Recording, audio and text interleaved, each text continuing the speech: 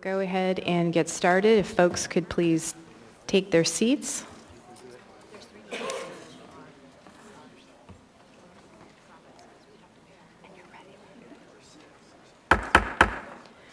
I now call to order this special meeting of the Anchorage Assembly. It is Wednesday, June 1, 2022. Madam Clerk, would you call the roll, please? Yes, Madam Chair. Ms. Allard.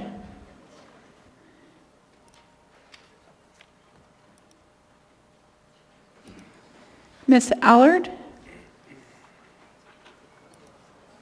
Mr. Salt? Here. Mr. Rivera? Present. Mr. Cross? Present. Ms. LaFrance? Here. Mr. Constant? Here. Ms. Zalatel? Here. Mr. Dunbar? Here. Ms. Quinn Davidson? Ms. Quinn Davidson will be joining shortly. Mr. Perez-Verdia? Mr. Perez-Verdia? Mr. Peterson? Present. You have a quorum. Thank you, Madam Clerk. I'm here too, Madam Chair. Excuse me. This is Austin. Thank you, Ms. Quinn Davidson. Mr. Solt, would you lead us in the Pledge of Allegiance, please?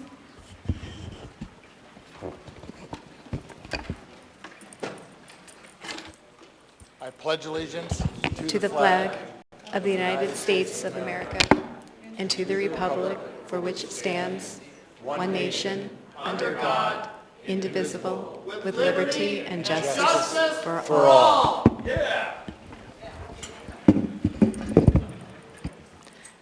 Mr. Rivera, would you read the land acknowledgement, please? Yes, Madam Chair. A land acknowledgement is a formal statement recognizing the indigenous people of a place. It is a public gesture of appreciation for the past and present indigenous stewardship of the lands that we now occupy. It is an actionable statement that marks our collective movement towards decolonization and equity. The Anchorage Assembly would like to acknowledge that we gather today on the traditional lands of the Dena'ina Athabascans. For thousands of years, the Dena'ina have been and continue to be the stewards of this land. It is with gratefulness and respect that we recognize the contributions, innovations, and contemporary perspectives of the Upper Cook Inlet Dena'ina. Thank you. Welcome, everyone. Thank you for being here tonight for this special assembly meeting on this beautiful Alaska summer night. There is one item on the agenda which is scheduled for public hearing. I'll go ahead and go over the rules, and then we will go ahead and begin. If you are here to testify on this item, when you come forward, please state your name and your community council or the area of the municipality in which you live. Please stay on topic and direct comments to me or other people on the dais. I'll interrupt you if you're off topic. It's helpful if testifiers provide comments on amendments or specific sections of the ordinance. You'll have 3 minutes, and community council representatives will have 5 minutes. Assembly members don't typically answer questions during this period. That comes later during the debate portion, as this is public testimony. I ask that you help create a climate of respect in these chambers. Please be civil. Please be patient. We want to accommodate everyone who wants to speak. Please refrain from personal attacks, speaking out of turn, shouting, clapping, and pacing. Please keep signs to 8.5 by 11 inches in size. Please also stop talking if a point of order is called, so I may rule on the point of order and the record is clear. If rules are not followed, I may interrupt speakers to call for compliance. If compliance with the rules doesn't occur, then I may pause the meeting. If there's an actual disruption, I will give one warning. If the disruption persists or happens again, the person will be asked to leave. To the assembly members on the dais, please keep in mind that per AMC 2.30.055H, questions to members of the public are limited to clarifying questions and those that provide information on the testimony provided. Clarifying questions are simple questions of fact. Clarifying questions are used to help eliminate or prevent any misunderstanding, confusion, or ambiguity about the testimony. If you would like to engage in a conversation with a member of the public, please make arrangements for a discussion outside of this meeting. Members of the public are invited to leave their contact information at the clerk's station on the lower dais down here in front. And with that, we will turn to our agenda.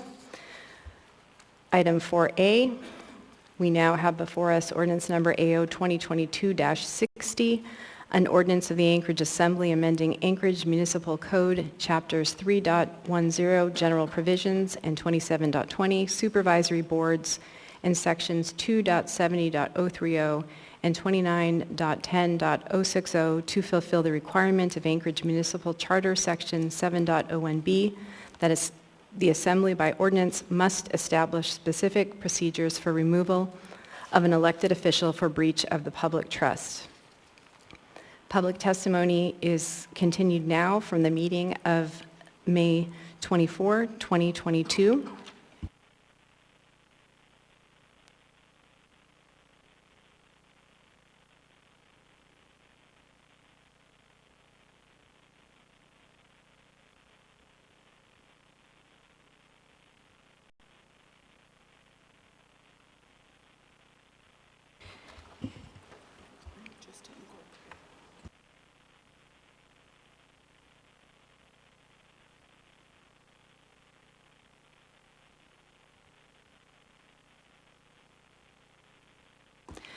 There are two supplemental items for this item that I need to read into the record, and then I will ask the Vice Chair for a motion to incorporate those two items into the agenda.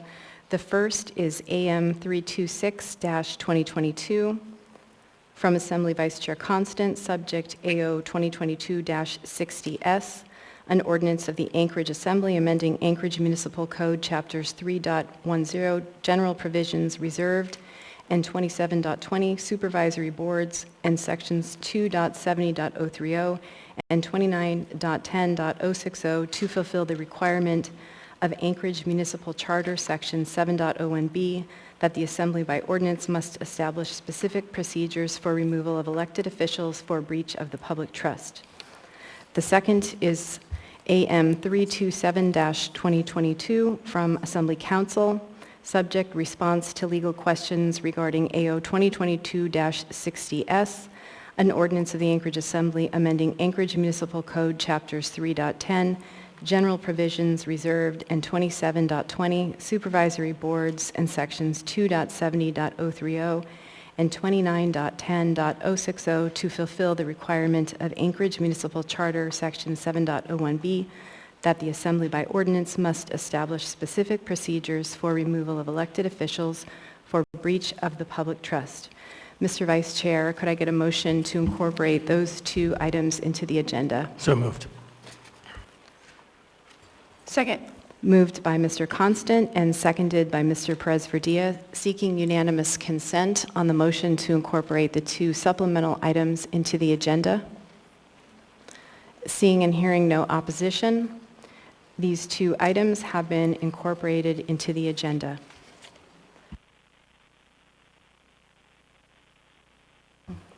I also want to note for the record, we've been joined by Mr. Perez-Verdia.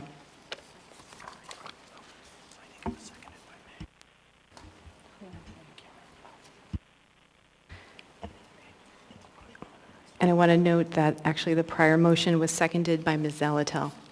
Sorry about that, Madam Clerk. Okay, with that, we will proceed to public testimony, and a reminder, if you have already testified on this item, whether during the public hearing or in initial audience participation at the last meeting, you are not permitted to testify again on this item. And I do ask that folks keep the aisle clear and that only those individuals who are lined up to testify stand in the aisle. Otherwise, please be seated or stand at the back. We have 3 people on the phone list, and we'll go ahead and start with those individuals first.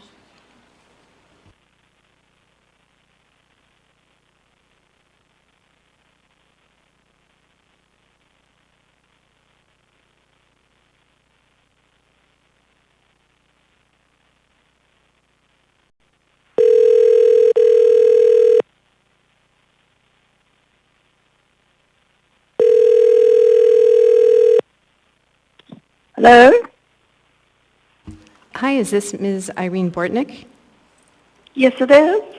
Hi, this is Suzanne LaFrance with the Anchorage Assembly, and you are on for public testimony of AO 2022-60S.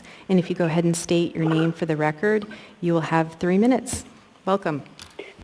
Thank you. My name is Irene Bortnick, and I live in College Village, and I'm represented by Felix Rivera and Meg Zolotal.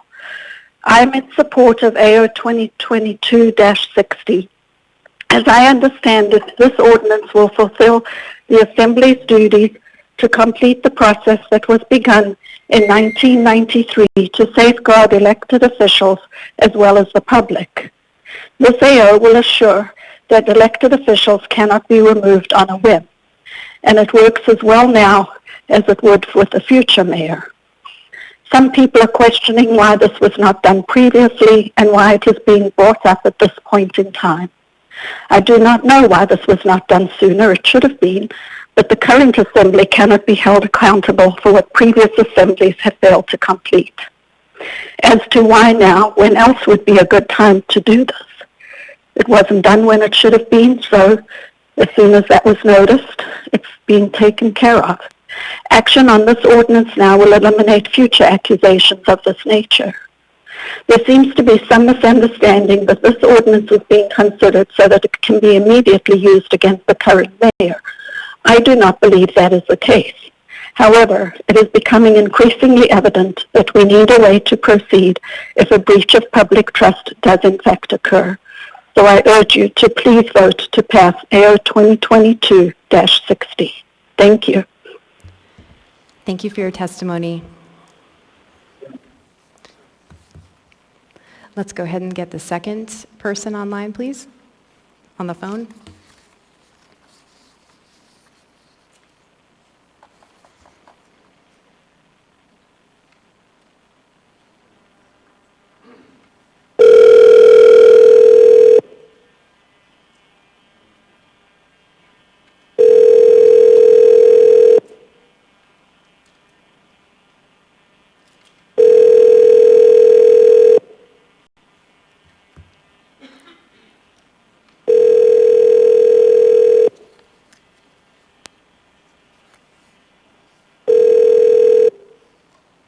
Welcome to the...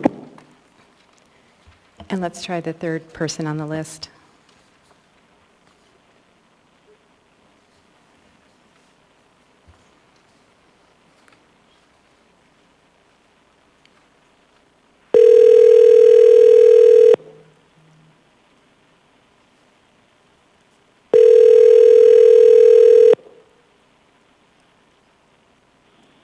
Hello, this is Jim. Hi, Jim Sterling.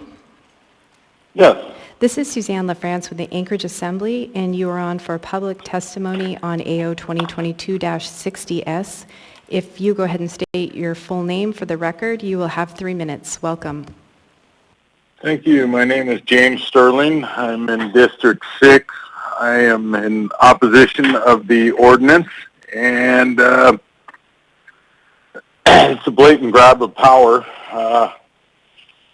We, the people, elected this man, and it's been a tragedy watching the town of Anchorage descend into the madness that has ensued at this assembly. And it was at a point where nobody paid attention to the assembly ever.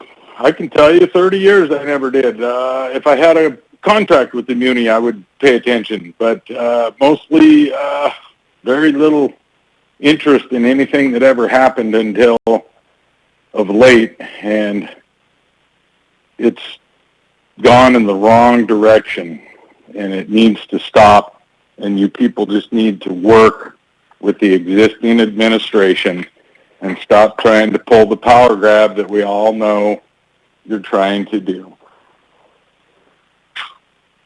That's all I had. Thank you.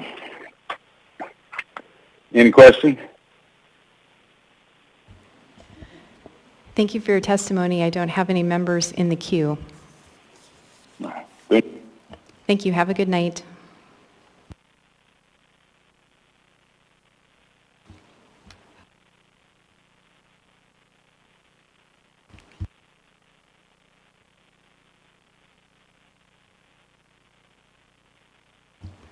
I want to note for the record that we've been joined by Ms. Allard. And with that, we will turn to in-person testimony. And if you'll please come forward, state your name for the record, your community council, the area of the community in which you live. You'll have 3 minutes. And please speak to the item before us. Welcome. Dustin Darden. Rhetorical question, respectfully to the chair. This is a ordinance according to what's written on the wall. So, as a member of the public, are you going to censure me from ideas of proposed amendments to this ordinance? Just a rhetorical question, you don't have to answer it.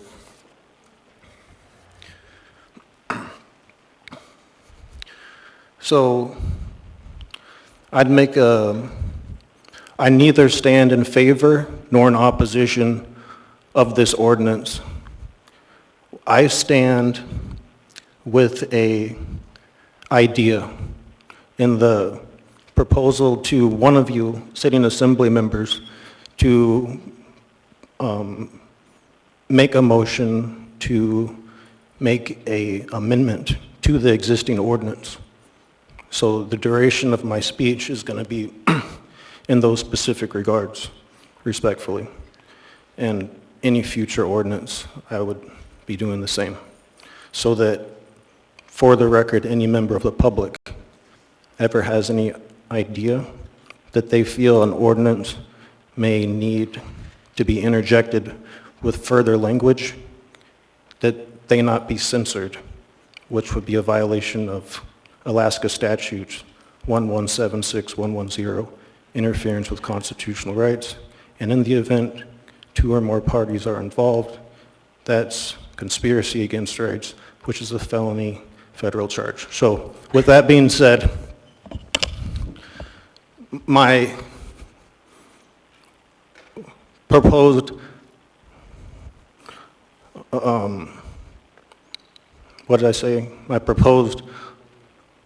a request to an amendment to the ordinance, which could be placed by a first and a second on any member of the body, would be to grant these powers to the Assembly, but only in dire situations of an event, so interject this amendment proposal, where a body would be in violation of crimes against humanity, for instance, appropriating federal money to inject men, women, and children with the DARPA-approved bioweapon, like what is going on at the Anchorage Health Center and proposing remdesivir still. Thank you for your testimony. Welcome. Please come forward, state your name for the record, your community council, or the area of the community in which you live. Dustin Sherman. I live in South Anchorage, represented by Mr. Salt and Ms. LaFrance. Let the record show I accept your oath of office as a binding contract between you and me to uphold my constitutional rights. I'm sure most of us here tonight are here to testify on AO 2022-60. One of the reasons listed in this AO is official oppression as a reason to remove an elected official. Well, by that standard, every single assembly member who voted to close down businesses and cause a loss of income falls under official oppression. Therefore, as for the rest of us in this room, I think that the best thing for you to do is resign.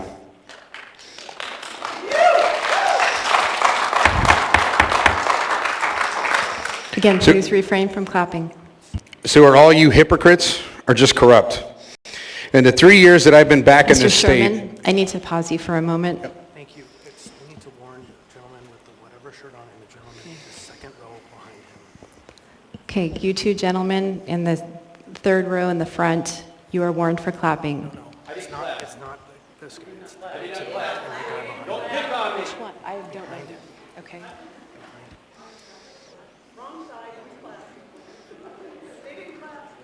Okay. The gentleman in the fourth row in the blue shirt.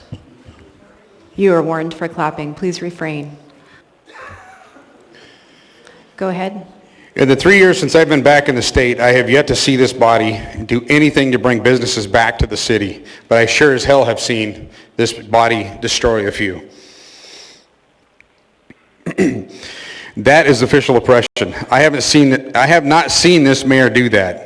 I have seen him, though, work on the port and bring some attention to our rundown downtown areas, among other things positive for the city and its residents. We have elections. They have consequences. You yourselves have told us that. You, this assembly, confirmed that election. There are ways already that the public is familiar with when it comes to removing a public official. The biggest one is recalls. But you don't want to wait for that because there's a huge chance that that'll fail. We've seen that happen the last year or two. So instead, you would rather roll the dice, piss off the rest of us, and do it and muddy the waters of the separation of powers. You already installed a mayor longer than any other body before you when Mayor Berkowitz stepped down. You did it without an election, so this is just par for the course. I've stated many times up here that the public wants a clear and transparent government, and currently this isn't it. Vote no on AO 2022-60. Thank you for your testimony. Next, please come forward, state your name, your community council, or the area of the community in which you live. My name is Jean. I live somewhere in Alaska, and my people are Jamie and Kevin. And I'm here to tell you need to change a word in there. The assembly by ordinance needs to be changed actually to 2 words. The assembly by dictatorial decree. I have no fancy speech. I don't have any notes. Elections have consequences, and so do actions. Remember that. Thank you for your testimony. Please come forward, state your name for the record, your community council, or the area of the community in which you live. Peggy Rotan, District 5. I have lived 45 years in Alaska, 38 of those years in Anchorage. I think we can all agree that we love our state and that we love this town. I have been to 6 of 7 continents and over 22 countries, and I can say without a doubt there is no place like it. We have lost our way and are going down the wrong path. Our country is a grand experiment. It is based on the strength of the individual. Give a person the ability to benefit from their own labor, and there are no limits that we cannot achieve. This has been proven repeatedly. To create a society where individuals can live the life that is right for each and every one of us, a system of government was created, a system that is made up of 3 branches, 3, that create checks and balances: the President, the Congress, and the Supreme Court. They govern us with our consent. In Anchorage, that equates to the Assembly, the Mayor, and the legal system. AO number 2022-60 is a process that allows an elected official to be removed by the Assembly and replaced by an Assembly member. This act is removing an entire branch of our local government and the checks and balances that are necessary for a healthy community. I understand that AO number 2022-60 is being implemented to address the requirements of Article 7, Vacancies in Elective Office, Section 7.01. I submit to you that Article 7, Section 70.01 needs to be reevaluated. The Assembly should not be allowed to remove a duly elected mayor, assign an Assembly member without the consent of the governed. This destroys the checks and balances that have so successfully worked for so long, and I am not sure that it is even legal. If an elected official like the mayor breaches the public trust, you have not been given the power to remove that elected official. The people that elected that official will decide and remove them from office as needed through the process of a recall election. If necessary, a qualified individual from their staff should be selected to assume the duties until the issue has been resolved and, if necessary, an emergency election conducted. I am deeply concerned about the direction of our Anchorage government is going, based on many hours of door knocking and phone banking for multiple candidates, both for the mayor's position and for assembly seats. I do not feel that the residents of Anchorage think they are being truly represented by their representatives. Thank you for your time and willingness to listen to what I have to say. I look forward to seeing you work together to make this city the best that it can be for all of us. Thank you for your testimony. Welcome. Please come forward, state your name for the record. Robert Moore, Midtown resident, 55 years. AO 2022-60, removal of a mayor for breach of public trust. A resolution by the residents of Anchorage condemning the following assembly members for breach of public trust and calling for their immediate removal. Suzanne LaFrance, Christopher Constant, Meg Zolotel, Forrest Dunbar, Felix Rivera, Cameron Perez Verdia, and Austin Quinn Davidson. Whereas the aforementioned members have breached public trust in an attempted coup to overthrow a duly elected mayor. Whereas the aforementioned members, assembly members, have breached public trust when they failed to hold a special election as detailed in the municipal charter for the vacancy of a mayor. Whereas the aforementioned assembly members have breached public trust using emergency orders to issue sole source contracts, enriching financial supporters and political allies. Whereas the aforementioned assembly members have breached public trust, closing public roadways to allow political allies' businesses to operate while other businesses close permanently, ruining employees and employers' lives. Whereas the aforementioned assembly members have breached public trust, laundering CARES Act funds through the APD and the FPD unions. Whereas the aforementioned assembly members have breached public trust by the misuse of the laundered CARES Act funds to finance political affiliated nonprofit organizations and political allies. Whereas the aforementioned assembly members have breached public trust, blocking the public from participating in the assembly proceedings. Whereas the aforementioned assembly members have breached public trust, purchasing and attempting to purchase properties against the overwhelming public opposition at 2.5 times to 3 times the municipal appraised values exceeding fair market values.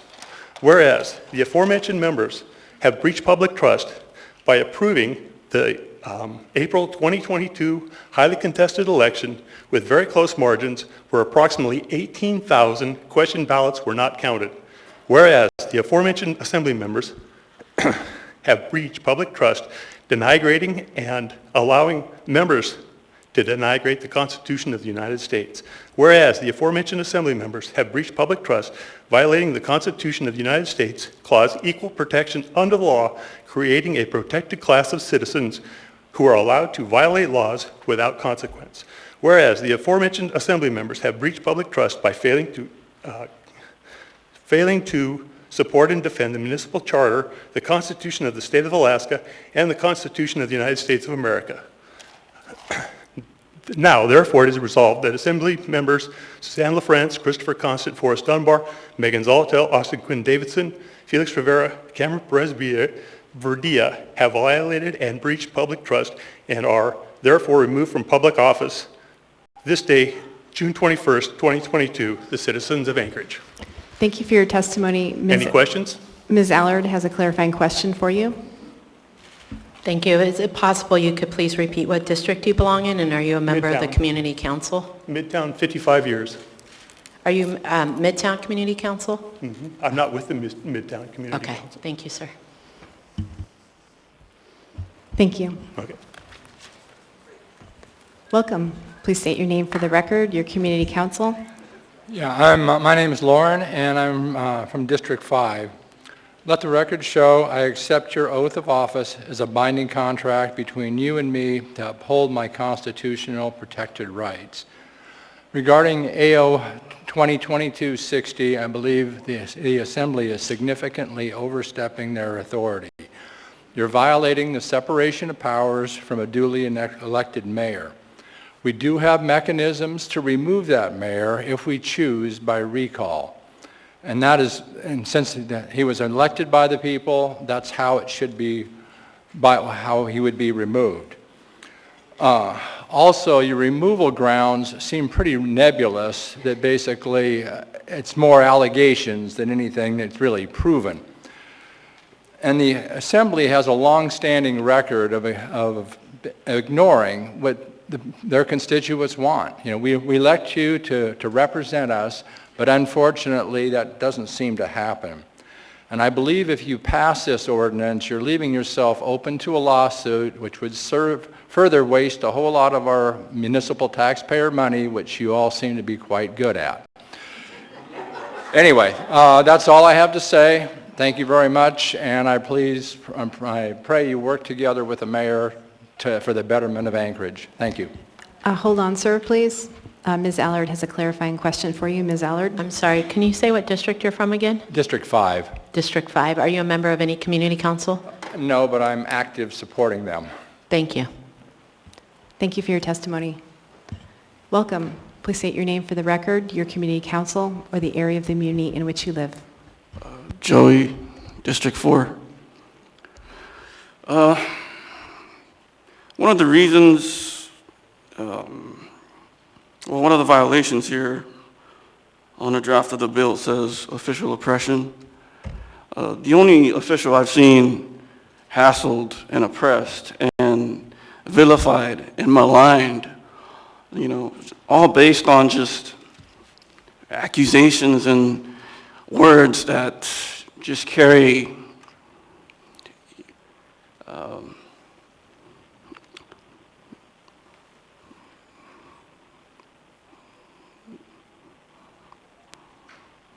no weight. It's just words at face value. I mean, official oppression. The person being oppressed here is a mayor. And it's pretty obvious he wasn't meant to win the last election, judging by all the anomalies that took place that time. And those loose ends have been tied up with the last bill regarding how the local elections here are carried out. The usual function of the assembly body or a city council is to help fund the day-to-day operations of a police department. And I don't think this is a day-to-day operation. If somehow you're going to get the district attorney and APD to escort the mayor out of his office and his entire staff on your whims, you're the judge, you're the jury, you're the executioner in this new ordinance, and the city charter doesn't give you the authority to do whatever you want. And you're not going to stop. You're going to keep pushing. It's just how it is. This plane's rolled by force, and that's what you're going to use, and you people won't stop. We're not even sure if you've all been legitimately elected to your places of office. Honestly, I was at it was Zelatel, it was, who else? Rivera, some other members, little get-together rally at the park over, I think it was in March. Barely anyone showed up except the press. So I don't see how Anchorage is for you if barely anyone is showing up at your rallies. So, Mayor, I hope the people get together and defend you if they push this through. And thank you. Thank you for your testimony. Welcome. Please come forward. State your name for the record, your community council, or the area of the community in which you live. Hi, good evening. My name is Robin Phillips. I'm from the Russian Jack area. I am before you today to request that you please vote down AO 2022-60. I feel that it oversteps your bounds. The positions are elected and should be removed by the body that elected them. In this case, because we have no vice mayor or other elected official in the mayor's office, that means the assembly would assume the mayor position. The perception to the public is this is a power grab, and I cannot deny that by reading what you have written. I would respectfully ask you to put this on hold until you either come up with a solution to have a secondary position if you're going to remove somebody from office that is not an assembly member, or you ultimately do not pass this. So with that, I would request that you do not pass AO 2022-60 because at this point it is a wrong move. Thank you for your testimony. Mr. Salt has a clarifying question for you. So do you think, with your testimony, that this would be fair if the same power was given to the mayor over the assembly? Would that balance it out? I can't imagine the mayor would want to sit on all 8 seats, or 11 seats in the assembly. So, Thank you for your testimony. Thank you. And I want to remind members, too, that during this time, we are to ask clarifying questions. And again, those are questions that are simple questions of fact. Ma'am, can you come back just for a second, Mr. please? Presverdia is in the queue Sorry, for you. You did say something that I wanted to clarify. You said that because, I'm not sure what you said, but you said something like someone other than the assembly should be empowered to remove the mayor if there is a breach in trust. My thought on that is that we've elected the mayor. Well, we don't have an elected vice mayor who would normally take over a position, say something happened to the mayor that wasn't even regarding this. And so I believe that because of that, an assembly member steps in. And that's where the perception, to me, is the wrong perception. If there was another elected official, then maybe an ordinance like this could move forward. Just can I ask one quick clarifying question? Quick question.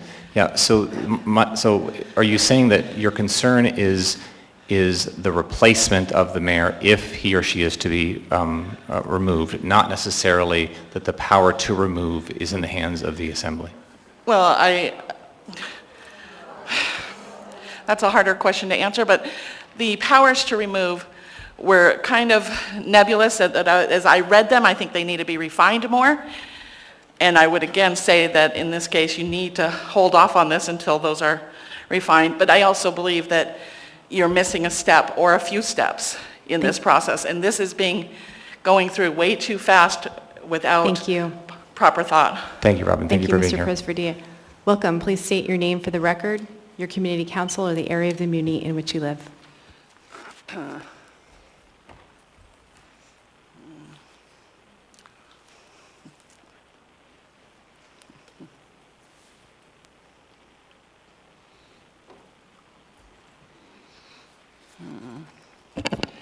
Good afternoon. My name is Joan Priestley. My thoughts today are about Section 3 of 60S, the mayor's removal. Subsection A, many of the offenses listed are criminal, so make removal dependent on prior criminal conviction by a court. Subsection A, do not expand the list to not limited to. The mayor and the public should know exactly what conduct is prohibited. What if the mayor repeatedly fails to use someone's preferred pronouns? Is that considered sufficient for removal from office? Subsection B, the assembly should not have a deciding vote at this initiation stage. The charge is an ethics violation, and only the Board of Ethics should consider it. Subsection C, do not give the municipal attorney the power to determine legal sufficiency. Only an independent counsel should perform this task. Subsection F, what about public testimony or other input? Where is the public involved in this? Subsection F, the hearing officer's conclusions are merely advisory. This is wrong. The report should go to the assembly only if the officer recommends removal. Also, the hearing officer's report is legally subject to judicial review at this stage, despite the wording in your ordinance. Subsection G, the standard of review is preponderance of evidence.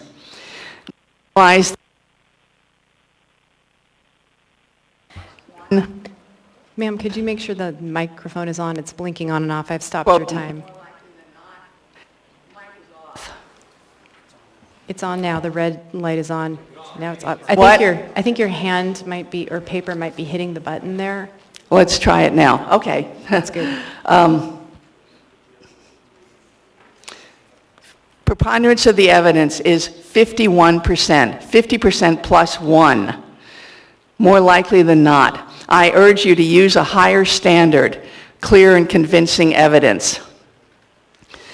Subsection I, the assembly seat of the acting mayor simply stays vacant for the duration. Instead, a new election should be required. Mr. Gates wrote a brilliant, detailed report, and I urge you to read it. I also urge you to incorporate the wording from his report, and I quote, "With the requirement to prove a mental state element is a higher bar and cannot be arbitrarily based on minor violations, isolated missteps, discretionary actions, or political differences." And we are here today because we are very concerned that that is exactly what you're going to do. Thank you. Thank you for your testimony.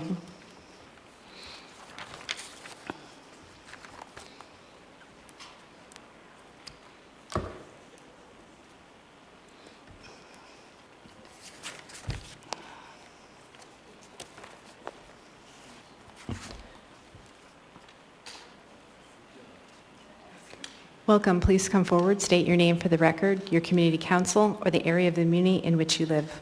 Roy Welch, South Anchorage. Just one word, no. Thank you for your testimony. Welcome. Please state your name for the record, your community council, or the area of the community in which you live. Irene Queetnow, District 3, represented by members Allard, Salt, and Cross. Let the record show I accept your oath of office as a binding contract between you and me to uphold my constitutional protected rights. Let the record also show that I'm against this ordinance, AO 2022-60. This ordinance needs to go away. You do not have the power to decide who is mayor. 46,000 people voted for the mayor, and you want to make it that 6 people can decide if that was legal or not. That's ridiculous and against the charter. I want to put on the record that I'm standing with our mayor. I'm here to defend you. I voted for you, and I want my voice heard and not annihilated by these people up here.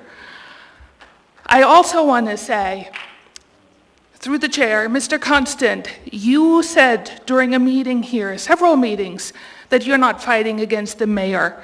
Through the chair, Ms. Quinn Davidson, who's not here, and Mr. Perez-Redia on 2 different occasions during community council meetings in my community council, you stood before me and other people and said, you're not fighting, the notion that we think you're fighting against the mayor is not true.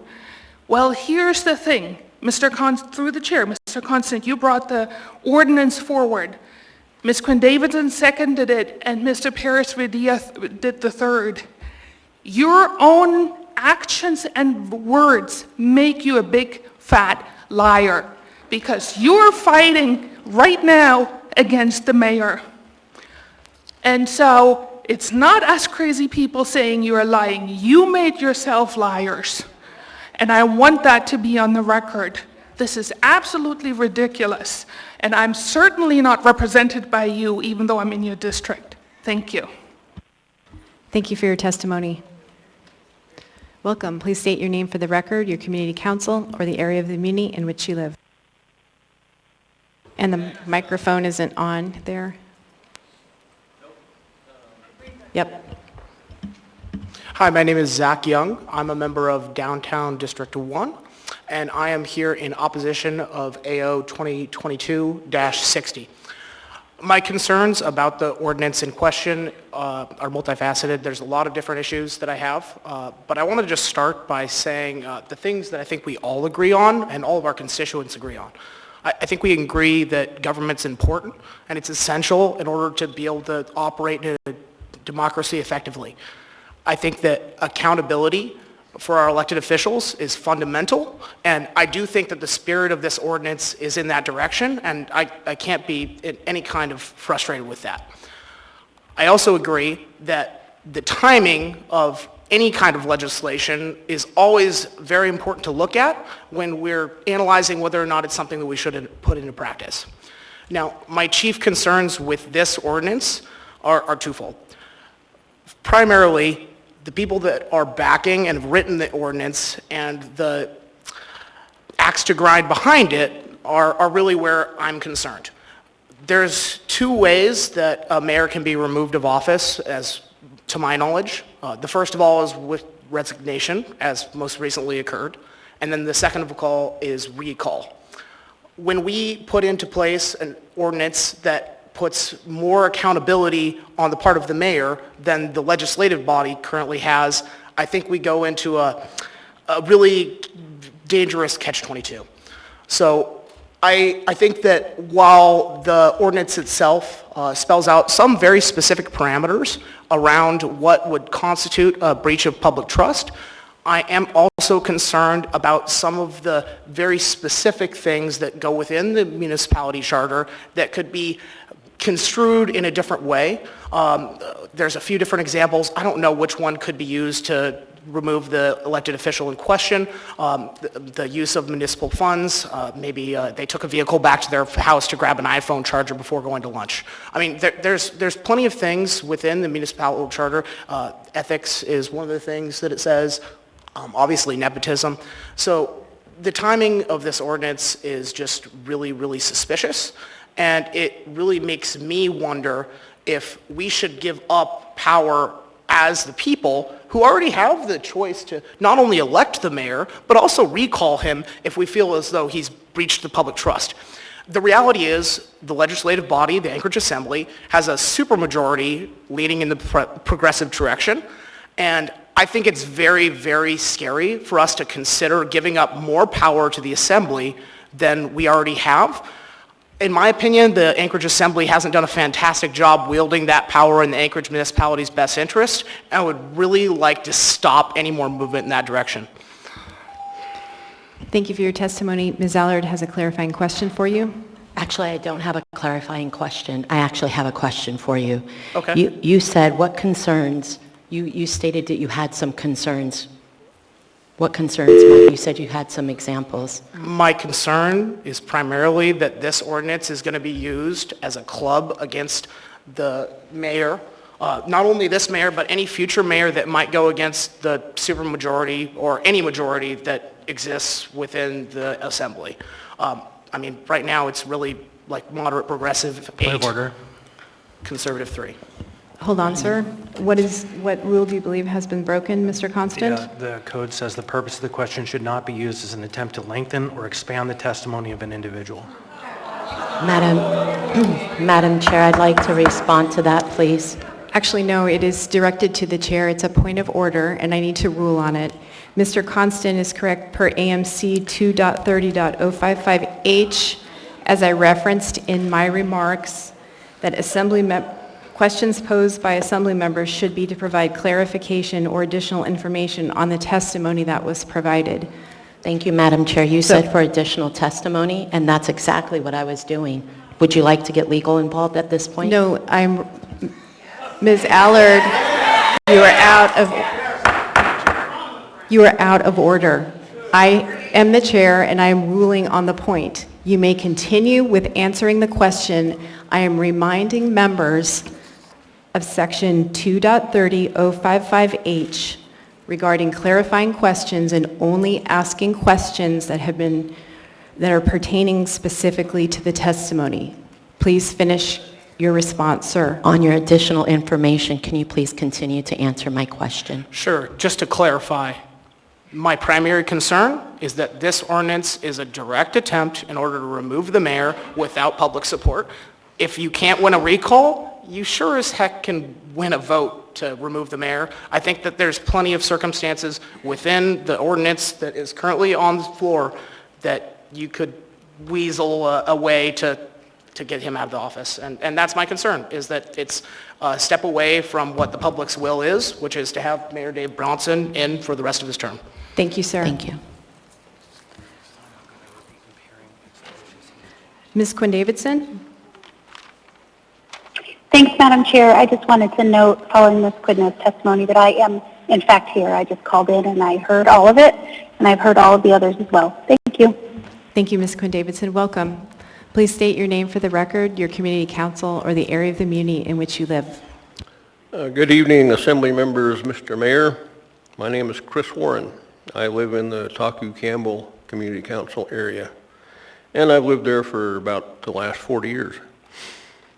So why am I here? And I've been sitting on the couch watching your antics for the past several years, watching you mandate the closure of businesses, small businesses, driving many of them out of business, mandating the wearing of masks while hearing professional testimony that masks do nothing to prevent virus transmission. I mean, it says so right on the box. But since we voters have had the temerity to elect Dave Bronson as mayor, I've been flabbergasted at your efforts to undermine his authority at every opportunity. Now, as if you've learned and heard nothing from previous testimony, you come up with a plan to impeach and remove the mayor with a vote by only 6 or 8 of you, when nearly 46,000 of the voters in Anchorage voted for this mayor. Do 8 of you really think that it would be appropriate to remove Mayor Bronson in opposition to the will of the voters? Some of you have said, well, this is just finishing the job that the previous assemblies failed to do according to the charter. I'd point out that we've gone 45 years since the creation of that charter, and there's been no need to develop such an ordinance. Obviously, there's a process in place should the voters decide to remove the mayor or any mayor. Recalls have happened routinely throughout the state, including right here in Anchorage. Some succeed, most fail. Be that as it may, that's the process, and there's no need for you folks to try and usurp that process. But it's really not about that process, is it? You're just mad that the voters chose Mr. Bronson over Mr. Dunbar. And that's what all these ordinances and mandates have been about. You never got your way with the election, so by God, you're going to get your way by taking authority away from the administration and ultimately replace the administration with one of your own choosing. I hope the mayor runs right down to the courthouse and sues you if you pass this outrageous ordinance.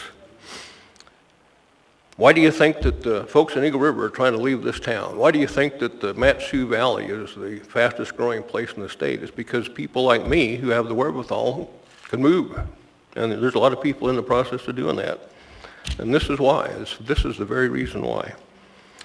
Anyhow, I hope that I would urge you to reconsider. Please withdraw this ordinance and make an effort to work with the mayor and his administration. It'll make your lives a lot easier, and you won't have to listen to hundreds of grumpy people like me. Thank you. Thank you for your testimony. Hold on, sir, please. Ms. Allard has a clarifying question for you. Thank you. So according to 2.30.055H, question posed, Assembly members should be to provide clarification or different additional information on testimony provided. Legal has advised me I am allowed to ask you a question. So my question would be, do you believe that Eagle River wanting to detach is a reasonable move of what's going on here in Anchorage today? I do, based on the actions of this assembly over the past several years. Thank you, Chris. Thank you for your testimony. And I will note that per the code, members, as I stated before, may ask for clarification or additional information on the testimony provided.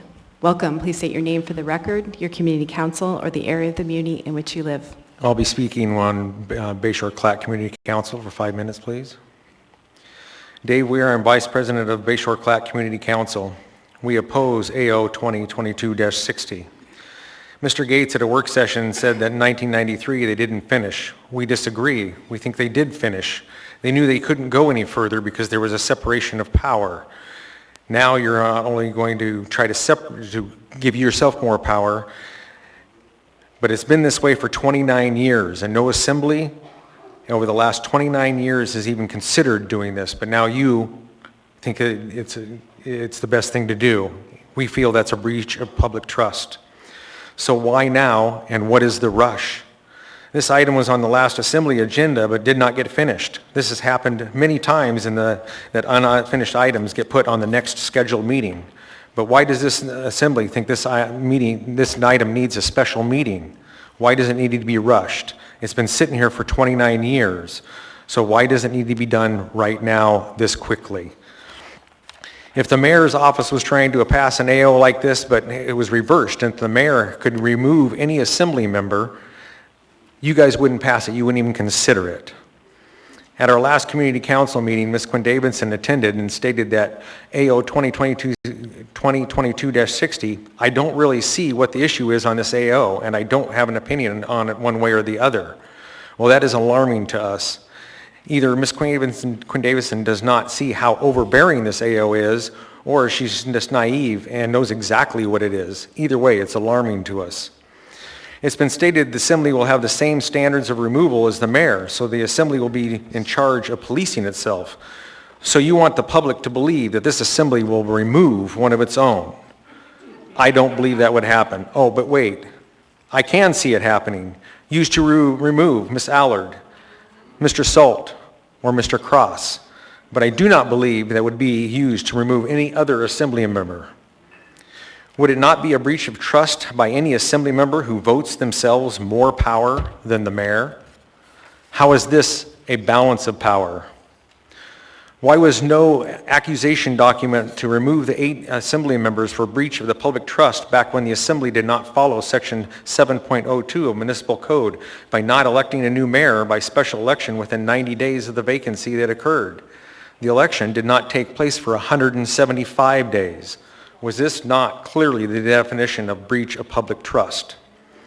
I'm sure I can find 8 people who believe this. Actually, I could most likely find 8,000 people who would believe that. In the work session, it was stated this AO is a very high bar for removal of an elected official. I agree, it should be very high. So why would it not be better to require a unanimous vote instead of just a majority? The words, but not limited to, need to be removed. This just leaves the door open for any reason this body deems a violation. It needs to be very clear as to what the requirements are to be removed, not open for interpretation. There is already a procedure in place to remove the mayor. It's called a recall. If anyone on the assembly thinks the mayor has done anything wrong, they can follow that process to remove him. The people voted the mayor in, and the people should be the one to decide if he needs to be removed, not the 8 people on this assembly. That would be called a dictatorship. So Bayshore Clack Community Council has passed a resolution to oppose AO 2022-60. The usual course is to pass the resolution is to introduce it at one meeting and vote on the next meeting. But this assembly is rushing this through, so we had to vote and introduce it on the same night. I'll read the resolution. Whereas Bayshore Clack Community Council views the opposed ordinance AO 2022-60 as a move by the Assembly to give them more power over the executive branch and views this as a threat to the separation of powers between the executive and legislative branch by making it possible to unseat a duly elected mayor with just a majority vote of the Assembly. Whereas the municipal code already provides ways for voters to unseat the mayor through a referendum, recall, and violations that are stated in the Code of Ethics. Whereas Bayshore Clack Community Council views AO 2022-60 as a breach of public trust by any assembly person who votes in favor of AO 2022-60. And whereas any assembly person who does vote in favor of the AO should be removed from their seat for breach of public trust. Whereas the citizens of Anchorage expect both the executive and the legislative branches of government to approach disagreements and conflict in a respectful and productive manner without the threat of removal to be the best interest of the citizens of Anchorage. Whereas all AO 2022-60 will further unbalance the powers between the executive branch and the legislative branch, which in turn will create even more instability and division and tension between not only the branches of government, but also its citizens. Thank you for your testimony. There are 2 members with clarifying questions. First is Ms. Allard and then Mr. Salt. Ms. Allard? Thank you, David. Thanks for being here tonight. You had mentioned for additional information on your testimony that you provided. Could you tell me when you mentioned 1993 for I was in the work session, I remember that Mr. Dean had said, that what the intent of the members of 1993, do you think we could better solve the issue if we brought some of those assembly members in to find out what their intent was? That's the only way you could. Thank you. Thank you, Ms. Allard. Mr. Solt? Do you know of any other community councils that have passed a similar resolution? At least two that I know of in Sand Lake tried to have a meeting to pass a resolution also, but could not get a meeting together quick enough because the assembly was rushing this through. Okay, and do you know of, and I assume all those were against? Oh, all of them were against. Do you know of any that were for? Negative. Okay, thank you. Thank you for your testimony. Madam Chair, point of order, I guess? Go ahead, Mr. Perez-Verdia. I'm questioning this door that's open right here. Can you explain why this door is Yes. open? That's very not I have been not usually. advised that there is a problem with the air conditioning and the temperature is rising. However, is there perhaps the municipal manager could clarify if there is a police officer by the door? Thank you. Thank you. We have multiple Anchorage police officers here by this door over here, and we have security stationed over there. We also have some fans that we're bringing down. So we're trying to get a cross breeze. So we opened that door, and the back door, which again, APD officers are stationed right there at the door. So everybody should be safe and good, and hopefully it's now nearing 80 degrees in here. We're hoping to cool you down a little bit so you can all be comfortable as the Assembly has the opportunity to listen to the public. Thank you, Madam Chair. Thank you, Ms. Dombowski. Thank you, Mr. Perez-Verdia. Welcome. Please come forward, state your name for the record, your community council, or the area of the muni in which you live. Yeah, Eric Lambertson, District 6, and I thank you, Mayor Bronson, for opening the door, because I'm hot. I am so hot that all of you progressive bums have infiltrated this assembly and come across from Pleasure Island, Pinocchio's Pleasure Island, where you have been drunk and performing hedonistic acts of mockery in this city. This city needs you to resign. I stand with the mayor. I voted for him. I know a lot of people have voted for him. I'm asking people to get off their couches. I want you to organize and to develop an approach to get these Jacobins off of our assembly. We need our city back. I've been here for 30 years. Never have I seen this kind of breach of power.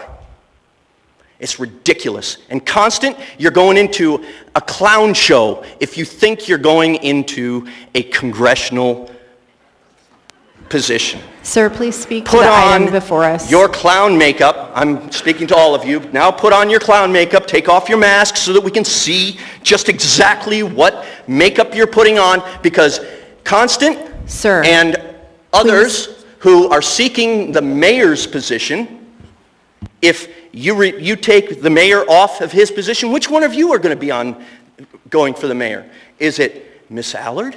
Oh, you're gonna appoint Miss Allard. Yeah! Thank you so much. I've been here when you have censured her, you've taken her off of committees, you have absolutely been pathetic. You're pathetic, and you need to go. And I have 1 minute left. If I can make one thing clear to you, I don't like you. And I find that my 30 years here in Anchorage... Point of order, Madam Chair. Who's that? Hold on, sir. Is that Sir, please stop Austin talking. Quinn Davis? Please stop talking so I Davidson? may rule on the point of order. Ms. Quinn Davidson, what rule do you believe has been broken? I'd just like the member of the public to get a little more focused and speak to the item that we're voting on. Thank you. Thank you, Ms. Quinn Davidson. Sir, please speak to the item before us. You may continue. Okay, AO 2022-60. It is a breach of public trust. We have elected our mayor. We want our mayor to be a buffer against you fools. We want our mayor to stay. And none of you have the right to do what you're doing. That's it.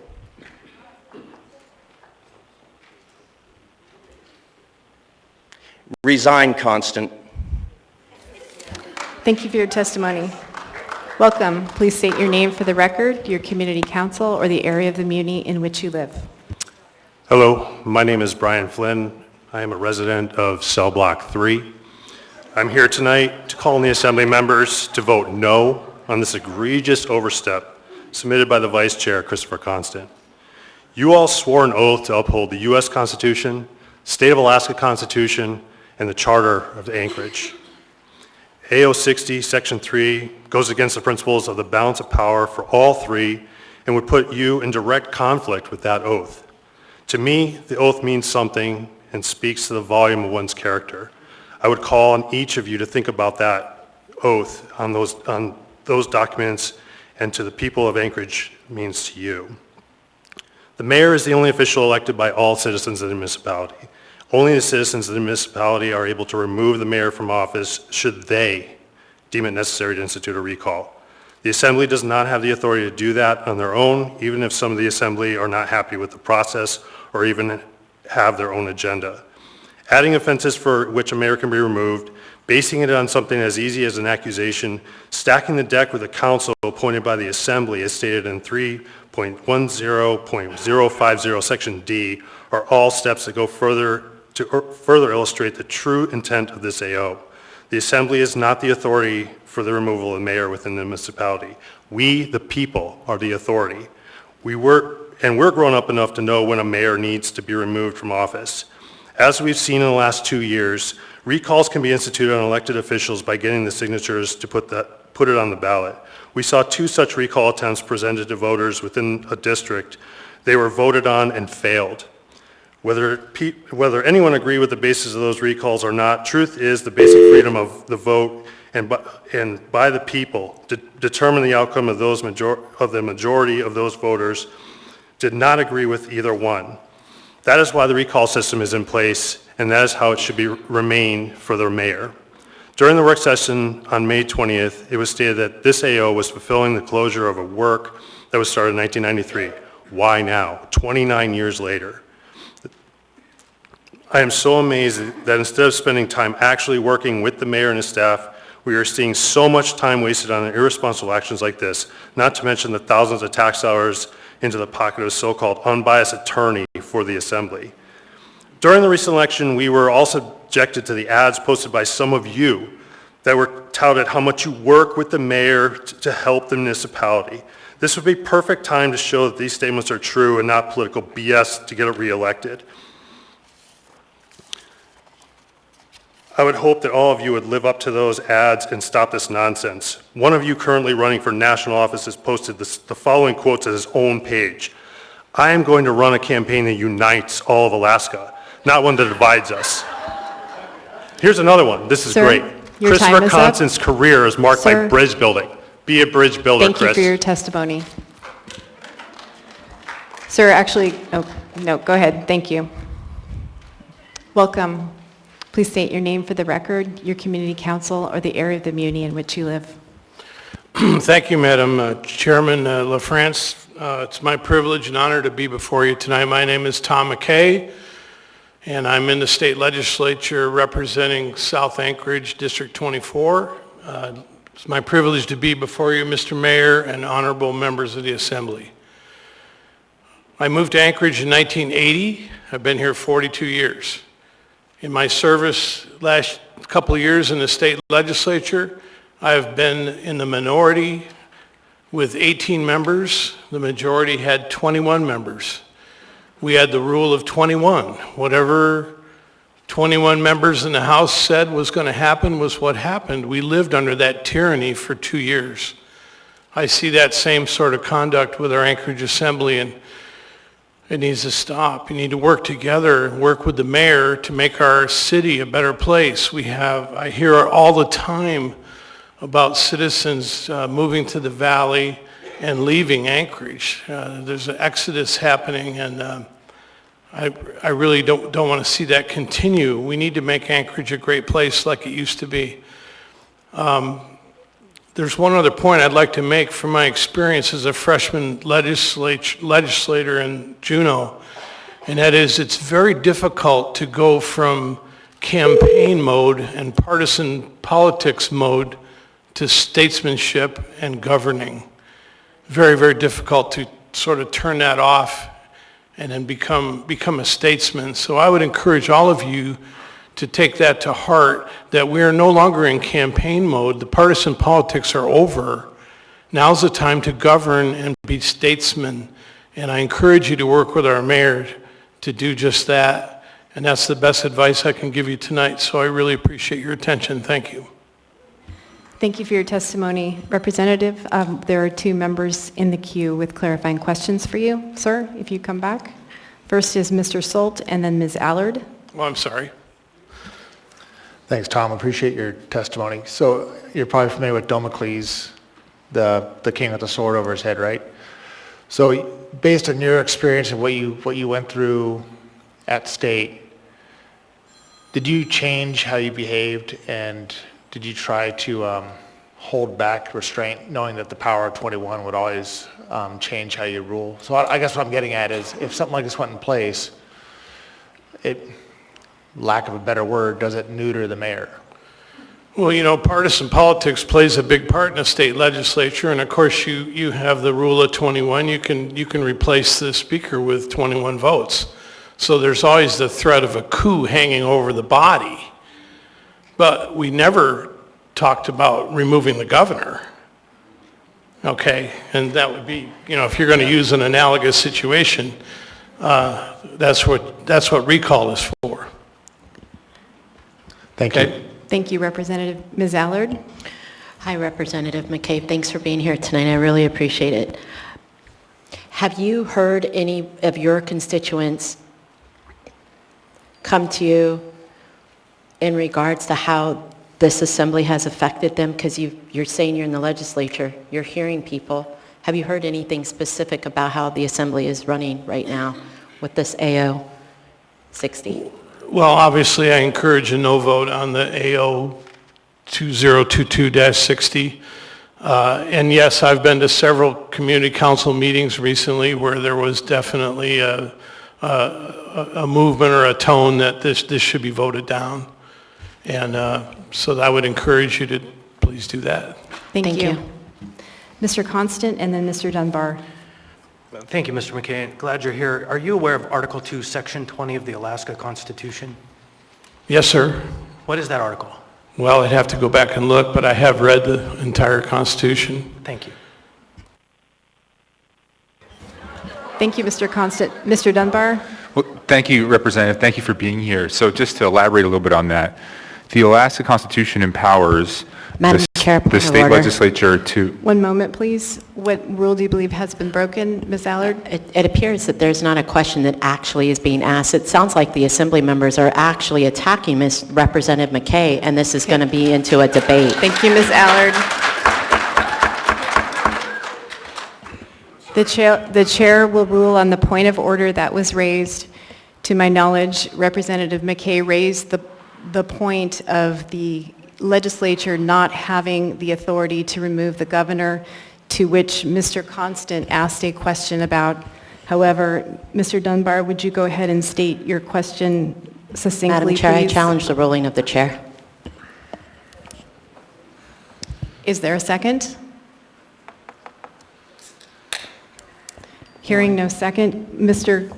Dunbar, please succinctly state your clarifying question for the representative pertaining to his testimony. So under the Alaska Constitution, the Senate conducts an impeachment inquiry, then it's voted on. The trial is in the state house. Do you think the state legislature should have the power to impeach the governor? Sir, would you turn on your microphone, please? There's a button on the box. Green button. There you go. If it's in the Constitution, then we should follow the Constitution, Assemblyman Dunbar. But that never came up. Right, but you believe the legislature should have the power to impeach and remove a governor as... It's in the Constitution, but it's not in your charter, so don't do it. Thank you. Why don't you think it's in the charter? Thank you, Representative. Oh, I'm sorry. I mean, it's clearly in the charter whether or not we pass this ordinance. Mr. Dunbar? Yep. Thank it's you, fine. sir. Thank you, Madam Chair. Thank you for your testimony. Welcome. Please state your name for the record, your community council, your area of the community in which you live. Hi, my name is Erica Johnson, and I live in the Sand Lake area, and Cameron Perez Verdea is my representative. And I don't have a long prepared, eloquent testimony, except that I've lived in Anchorage for 21 years, and I've been a part of this area for a very long time. I went to high school with Miss Suzanne LaFrance, and I've known her a while, and I regard all of you guys as very smart people. And I deeply respect the position you're in, because this is hard to be here with people calling you names and all sorts of stuff. What I want to remind you of is just real simple stuff. We live in the greatest country in the world. I still believe that. We have checks and balances. And right now, the sort of motivation that it appears with AO 2260 is to usurp that sort of balance that's been created in our country, in our local constitutions, in everything that we have. And I just don't understand that. You guys are all smart people. This is not the way to fight battles. This is not the way to get stuff done. Because you know what? I've been a social worker, an educator, a coach a very long time in this community. We have big problems. And it'd be helpful if you'd focus on that, because this is taking all your energy. And this is bringing us down here, and it doesn't help. We really need you to put down this playground fourth grade mentality, because it truly is. From the outside, when I was explaining this to my 14-year-old, that's exactly what she said. So I know when I've been part of conflict, and I have a pretty strong personality, I have to put down my sort of power, and I've got to make myself vulnerable. It's real simple. You can do the same. We need you. We elected you. We need you to step up to the plate and quit. Quit this bickering. It's not helping us. And I appreciate you all paying attention. I've been in this room sometimes where you're on your little blue blog or whatever that is, and you're posting stuff against people. And I just appreciate you showing up and being willing to listen. And I expect a way higher standard for you. That's all I have. Thank you for your testimony. Welcome. Will you be speaking on behalf of the Community Council? I am president of the Huffman O'Malley Community Council, but I have another member going to read our resolution. So I'm just speaking on my behalf. My name is Julie Coulombe. I'm in District 6. I'm here to speak against AO 2022-60. I'm proposing to remove Section 3 and amend the rest. The basis of my opposition is that Section 3 violates the separation of powers needed to keep our municipal government balanced. I was at the work session last Friday, a week ago, and I take exception to Bill Falsey's mischaracterization that this proposed AO is simply a cut and paste exercise. It's true that regarding removing a member of a supervisory board, school board, or the assembly, that the changes proposed create consistency and clarity to items already in the code. But Section 3 does not currently exist. It is adding a whole new set of powers to the assembly, the clerk, the municipal attorney, the board of ethics, and charges them with the responsibility of removing an elected mayor. All this enabled with just 8 votes on the assembly. Some of the assembly members at the work session brought up the timing of the AO being introduced and what the public perception would be. In my mind, the timing is irrelevant. There's no good time to approve this section of the proposed AO. This breaks the separation of powers, allows one body to remove a member from a whole different branch. Think of the consequences of this beyond this mayor and this assembly. We would have to live with this forever. The mayor would always be under threat of removal. The tension that's supposed to exist between the executive and legislative branches are compromised. What kind of chaos would this bring, and how does this foster stability within our government? Regarding the rest of the AO, I do not support adding the phrase, "but not limited to." These changes are supposed to clarify the code, and in my view, this term is too broad and should be removed. On page 1, whereas 2 needs clarity. Who determined that 7.01 is only partially fulfilled? Code of Ethics in section 7.01 seem pretty detailed. I feel like that needs to be substantiated or removed. Page 1, whereas 4 states that this will not have a significant economic effect, but all this process requires payment to a lot of lawyers, and the taxpayers will have to pay, and that is significant. The term official oppression found in the list of reasons to remove needs clarification. I think its definition should be added to in the Code of Ethics with the other definitions. In section 4A, ordering a municipal employee to undertake an unlawful act should be added to the list of grounds to remove an assembly member. Since they direct the municipal clerk, it seems relevant to add. That also gives consistency since the other elected officials are held to that standard. It's easily done, you can just cut and paste it. Thank you for your testimony. Mr. Perez-Verdia has a clarifying question regarding your testimony. Mr. Perez-Verdia? Thank you, ma'am. In your testimony, you said that this would establish a new set of powers for the Assembly. Is your testimony that power does not currently exist and this would create the power? Mm-hmm. Okay, I just want to make sure that I was clear about your testimony. Thank you. Yep. Thank you, Mr. Perez-Verdia. Thank you for your testimony. Welcome. Please state your name for the record, your community council, or the area of the muni in which you live.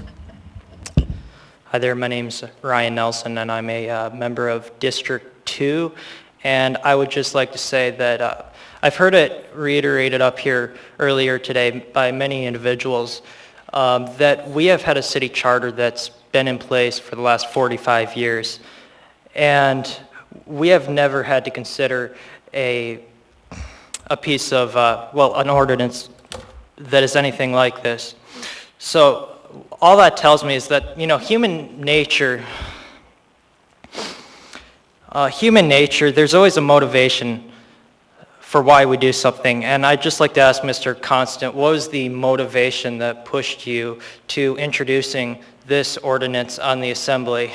Second of all, I'd like to say that nearly every wealthy country in the world that has just fallen apart, that has decayed, every democracy in the world that has decayed, there has been a pattern that we have seen in every one of those countries. And that is the pattern that the people have lost trust within their government. In governments where people have trust in their government, the government has always been stable and democracy has worked well. But this ordinance does not do anything to help the public trust here in the city of Anchorage. If anything, this is just ripping a wound open and then pouring an entire thing of salt into that wound. 50% of the people in this city elected this mayor and elected this administration for the purpose of putting a check and balance on the Assembly, because we thought that, this city was running too far to the left. We wanted a city that was running more in the center because we're a moderate city. There's about as many people on the left as there is on the right. And by introducing this ordinance, when we have a supermajority already on this Assembly, and we all know how these Assembly meetings go anyways, it's Assembly passes something, mayor vetoes something, Assembly veto overrides something, and we're just where we were a year ago. But apparently, even with your supermajority, that doesn't seem to be enough power.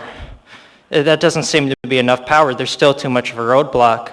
So there's a motivation to post this up here because we want to remove the mayor for I don't know why, because he shut the fluoride off for 2 hours, even though the fluoride never went below the legal limit. I mean, Ryan Binkley at the ADN, he's not gonna report that. But all I have to say, please reach out to the city. We need public trust. The public trust in this city is falling apart, and it's disappointing. Thank you. Thank you for your testimony, sir. Please hold on. Ms. Allard has a clarifying question regarding your testimony. Ms. Allard? Thank you. So we as a city have seen 2 recalls. Mine was a petition, a few signatures, didn't go anywhere. But anyway, so we saw 2 recalls. Do you believe, looking at the assembly body tonight, that because the recalls haven't gone forward, this just might be another means in order to get our mayor out? Because recalls fail here in our town. Well, listen, Ms. Allard, we do have recalls in our charter, because if the people of Anchorage, if it's their willingness to throw an elected official that they elected into office out, that is their right to do so. And you know, we have rejected 2 recalls in this city, and in Palmer recently there were 3 recalls, and the people decided that within those recalls, that it was in the public's interest to get rid of those people. So, Thank you. Thank you. Welcome. Please state your name for the record, your community council, or the area of the muni in which you live. And if you could pull the microphone down. My name is Laura Lee Crutzen. I live in Chugach. My husband and I both live in Chugach area in the municipality.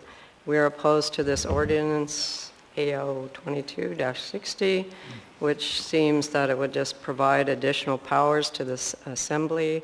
I see this as an overreach of what the assembly is authorized to do by ordinance and by your oath of office, and what is allowed by your office as the assembly members. I do not believe this is a legal power that the assembly has. This ordinance seems more like an attempt to overthrow the will of the people. As a member of the local community, a member of the voting public, a homeowner, and self-employed within the municipality, I find this ordinance to be an overreach. It seems like a personal and politically motivated attempt on those who do not agree with the mayor. It seems that some on the assembly continue to give attempts to give more power to the assembly without warrant or merit. I would hope that this lack of cooperation with the administration and the mayor's office could cease, and that you could all work together for the good of the citizens of the municipality. I appreciated what the previous speaker had to say about in 4th grade, and it's sad that it's come to that. As assembly members, I believe your oath of office was intended to help our city, not further weaken it. This ordinance shows how much of the assembly seems to be focusing on gaining more power and granting yourselves authority to remove those people that we elected and to replace them with the assembly's choice. I don't see this as a representation of we the people in the municipality of Anchorage, especially those of us that elected Mayor Bronson by a majority in the most recent mayoral election. In conclusion, I've been discouraged to see how members of the assembly who wish to promote this ordinance, those same assembly members seem to be disrespectful of our time and our attention to have our voices heard in the government. This was seen at the last assembly meeting, was so prolonged without much opportunity for citizens to comment, and then the meeting was abruptly ended. My hope would be that you could all work together for the good of our municipality rather than spending your time trying to remove a mayor that we elected. Thank you for your time and consideration. Thank you for your testimony. Welcome. Please state your name for the record, your community council, or the area of the muni in which you live. Hi, thank you. My name is Jessica. I live in District 5. And I just wanted to speak in favor of AO 2022-60. And I wanted to call attention to anyone who picked up a copy of this proposed ordinance. Anything that is in this document that is not bolded already exists in city charter. So there is already a sentence that says the mayor may be removed from office for breach of the public trust following the procedures set forth in this section. I think it's important for us to hold all of our elected officials to the same standard. There are procedures in code right now for removal of elected officials on the assembly and removal of elected officials on the school board that This would just bring the mayor's elected position in line with those. Thank you. Thank you for your testimony. Actually, ma'am, would you come back, please? Mr. Solt has a clarifying question for you. Mr. Solt?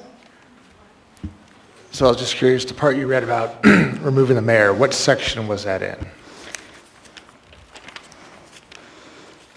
It is on page 4 of 13, line 39 and 40. Okay, so do you read section lines 31 to 33 for me, if you...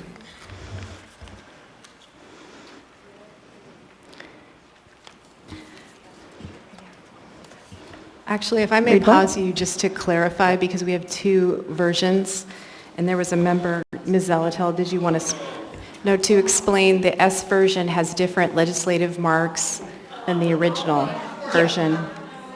Thank you, Madam Chair. So the S version, that's the copy that's out, the bolded language will be additions on the S version, so the substitute version of the ordinance. So that doesn't mean that it's already necessarily in code. It just means that it's already in the original version of the ordinance proposed, and then the additional legislative marks are to show in the substitute version. So I believe there might be some confusion about what was added based on what's currently in code. Is there a version, or is there a copy of the original version? Madam Chair, point of order. Okay, everybody, hold on. Ms. Allard, what rule do you believe has been broken? Well, I believe right now that we have Mr. Solt sitting here wanting to address We will go the back to Mr. testifier, Solt. and this has been hijacked by a different assembly member. Can he please ask his clarifying questions? We will come back to Mr. Solt. He is What's still your ruling, in the queue. Madam Chair? Ms. Allard, please refrain from speaking. I'm ruling on your point of order. I have noted that Mr. Solt is still in the queue. While the speaker was speaking, we were looking at the versions All right, I'll here. remember that next time someone interrupts. Thank you, great. So there are two versions that have different marks, and the S version has the embolded section, and the original version, the proposed changes. There are sections of new code and also underlined sections. So now I'll go back to Mr. Solt, because I believe you were asking about those different versions. So if I'm clear, section 3 that you read is not in code, and so therefore this power does not currently exist to remove the mayor. So does that change your view? I would definitely need to see the original version to understand what changes were made for the S version. Okay. So potentially. Thank you. Thank you. Thank you, Mr. Solt. Thank you for your testimony. Welcome. And I just want to note for folks that it's my intention to call a break about 7 for about 15 minutes. So we've got about 28 minutes or so. Welcome. Please state your name for the record, your community council, or the area of the community in which you live. Thank you. My name is Rachel Reese. I'm here as the Vice President for the Huffman O'Malley Community Council. And I'm here to read into the record something you have already received in your email, but the public needs to be aware of. This is the will of my community council. And ma'am, I've set your timer for 5 minutes, stopped your time because you're speaking on behalf of Huffman O'Malley, correct? Correct. Okay. I'll restart it. Thank you.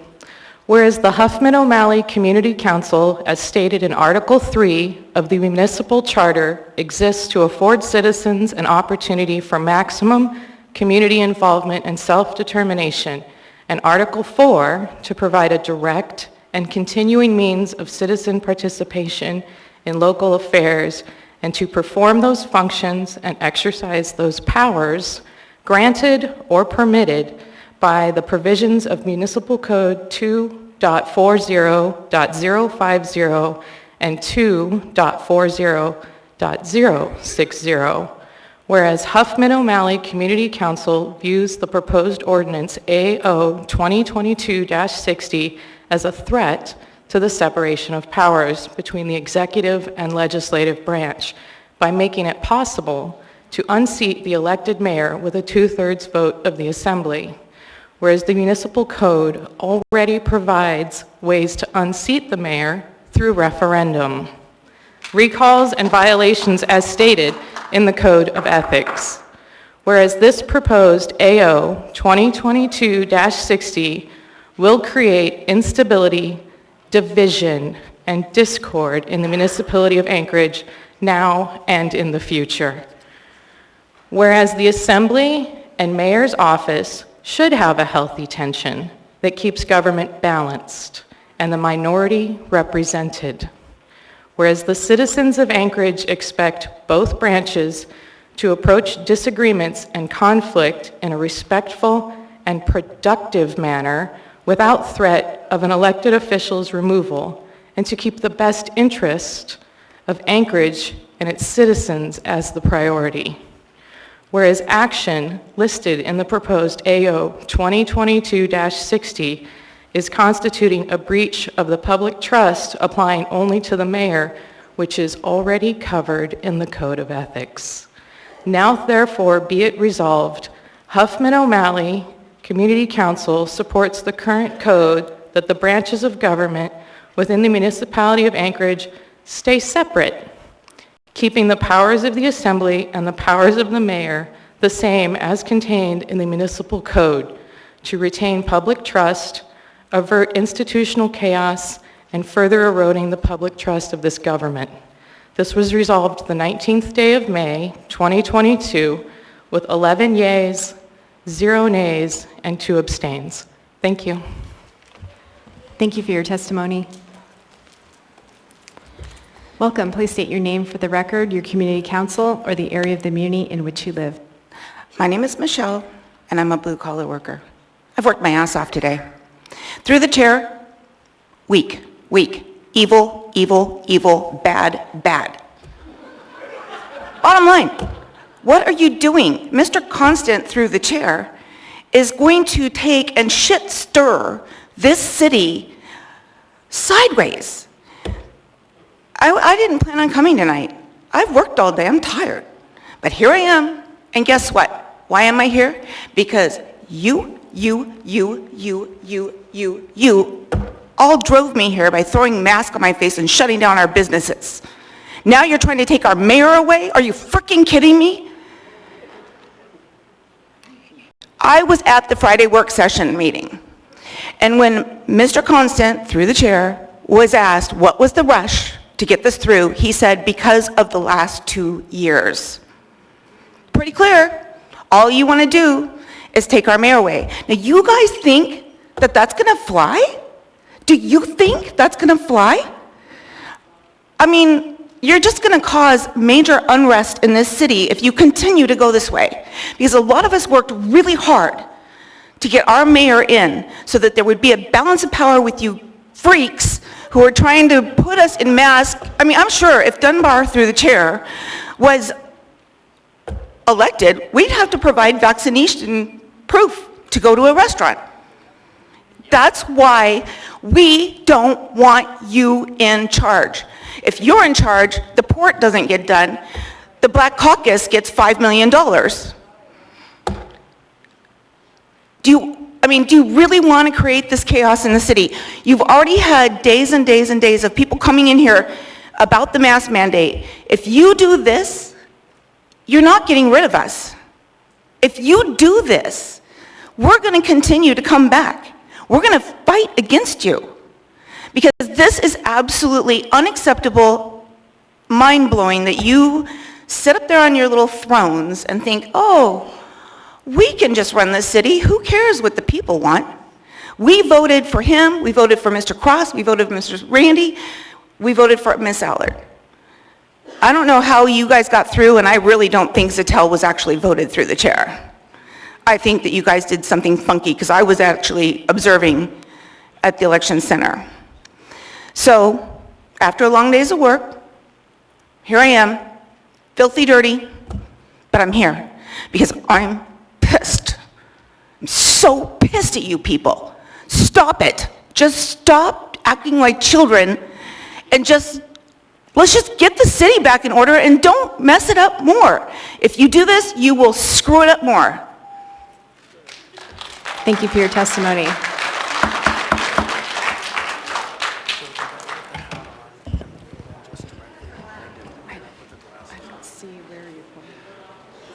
Hello. My name is Damian Turchetto. I have a statement and a question for this elected body. Just over 13 months ago, I was removed from this chamber and subsequently arrested for trespassing from this public property for attempting to exercise my constitutional rights. It took this long for the municipal attorney to drop my charges. This body, as far as I know, swore the same oath to the Constitution that I did some 30 years ago, but this body continues to violate it over and over and over again. The Constitution and City Charter clearly state that a person cannot be trespassed from public property without the person having broken a law, and that it is an affirmative defense against trespass if the person is actively engaged in a constitutionally protected activity at the time. And yet it happens again. It happened again last week, right before my eyes. I am upset and disappointed to see this body continually violating the Constitution as well as the clear wording of the Anchorage City Charter as stated above. How can this body expect the public to follow and respect the Assembly wishes when this body continually violates the City Charter as well as the Assembly Chamber rules of conduct? Example, last week, Ms. Allard was asking for clarifying information without presenting a direct question and was interrupted by the chair. But Mr. Constant was allowed to ask for clarifying information without posing a direct question during the same testimony. How does that make any logical sense to anyone listening? Attempting to circumvent the charter and remove our elected mayor is another example. This body continually exhibits breaches of trust. I've asked it before of this body, and I'll ask you again. Who do you people think you are? You work for us. Thank you for your time. Thank you for your testimony. Ms. Allard has a clarifying question for you, sir. Ms. Allard? Thank you for not giving up and being back here tonight. I appreciate that. Could you press the green button, please? There you go. You're welcome. It was a long time coming. Honestly, I was waiting for my day in court, and I was denied it the day of my trial call. The charges were finally dropped after 13 months. Thank you, sir. What is your question, Ms. Allard? That's it. Okay, thank you. Before we move on, I want to go back to the legislative drafting marks just to make sure everybody's tracking. So there are two versions. There's the original and there's an S version, substitute version. So if you look, for example, on the note on section 2, on the original on page 4 there, it says AMC Chapter 27.20 Supervisory Boards is hereby amended to add a new section to it. And then if you look on the S version at section 2, the same note is there. That's on page 19. And any changes from that original version are in bold and underlined. So I just want to make sure that part was clear. Welcome. Please come forward, ma'am, and state your name for the record, your community council, or the area of the muni in which you live. Terry Peace, I think I'm in Area 5, and I totally oppose ordinance AO. Could you speak into the mic, please? I can't, what? Could you pull the mic closer? I've stopped. I totally oppose AO 2022-60. And could you get a little bit closer? Is that closer? That's good, thanks. All right, I totally oppose AO 2022-60. I don't know what's so egregious about what our mayor has done, but I certainly do oppose the way you guys have been obstructionists to him. The only egregious thing I can possibly see he could have possibly done was protecting the public safety. I don't find that egregious. Creating a prosperous, business-friendly community, compassionately addressing our homeless crises, reorganizing for a more effective and efficient government, and aligning costs to better reflect cost/cost payer. If you guys find that egregious, let's get out the Webster Merriam Dictionary. Also, the mayor plans saved taxpayers $3.4 million and delivered a budget for 2022 that is $4.7 million below the tax cap. People, get out your calculators or your pencils. Do the math. Mayor Bronson Mayor Bronson for more than 9 months has been a part of a bipartisan work to address the homeless in Anchorage. You guys have torpedoed him every single step of the way. Now let's go to the Port of Anchorage. Mayor Bronson, along with the Assembly, I got to check my time, has worked with Governor Dunleavy $200 million for the Port of Alaska in state fiscal year 2023 operating budget. Rebuilding and modernizing the Port of Alaska is Mayor Bronson's #1 priority. Securing state funding for the project has been Mayor's primary legislative objective over the last year. Mayor Bronson was Madam Chair, point of order. What happened? Hold on, ma'am, for a moment. Ms. Quinn Davidson, what rule do you believe has been broken? You ain't We seen just any asked the broken chair yet. to ask the speaker to get focused on the topic, and please focus on the ordinance in front of us, not on the port, which we've all worked on for years. Thank you. What'd she say? Thank you, Ms. Quinn Davidson. Ms. Quinn Davidson has raised the point that testifiers need to speak to the ordinance before us, and I am speaking to the ordinance. I'm telling you what our mayor has done for us. Do you realize that the port serves 90% of Alaskans with 50% of all the goods that come into Alaska across the docks? If that isn't saying our mayor, we need our mayor. Be real clear. Is she not part of the 90% that's served? Let's discuss this. This is what our mayor has done for us. This is part of do not remove our mayor because he's looking out for our backside. Unfortunately, there isn't a lot of help, all right? So let me continue because I have 36 seconds. And you should push the clock back because you screwed up my time. The economic and military security of both Alaska and the nation's hinges on the port being operational and resilient for years to come. In recognition of all the work former Congressman Don Young did to advance the port, the mayor is working to rename the port Don Young, Port of Alaska. What questions do you have for me? I have 2 seconds left. Okay, I'm done. thank you for your testimony. Mr. Salt has a clarifying question on your testimony. Go ahead, Mr. Salt. Yes, sir. Thank you for that. I missed the part of what the Assembly's done for you. Can you clarify that? I wish you'd cooperate. Thank you. This is why we have our mayor. He's got our backs. Madam Chair, point of order. 90% of the people. Okay, hold on. Point That of question order. is not relevant to the ordinance or the I can't- testimony. what? Thank I you. agree with, the chair agrees with the point of order. Thank you for your testimony. You're so welcome. Welcome, please come forward. State your name for the record, your community council, or the area of the community in which you live, and please do contain your comments to the ordinance before us. My name's Michael Kennard. I live in Grandview Gardens. I'm not represented by anybody on this board. I haven't been since Felix Rivera and Meg Zalatal were elected to their positions, at least. If not before that, I don't know, because I hadn't been paying much attention until of late because of all of you on this body. I am opposed to this ordinance. We elected the mayor. We intend to have that mayor, or believe we should have that mayor. And now I lost my train of thought. You're dividing this city, much like the division long ago, north and south. Why I'm dressed as Abe Lincoln. So you need to get your act together, start working with our mayor that we, the people, elected. You've heard the majority of the people are in support of Mayor David Bronson. That's all. Thank you for your testimony. Welcome. Please come forward. State your name for the record, your community council, or the area of the community in which you live. Talofa lava. Hi, my name is Elizabeth, and I am a resident of Alaska for 32 years. I came here, when I was a minor child until now. With that said, I am Polynesian.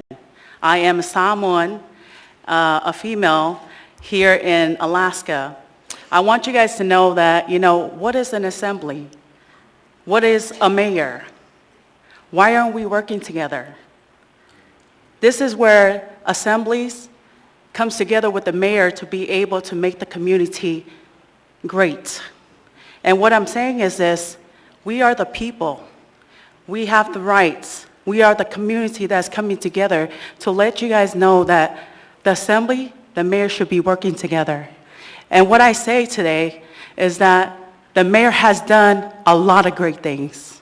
And when I'm saying he has done a lot of great things, he brought the Polynesians together. You guys have a gentleman here, the executive chief. He is a Samoan, okay? This put our people, the high standards now, into the community. You guys may look at all of our Polynesians, you guys have probably seen a lot of bad things.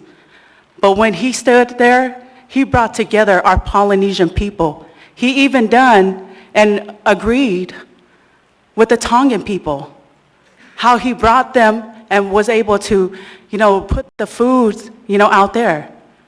Why are we removing someone that is impacting great things for our community? The youth in the schools. Don't you guys see what great things he's doing for our youth? Great community is coming together. The diversities. If we take that away, what happened is the community is not going to come together. I've been here for 32 years. I've seen a lot of differences. But 2022, with him running this fort, has brought together community. Do we say that, community people? Yes. Our mayor, he is the one that will be able to lead the way from here on out with Chu Assembly, with all of you guys coming together. And when I say come together, as us Polynesian, we believe in family. Family, unity, divided, we will fall. But unity, we will stay together. And so with that, I thank you guys so much for your time and take into consideration. Bronson, thank you so much for your time and everything that you have done for our community. Thank you for your testimony. Ms. Allard has a clarifying question for you on your testimony. Go ahead, Ms. Allard. Thank you. Thank you so much for being here. My question to you is, in the past administrations, too, have you seen the unity with the Samoans and the Polynesian before? No. Thank you. Thank you for your testimony. Welcome. Please come forward, state your name for the record, your community council, or the area of the muni in which you live. I am Vaiomata Le Matu Mari Unutoa, and I believe I am Samoan to you now. I met you during junior ceremony, and I stated that we are loud as Samoans. I live in the east area of Anchorage. I don't know my representative, and I mentioned during that time that I just survived my first winter, and I became an Alaskan by heart for not crashing a car or getting into an accident. Nevertheless, I am the eldest daughter of 12 siblings. I moved here based on advisory by 4 of my younger siblings after me that lived here for 5 to 10 years. And I have 2 boys. I disagree with this, and I stand with Mayor Bronson today personally. I'm not encouraging my Samoan families. Nevertheless, I see here today, publicly speaking now, that I also represent the Alaska Samoan community. I am the founder of our community.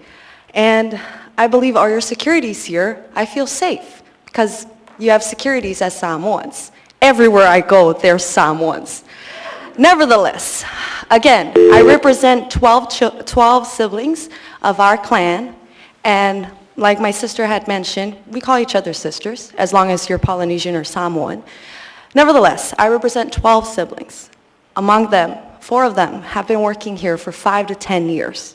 They've never seen, in disagreement to this, they've never seen for the 2 past years that they've lived here, they've never seen such a united community that has come together because of this mayor. And I was encouraged, not by hearsay, by proven fact, that we can become a community here. And I'm raising 2 Samoan boys. And I believe you see my boys that day. Huge Samoan kids for a tiny little mom. But I want to raise them to where I can bring them out to an assembly, and the standard here is the same standard that we raise our kids at home. And I mean the Samoan way. Last night, when I was invited to come out tonight and take a stand for the mayor, I read this fully last night. And I just disagree because in our culture, because of the diversity here, in our culture, we don't do this. As young as I am, we don't do this. I raced with our community last night to come together. We don't protest. We don't come and tell you and call you names. We come and tell you the problem and raise a solution. So if there's no problem, I see no problem here. These are little tiny things that like a 2-year-old can fight on, and we're the adults. So thank you for my time, and thank you to the Assembly for hearing me out. Thank you for your testimony. Welcome. Please state your name for the record, your community council, or the area of the muni in which you live. Hi, my name's Peggy, and I am in District 6. Let the record show that I accept your oath of office as a binding contract between you and me to uphold my constitutionally protected rights. I'm speaking against AO 2260, sorry. The Assembly does not have authority, in my opinion, and upon reading a bunch of different things about it, to remove the mayor, nor should it adopt ordinances to allow it. You have already broken your charter by making Quinn Davidson acting mayor and denying our special election. Now you're attempting to do so again by disenfranchising 46,000 citizens, voters who elected Mayor Bronson. That's so important. I can't believe you would overlook that in what you're doing here. This is extremely important precedent you're trying to set, and it's awful, actually. And I was reading about this home rule charter. You know, we're a home rule charter city, and there's advantages and disadvantages, and we're a big city, so we need that type of flexibility.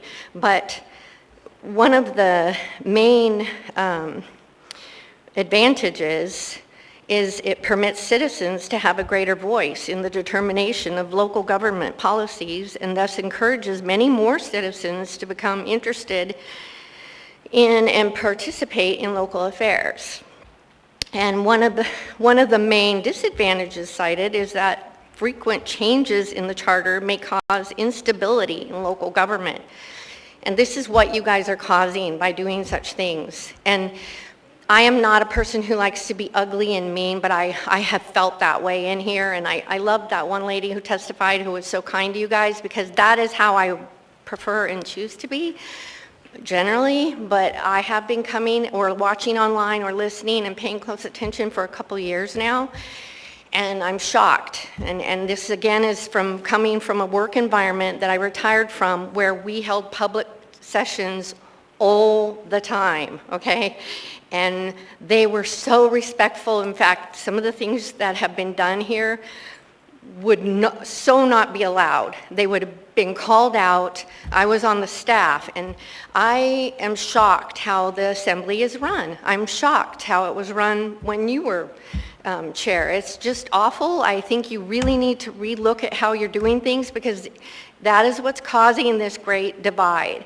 And lastly, I just believe that, you know, there is a liberal majority that's been taking over, and the citizens of Anchorage don't want this, and we are asking you to follow certain state laws, like Alaska Statute 29. Oh, can't finish, I guess. Anyway. Thank you for your testimony. All right. We'll do one more testifier, and then we'll go ahead and take a break. So if you want to come forward and state your name for the record, your community council, or the area of the muni in which you live. My name is John Henry. I'm in District 6, Mr. Salt and LaFrance, and Ocean View Community Council. I don't think it's the Assembly's job to write rules on how to get rid of a mayor, a duly elected mayor. That process is defined in the Alaska statute. It's Title 29. And let me read that to you. Section 2926-240, recall. An official who is elected or appointed to an elective municipal office may be recalled by the voters after the official has served the first 120 days of the term for which elected or appointed. That's not your job to do that. It's the elected people, the people that elected the mayor. And there's also section 2926-250, grounds for recall, and I'm sure you've all read that before too. I looked up section on 22, I do not support this, on AO 22-60. I looked up section 3, chapter 310, general provisions reserved. 310.10 through 310.40 is reserved, and there is no code in there whatsoever from what I saw. This is all added code. 310.050 has been added by Mr. Constant or whoever wrote this mess, and on electing the mayor, or removing the mayor. I would recommend we completely remove that section and refer it back to its original state, which has nothing in it other than reserved. I'd also like to make mention that on section 4, 270-030, removal from office, it says a member of the municipal assembly may be removed from office for breach of public trust. And I'd like to add after trust, by the mayor following the procedures set forth in this section. So let's give the mayor the right to remove you folks from office for whatever deeds you might do. And I have one final thing. We the people, and only we the people, have the right to remove a duly elected mayor, not a group of 12. Thank you. Thank you for your testimony. So we'll go ahead and take a break for about 15 or so minutes.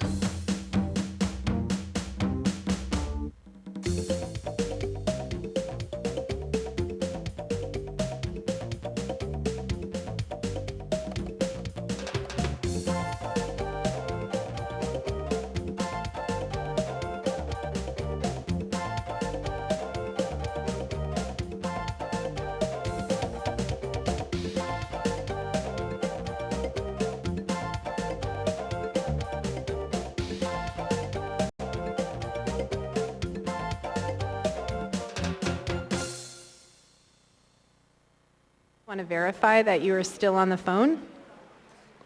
I am, yes. Thank you, Ms. Quinn Davidson. Okay, let's go ahead and get started. Welcome. Please state your name for the record, your community council, or the area of the municipality in which you live. Welcome. Can you guys hear me? Yep, it's on. Hi, my name is Brianna Pilley. I live on the Tudor side. One of the things that I wanted to talk about is I oppose this, and the reason why I love our mayor. I think he's awesome. But aside from that, there's a lot of division here. There's a lot of division going on, and it's super sad.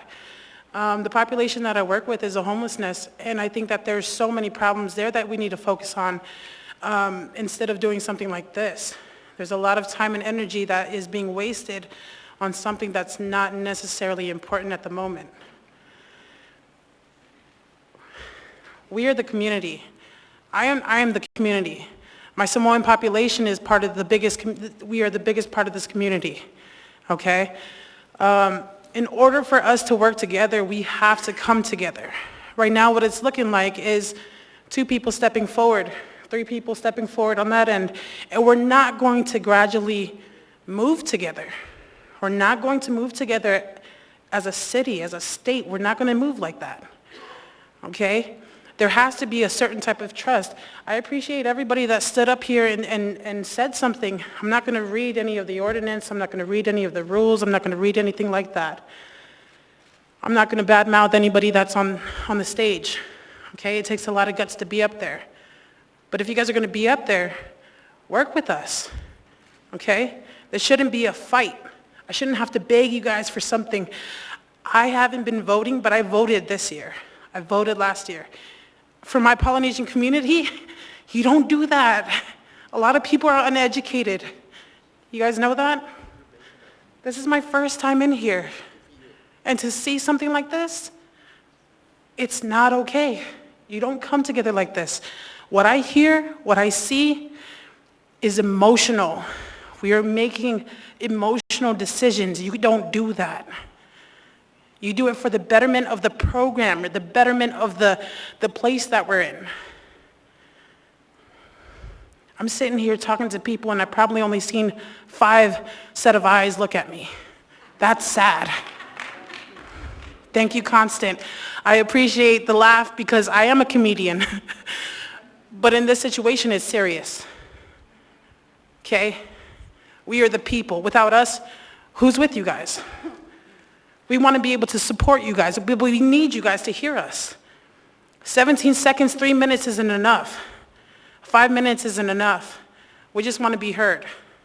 You guys are put there for a reason. Okay? Unity is what's going to make us grow. We can't be divided like this. No matter what, division will not stand. We will keep fighting, okay? Thank you. Thank you for your testimony. Welcome. Please come forward. State your name for the record, your community council, or the area of the muni in which you live. My name is Susan Brenner. I'm District 6. Randy, thank you. I'm so glad we got you voted in. I do a lot of screaming at my TV when I watch you guys. So I decided to come speak. I don't public speak, but I'm going to today. I've known one of you for a very long time. You know my son. Got to meet you, proud of you. I just wish you guys would keep up to your campaign promises. I am totally against if you would put the AO, whatever, it's not up there so I can't read the number. Keep your campaign promises. You promised us that you would work with us, you would work together and stop the division. We've been in lockdown. A lot of us have been watching what's been going on. We haven't paid attention properly, and that's our fault. But we're watching now. You want to know why we're angry? We're angry because we do not feel heard. We're here all the time, either writing in, we don't get a response from email. You have people here presenting themselves, presenting their opinions, and you've got people that don't even pay attention to us. Your minds are already made up. If you put this through, I want to be able to recall anyone in any district, not the one I live in, because if you all from different districts are able to recall our mayor, I want to be able to recall you. Also, who has the ability to come in and write whatever they want to recall you? Don't leave it up to just your people in your district, and a lot of them don't vote or don't pay attention. Let those of us that are paying attention start to decide what process we want to do to get rid of some of you. We don't want to do that. We want to work with you. I think sometimes your feelings get ahead of yourselves or your thoughts. I raised my children, who are now 29 and 28, to stop and think about all the ramifications before they do something. And unfortunately, I don't think that happens here. I think you go by a gut instinct and you're going to band together and just do what you want to do, to hell with what the public really wants. And you're saying, well, I'm for the public. You're not. And I just ask, Felix, please, think about the ramifications of what you're going to do. Ms. Perez-Verdia, thank you. You've been paying attention. I appreciate that. You've been engaging. Mr. Peterson, I couldn't tell because the monitor's been hiding you, but thank you. Thank you, guys. Thank you for your testimony. Welcome. Please state your name for the record, your community council, or the area of the community in which you live. For the record, my name is Sarah Short. Let the record show I accept your oath of office as a binding contract between me to uphold the constitutional protection of my rights. As a veteran, a disabled veteran, I'm a widow, pretty new widow, and I'm raising a 16-month-old infant. I'm 53 years old. I don't have time for this, but I have time for my community. I have given so much. I have volunteered so many times on so many boards. And right now, what I see is a bunch of people who do not get what is happening on the street.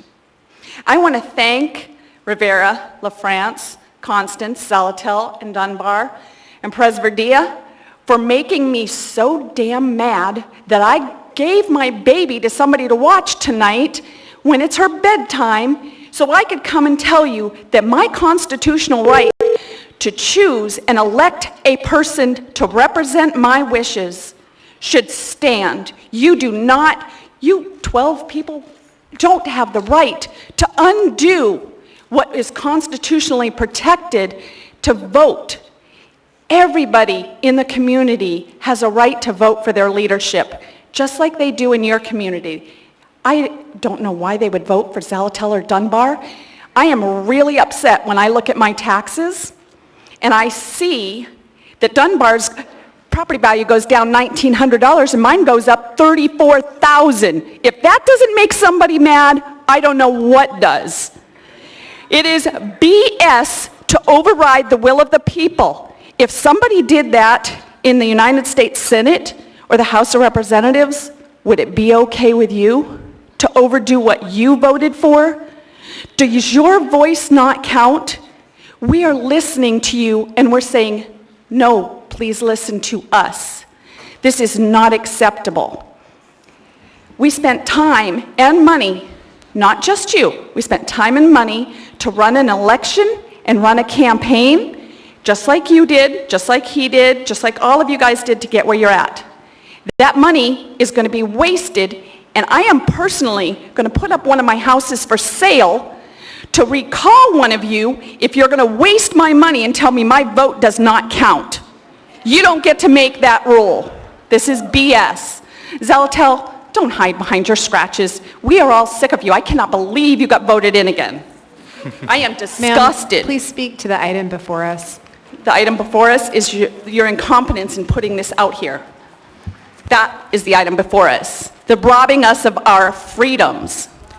Thank you for your testimony. Welcome. Please come forward, state your name for the record, your community council, or the area of the muni in which you live. My name is Carol Dunphy. I do live in East Anchorage. And just briefly, I looked up the definition of conflict of interest. The first definition is a conflict between a person's private interests and public obligations. Number two, a situation in which someone in a position of trust, such as a lawyer, insurance adjuster, a politician, executive, or director of a corporation, or a medical or scientist or physician, has competing professional and personal interests. Number three, a situation in which a public official's decisions are influenced by the official's personal interests. In regards to this AO, there is no one on this assembly who can honestly say they do not have a conflict of interest. This ordinance proposes vast increases of power to yourself. Think about that. Passing this ordinance would be giving each of you more power. Power to remove a mayor without following the law of the recall. Power to replace a mayor with one of yourselves. Each of you were elected to be assembly members. That's why you're sitting at the dais representing your part of the community. We did not elect you to be the mayor. An ordinance of this magnitude must be voted upon by the people of Anchorage, not the people on the assembly. We do not have a conflict of interest. The assembly does.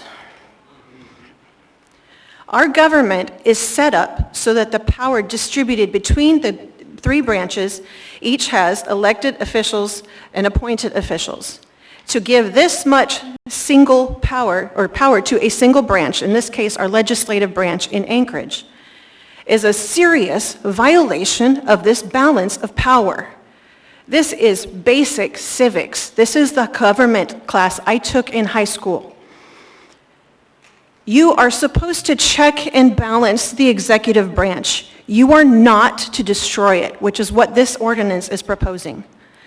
State and municipal law already addresses the issue of recalling elected officials. Let those laws do their job. Let the public process have its opportunity to work. I oppose this ordinance because it would turn our city into an oligarchy. Thank you for your testimony.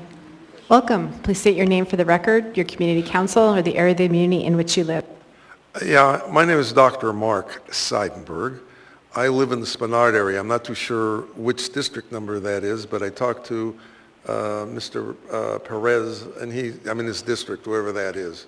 So I'm just read the ordinance. I thought it was a really good one, and I hope you gentlemen pass it. I've been dealing with the city I never dealt with the city before, a municipality before, for last week, and I've been getting nothing but runarounds from the mayor's office and agencies and everything else over an issue of a dog by the name of McKinley that's owned by a lady by the name of Dakota Bassi, who gave me a power of attorney to retrieve the dog. The animal control seized the dog Tuesday of last week. I was told Wednesday I needed to go and get a power of attorney from her, so we did. Sir, Yes. I need to ask you to speak to the ordinance before Yeah, us. you're right. I'm in favor of the ordinance. I think the mayor needs to be recalled, and that's what it's about, so I'm in favor of it. And I like to express that, but I am speaking to the recall. I'm saying that they want to euthanize the dog or spade and neuter it, and I happen to be Jewish. And the idea of spading and neutering a dog and putting up for adoption, which I have a power of attorney over, is wrong, and the mayor's office is not assisting, and the mayor's office is impeding it. And I just think that the mayor should be recalled. Thank you. Thank you, sir, for your testimony. Welcome. Please come forward, state your name for the record, your community council, or the area of the community in which you live. Yeah, my name is Dan Ottenbreit. I'm a proud resident of Eagle River. I'm very proudly to be represented by Ms. Allard and recently Mr. Cross. I came here today after working a 10-hour day, and this ordinance is accumulation of a series Madam of Chair. highly unpopular actions by the Assembly. Sir, would you hold a moment, please? I believe there's a I point of order. apologize. If he could just get closer to the mic. Sure. Thank you. Sorry. I came here today after working a 10-hour plus day, as this ordinance is accumulation of a series of highly unpopular actions by this Assembly and must be opposed. We are now at a critical juncture in history where the rights of the citizens are being usurped routinely regardless of the overwhelming public testimony in opposition like what we're seeing today. The majority of the people in Anchorage elected the mayor, our mayor, Mayor Bronson. You are directly opposing the will of the people by voting for this ordinance. As one of the previous speakers noted in ample detail, there are already recall provisions in law. If you wish to recall the mayor, start a petition and solicit signatures. But apparently, you're not doing that. So that leads me to believe that the people won't support such a recall, and you know it. The Founding Fathers created 3 co-equal branches of government, not to be fair to the other branches of government so that we wouldn't have squabbling, but to specifically provide friction between branches so that the people and not the government remains in control of the government and not vice versa. In the last 2.5 years, the people of the city have endured a dramatic loss of freedom from the actions of the majority of the assembly, due primarily to the distinct lack of this type of friction. Because of that, we have seen hundreds, if not thousands, of businesses permanently shuttered, forced muzzling of nearly all the public, and education of nearly all the children severely inhibited and hindered. That's why we need to have 3 co-equal branches of government, and why this ordinance I am very much opposed to. If a perceived violation of law is adequate justification for the assembly to remove the mayor, then perhaps violation of the highest law of the city, its charter, should definitely be cause for removal of public officials. To me, that makes logical sense. Since 7 members of this assembly, not once but twice, violated the charter by continuing to award the then mayor emergency powers with only a 70% majority.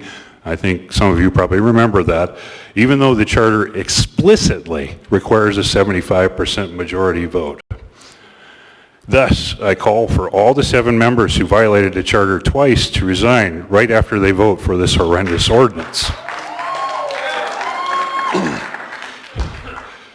If they are not hypocrites, then they must hold themselves to the same standards as they hold the mayor. The rule of law must apply equally to all, or it ceases to be the rule of law and becomes a rule by decree. This ordinance puts Anchorage perilously close to the system of rule by decree of the Assembly majority. Thank you for your testimony. Madam Chair, I apologize. Can we get that gentleman's name one more time?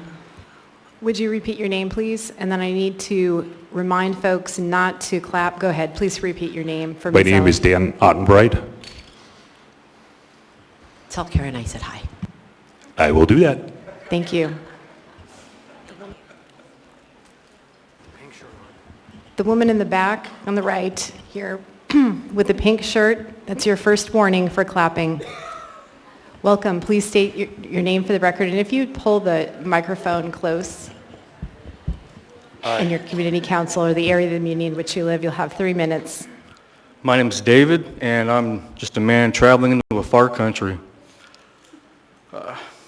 Public trust. You know, public trust the governing authorities mostly for their safety, security, their well-being. You know, the public trust in times of emergencies that when they call 911 responders, their calls go to somebody who was trained in emergency situations and not some call center in Utah.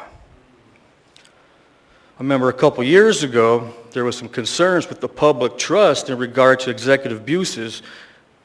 Some law enforcement officers were probably overstepping the bounds, and things weren't really being investigated properly. I remember a couple years ago there was an an unarmed man shot to death by a cop. Before all this happened, these same cops who were involved in this unarmed shooting had reports for certain injuries made against them with 0 investigation. AI, the Internal Affairs, no investigation. Municipal Ombudsman didn't investigate. And here these guy died, lost his life over these things. The public trust for the, excuse me, I'm getting out. Anyway, this thing here seems to me to be more of a not granting you folks more powers because, hey, if a public official does a breach of trust or, some kind of egregious behavior, he needs to be removed. But that's not for you folks. What you're doing is you're removing the power from the people. If these folks knew the powers going on that are eroding our U.S. and our Alaska constitutions, they would be up in arms over all this stuff. Hey, man, I don't know you guys. I don't judge you guys. I don't want to be in your situations, but hey, if you go through with something like this, there's already proper procedures for doing this. You're just telling you're just breaking the trust of all these people who are here talking about it. So, anyway. Thank you for your testimony. Welcome. Oh, actually, sir, you've already testified in this item tonight. You're only allowed to testify once. Since when is that the rule? You've allowed people to testify multiple times. Sir, I need you to step away from the podium, please. Thank you. The hypocrisy is glaring. Welcome. Please come forward, state your name for the record, your community council, or the area of the community in which you live. My name is Jim Wojciechowski. I live in District 5. I'm president of Basher Community Council, though I speak today as an individual, not a representative of any organization or group. The proposed ordinance, AO 2022-60, speaks of the Assembly being lax in its duties and leaving the requirements of Section 7.01b of the Charter only partially fulfilled. So you're telling us that since the Anchorage Municipal Charter was ratified in 1975, that over the past 47 years in which the established balance of power worked, you're now suddenly interested in fulfilling your duties regarding the removal of elected officials. Were the drafters of the Charter and Municipal Code so negligent that the esteemed through the chair, Chris Constant, is here to save the day? So, Mr. Constant, why are you submitting this now and not back in 2017 when you first got onto the Assembly? Why didn't you submit it when disgraced Mayor Berkowitz shared his butt images? In a May 9th article on Alaska Public Media, Mr. Constant is quoted as saying, quote, "It's not intending, in fact, to remove the mayor. It's intending to establish a set of bright line principles for the mayor to be able to understand where the lines are not to cross," end quote. This is the same man who on a hot mic said, quote, "I made the motion to take the power from Jamie Allard." Reason 13 for removal of the mayor from office in the AO, failure to faithfully execute the directives of a duly enacted ordinance. So Mr. Constant, would you vote to remove a mayor that no one standing behind me or in the entire Anchorage Bowl voted for from that office for that offense? Unelected acting Mayor Quinn Davidson chose to break quarantine as a known COVID positive to obtain beauty supplies. Beauty supplies. The EO at the time stated 2 reasons only to break quarantine: get medical care or get tested. Would you vote her out? I doubt it. You voted her in. And you left her in there, and you left her assembly seat vacant, even though the charter said we were supposed to have a special election. It's doubtful you voted to defy the charter and kept her in office, like I said. This isn't about correcting a need in the charter. It's a political power play, this time without the hot mic. Thank you. Thank you for your testimony. Welcome. Please come forward, state your name for the record, your community council, or the area of the community in which you live.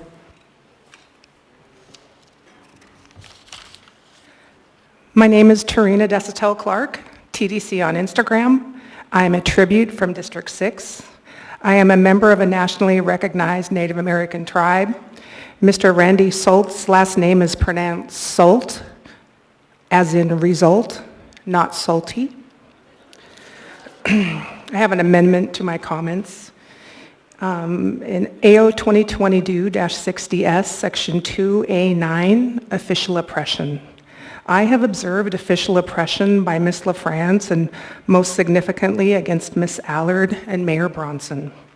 In addition, official oppression frequently occurs in a gang-like setting when debate gets heated here.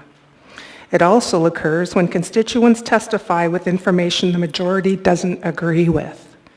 My trust of this body determining whether the mayor has acted with official oppression is pretty much non-existent. You are currently conducting a coup d'etat. I'll tell you what's going to happen. Following all the testimony given on this AO, you're going to debate and then vote to approve it in some form. LaFrance will vote no. Quinn Davison, no. Constant, yes. Dunbar, yes. Perez-Verdia, yes. Peterson, yes. Zalatel, yes. Cross, Allard, Salt, no. And if you wait long enough, Taylor would also vote no. The AO will pass, and you will remove the mayor. This may not be an immediate act, but it will be acted upon promptly. You will then fire the mayor's appointed staff. Next, you will vote to place, I expect, Forrest Dunbar into the mayor's seat, most likely because Austin will bow out, not because you didn't ask her first. Following this, an entirely new mayoral staff will be appointed. You will have successfully implemented a coup d'etat. When you pass this AO, you will no longer exist in a balance of power. Anchorage residents will no longer live in a democracy. Instead, 8 of you will have turned yourselves into a dictatorship ruling the city of Anchorage. Or you can do what you said you were doing in your campaign speeches and work with the mayor and his staff. Help everyone be kind, be humble, be honest and true, be good and do good. Use your heart as well as your head. Table this AO indefinitely and move on to do the work you were elected to do for all of your constituents, for your children, for our children, and for the future of Anchorage. Be people I want to believe in. Be people we all want to believe in, and please prove me wrong. Thank you for your testimony. Okay, the woman in the back with the hat with the orange writing, you've been warned for clapping. Welcome. Please state your name for the record, your community council, and the area of the muni in which you live. I'm Marvin Hipsack in District 6, and I'm not very good at this, but when you guys start pushing my buttons, it kind of makes me mad. Last week, you guys had about an hour and a half or two discussion on how Eagle River and Eklutna were going to get represented. And you guys made an amendment and voted, Well, I want to add a word to the front of that ordinance right there. Socialist order numbered AO 2022-60, because that is how it starts. You take one thing away at a time, then you want to take another thing away at a time. That's why I wore this t-shirt tonight. So a lot of the people behind me can't see it. It says socialism, communism for slow learners, and do we have a bunch of them up here? So, also, way back in January, Mr. Rivera made a motion about the municipal clerk being a voted position that Mayor Bronson wanted. Constant second, Dunbar shut it down with number 3. You're taking the right of our position to vote on the municipal clerk office. We can't hear that until August is when you guys shut it down till. So see, it's socialism. Why don't you put socialists up there and vote, and then we'll know exactly where you guys stand. Because it's one thing after another, but it takes one time. Thank you. Thank you for your testimony. Welcome. Please state your name for the record, your community council or area of the muni in which you live. My name is Michael Nolan, and I live in the Lake Otis and 68th area, Abbott Loop, in that area. When I first heard about this ordinance, AO 2022-60, my first inclination was to be astounded. Just completely astounded at the arrogance that you as a body would take this power unto yourselves to subvert the democracy that you would all profess to be so in favor of democracy. But then when democracy doesn't turn out the way you want it to turn out, well, then we have to look for a way to subvert that democracy. We have to look for a way to manipulate our power and continue to subvert that democracy. And then I said, well, you know, I shouldn't be so astounded, because over the years, and you can tell by the way I appear, I'm not a young man anymore. Over the years, I have watched world governments, and I have watched local governments, and I have watched the governments of states and I have watched our own federal government, and I have watched as they continually arrogated powers to themselves that were never authorized to them in the Constitution. And clearly, by the Anchorage Charter, or even the state constitution, other people have pointed out eloquently, there are processes for removing a mayor that deserves to be removed. And this isn't it.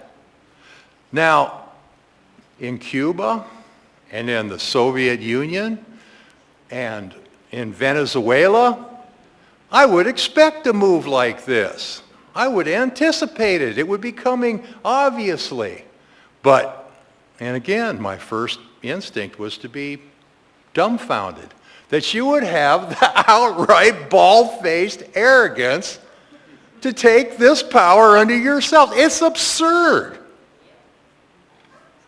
And it just points out what's been going on in all the Western democracies ever since this COVID thing took over.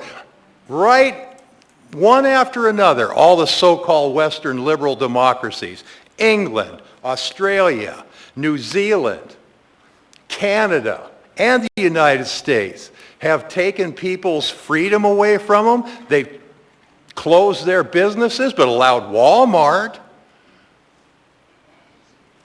They've spent hundreds of billions with the vaccine companies. Thank you, sir. Your time is up. Boy, that's a shame. I really enjoyed it. Does anybody have any questions? Thank you for your testimony. Welcome. Please come forward, state your name for the record, your community council, or the area of the muni in which you live. All right, my name is Stan Porhola. I live in District 6, Sault and La France. I am speaking in opposition to AO 2022-60, looking at the S version with the 13 items that are listed for willfully and knowing breach of a duty or culpable indifference to official duties may constitute a breach of the public trust. For the purpose of this section, actions constituting a breach of the public trust shall include, but not limited to, and I'm looking specifically at item number 11, says ordering or knowingly allowing a person appointed by the mayor to order a municipal employee to undertake an unlawful act. Recently, I think a few months ago, when it came to AWWU and the fluoride in the water, there was a request to turn it off, and there was talk about it being an illegal act done. And ultimately, I think that anything anybody does in the assembly, in the Anchorage municipality, the state of Alaska, or even our federal government, we could be found guilty of doing something that could be a violation of law. And all these different items here are called gotcha items. Trying to willfully catch somebody for the purpose of getting that person charged, but if you find your friend or somebody you like doing this but you don't want to catch them, then it's unequal justice. It's not equally handed out. This is a blatant attack, and there are unintended consequences of this. This is not going to be good for any future mayor or assembly. This is not going to be good for our constitutional republic under the United States that we live in the state of Alaska. We have fallen very short of what our founding fathers had planned for our country, and we are not following the Constitution. I'm sorry for the waste of paper this was and the time. This could have been better used for other business for the municipality, honestly. We could do a much better work with actually working on, building up Anchorage. We're coming out of a pandemic. We've got, high oil prices.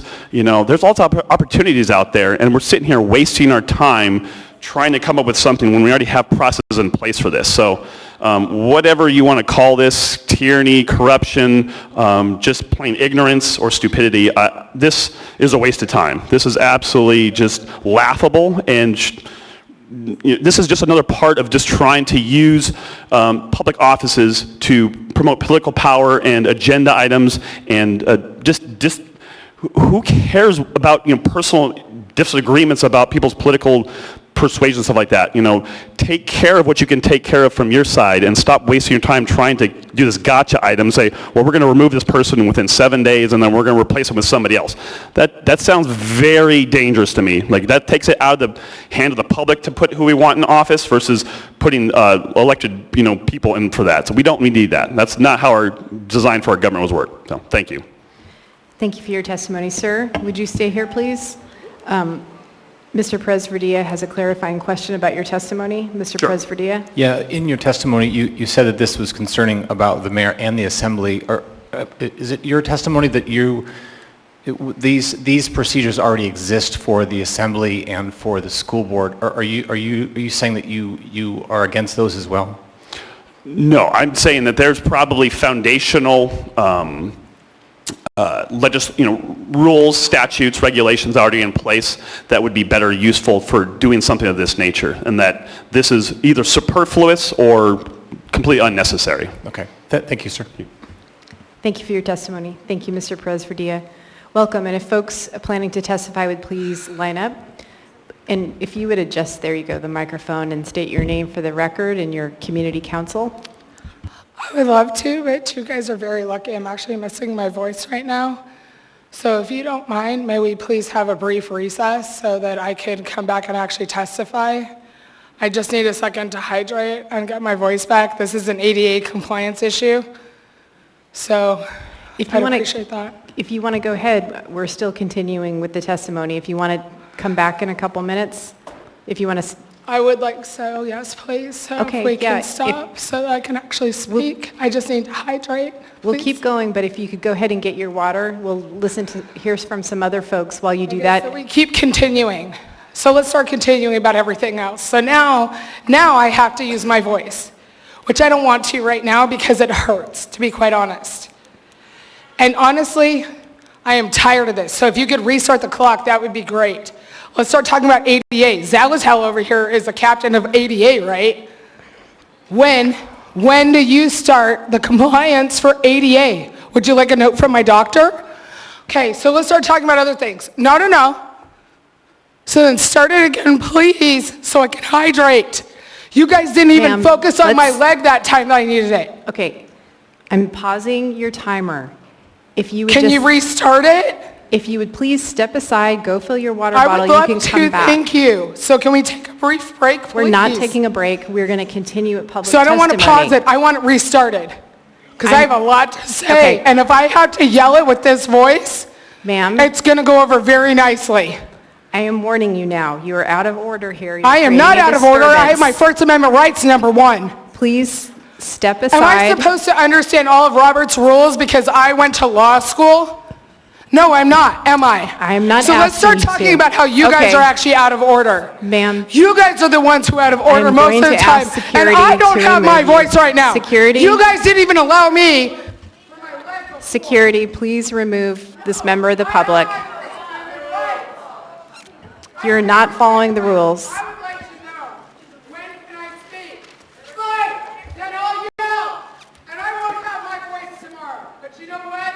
That's rude and inappropriate.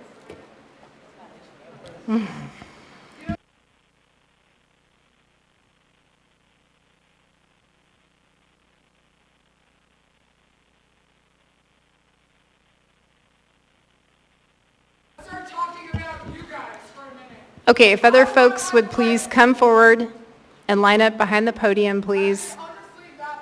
We need to proceed with the...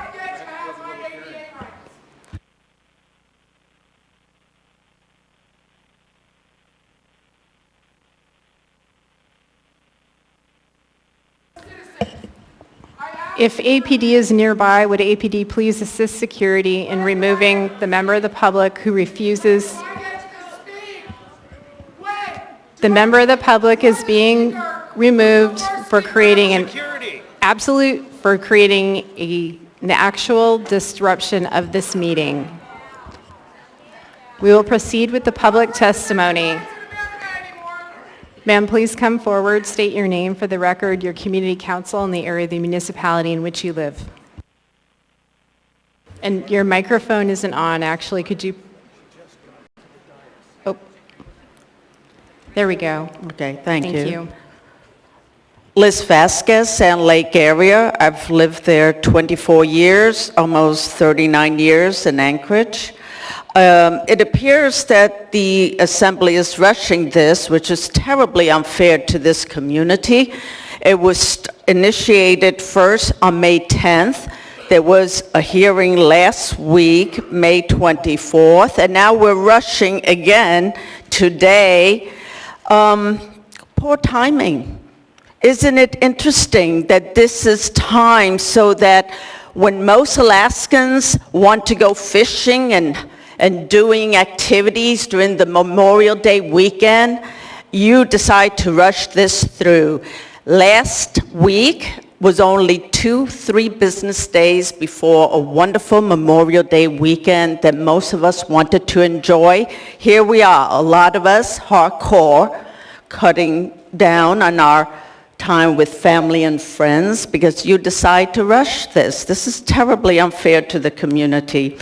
This ordinance violates state statute and violates the Anchorage Charter. An ordinance cannot do this. It cannot override the state statute. It cannot override the Anchorage Charter. Provision 7.01 of the Charter states an assembly can remove another assembly person on the assembly. It also empowers the school board members to remove another school board member. It does not empower the assembly to remove a mayor, and that's a big stretch, and it will welcome much litigation. Per Title 29, this is state statute 29.20.230, the mayor, quote, the mayor of a borough or first-class city serves a term of 3 years. There is a recall provision, 29.26.240, an official who is elected or appointed to an elective municipal office may be recalled by the voters. There is also a recall provision in the charter, and that is the appropriate way to remove a mayor. It is not you acting against state statute, charter, and frankly, against the balance of powers, separation of powers that should exist. State statute 29.26.250, grounds for recall: misconduct in office, incompetence, or failure to perform prescribed duties. There are many other issues that are flawed in this ordinance, and official oppression is a ridiculous standard to use. You had to use a legal treatise that is medieval in concept and really is redundant. Thank you for your testimony. Your time is up. Yeah. Thank you. Mr. Constant has a clarifying question, ma'am, for you about your testimony. Go ahead, Yes. Mr. Constant. Thank you, Ms. Vasquez. You cited a section of the state law. Yes. It applies to first and second class municipalities. Which of those is Anchorage?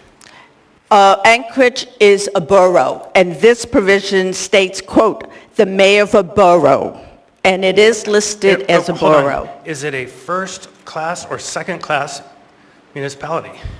You know, that's a big mystery because Okay, the thank State you. of Alaska Department of Commerce website does not list the city as either first class or second class. It simply lists the city Thank as you, ma'am. borough. Thank We're you, a Mr. home rule Constant. municipality. As Okay, borough. thank you, Mr. That's what it's Constant. listed. Thank you for your Anything else? testimony. Thank you. Thank you. Point of order, please. Ms. Allard, what rule do you believe has Mr. been Constant had broken? asked the testifier a question, and then you proceeded to cut her off, and she couldn't quite finish her question or her answer. And I'd like to hear her answer, Thank you, Ms. please. Allard. Mr. Constant had indicated that he had received the response. That's rude. We don't do that. Come on now. Let her finish her answer, We're done. please. Next, please come forward, state Did your you- name for the record. You know what? You're done because you're going to get voted out. Ms. Allard, you are out of order.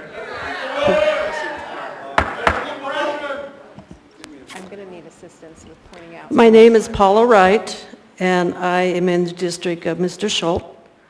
I'm against this ordinance, AO 2022-60. First of all, in this paragraph, after section 7101, B, that the assembly by ordinance must establish. Nowhere that I have ever seen anything that says must. Must to me is an offensive word. It's almost like the assembly by ordinance will dictate, establish specific procedures for removal of an elected official. I don't know what authority they have to do this, and I do not think this ordinance will give them the authority to do this. The authority remains in the people of this city, the people that voted for our mayor, Mr. Bronson. There's other language in this ordinance that I barely got to read today, and I believe that Section 2, 27.20.085, removal from office. I don't see anything under A that would be a criminal offense, an offense that would go against his office doing his duties on a daily basis.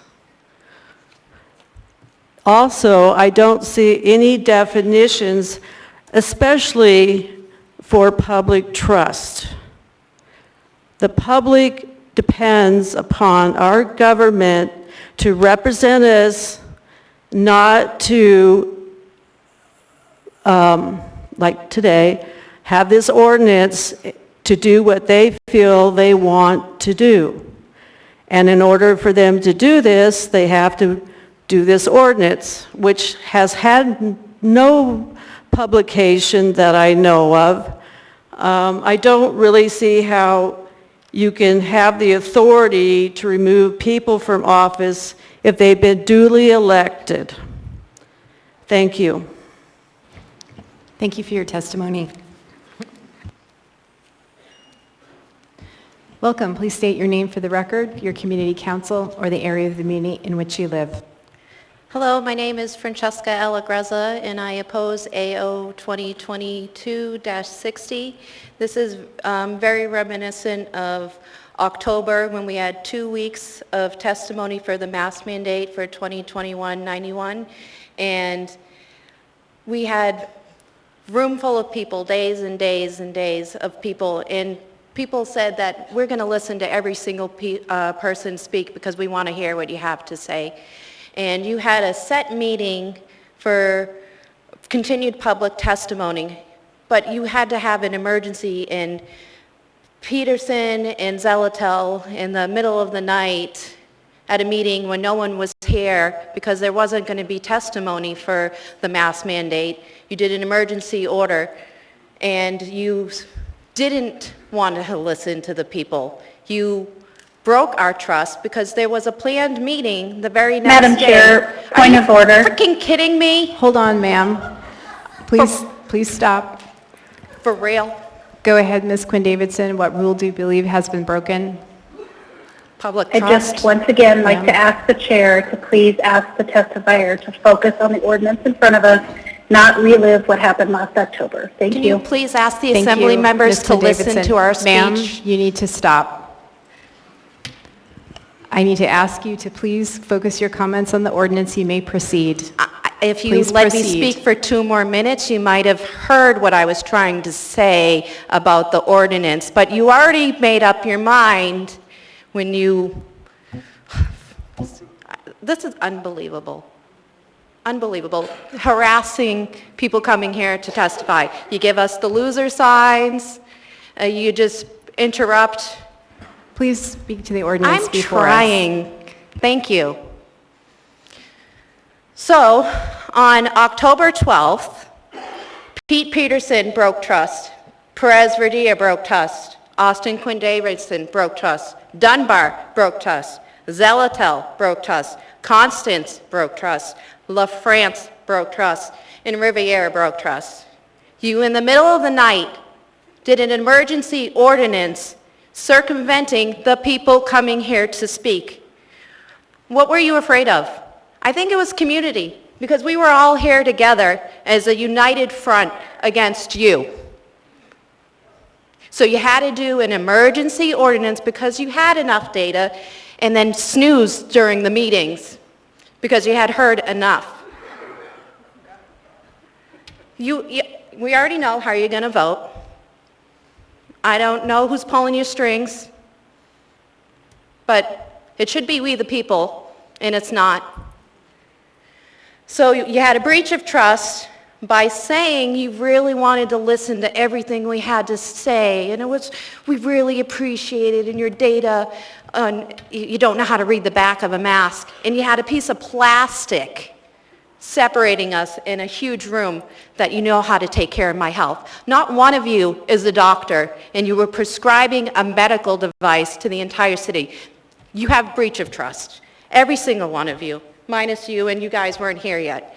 But you just interrupt when people are going over how disgusting you are.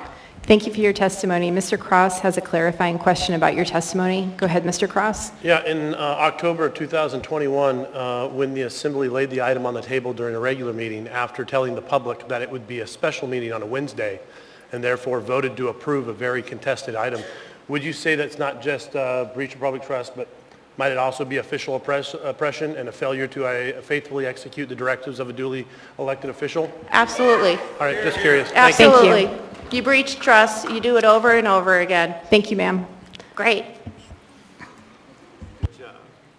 Welcome. Please state your name for the record, your community council, or the area of the community in which you live.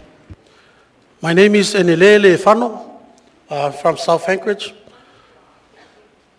I am a part of the Samoan community. We are just here to support the mayor.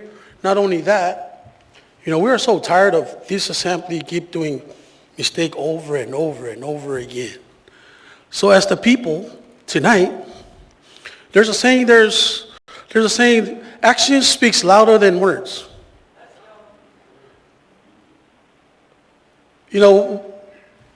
Mayor Bronson's been in office not too long ago. Things was done as fast as he can move. We support the mayor. We vote the mayor. I think it is to us, the people, to decide to vote him out or vote him in. We are here to support that no matter what the six of you guys think. We just want to remind you, we are not here to support the ordinance number AO 2022-60. I'm here to see if I can appeal an ordinance 2022-61. That's just me, I made it up. Removing constant, replaced by me. And thank you.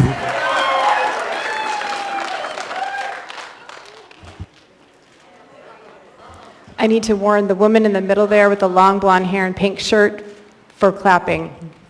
That's you, ma'am. You've been warned. Are there any other members of the public who wish to speak? If so, please come forward. Please form a line. Welcome. Please state your name for the record. My name is Rachel Colvard. I am a tribute from District 4, and I have been absent from these chambers for some time, but I am back now. And I see you, and I see the crap that you're still trying to pull. The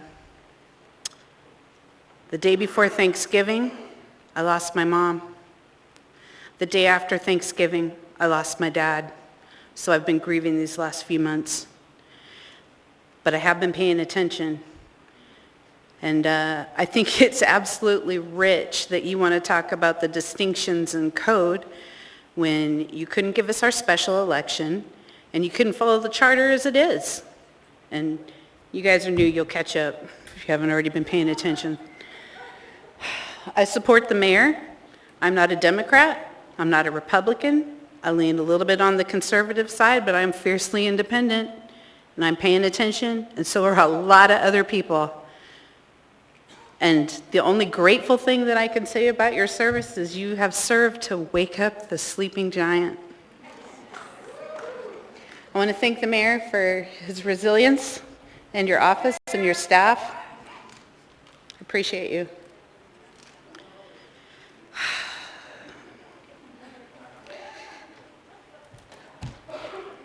I see that we have regular security but no APD, and that's fine. Oh, what? Oh. Hi, everybody. In previous testimony, I guess I got some side-eye from the chief and the assistant chief to the point that I went over to tell them that You pieces of crap are not worth a felony. You will get no physical violence from me. I will use my words. Ma'am, I'm please adult. speak to the ordinance before us. Oh, the ordinance? The ordinance where you're going to usurp my vote? That ordinance? Yeah, I was. And your continual what was the word? Deleterious interruptions of people trying to give their testimony when you know damn well that they're speaking to the ordinance, and your ineptitude, y'all should have resigned by now. It's ridiculous. Again, here I am, one more person dropping an elbow on a piece of crap written by backroom people. I've got about 20 seconds left. If you really want to know who they're beholden to, go online, go to APOC, and look who donated to their funds. Chase down the money. It's always the money. Thank you for your testimony. There's a question? No questions. Please come forward, sir. State your name for the record, your community council, or the area of the community in which you live.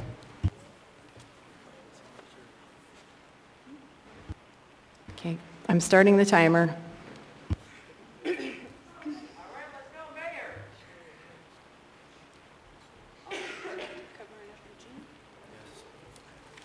Okay.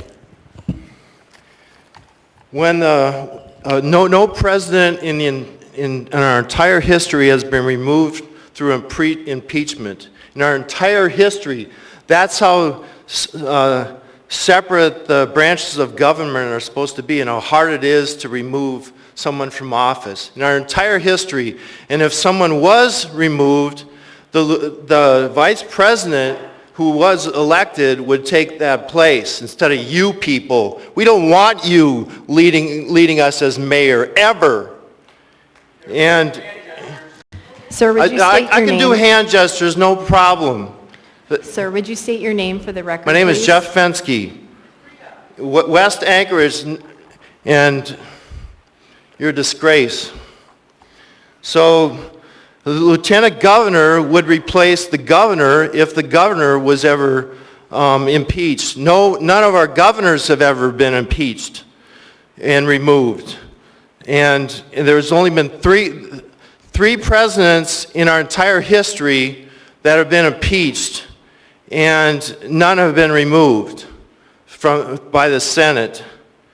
So I have my website up here on the top. There's 2 articles. One is by Neil J. Kimpoff, professor of law. It's called The Scope of the Impeachment Power. What are high crimes and misdemeanors? And he says the framers meant for the phrase high crimes and misdemeanors to signify only conduct that seriously harms the public and seriously compromises officers' ability to continue. If the phrase is given a less rigorous interpretation, like what you have, violation of the public trust, that you decide whether it is, the people don't decide. It's not the violation of the people's trust. It's what you decide. Your 12 points here that you can cherry pick from. So he says if the phrase is given a less rigorous interpretation, it could allow Congress to influence and control the president and the courts. So that's what you're doing. You're trying to control Mayor Bronson and get rid of him. And you know that all liars go to the lake of fire for eternity, according to Revelation 21. You lie in your campaigns. You lie to get reelected. You acted like you were normal people when you ran for office.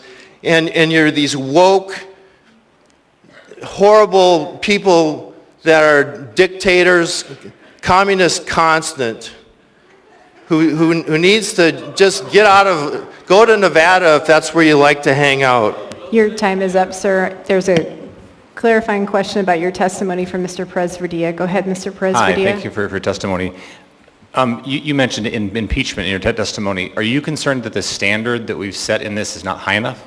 Absolutely, and there's no vice mayor to take the place who was elected by the people.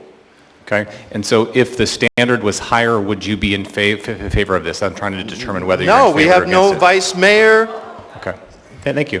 I appreciate it. This is a coup, like Suzanne Downing says. Must read Alaska. Testimony. Must read Alaska. Thank you, sir. Are there any other members of the public who wish to speak? Anyone at all?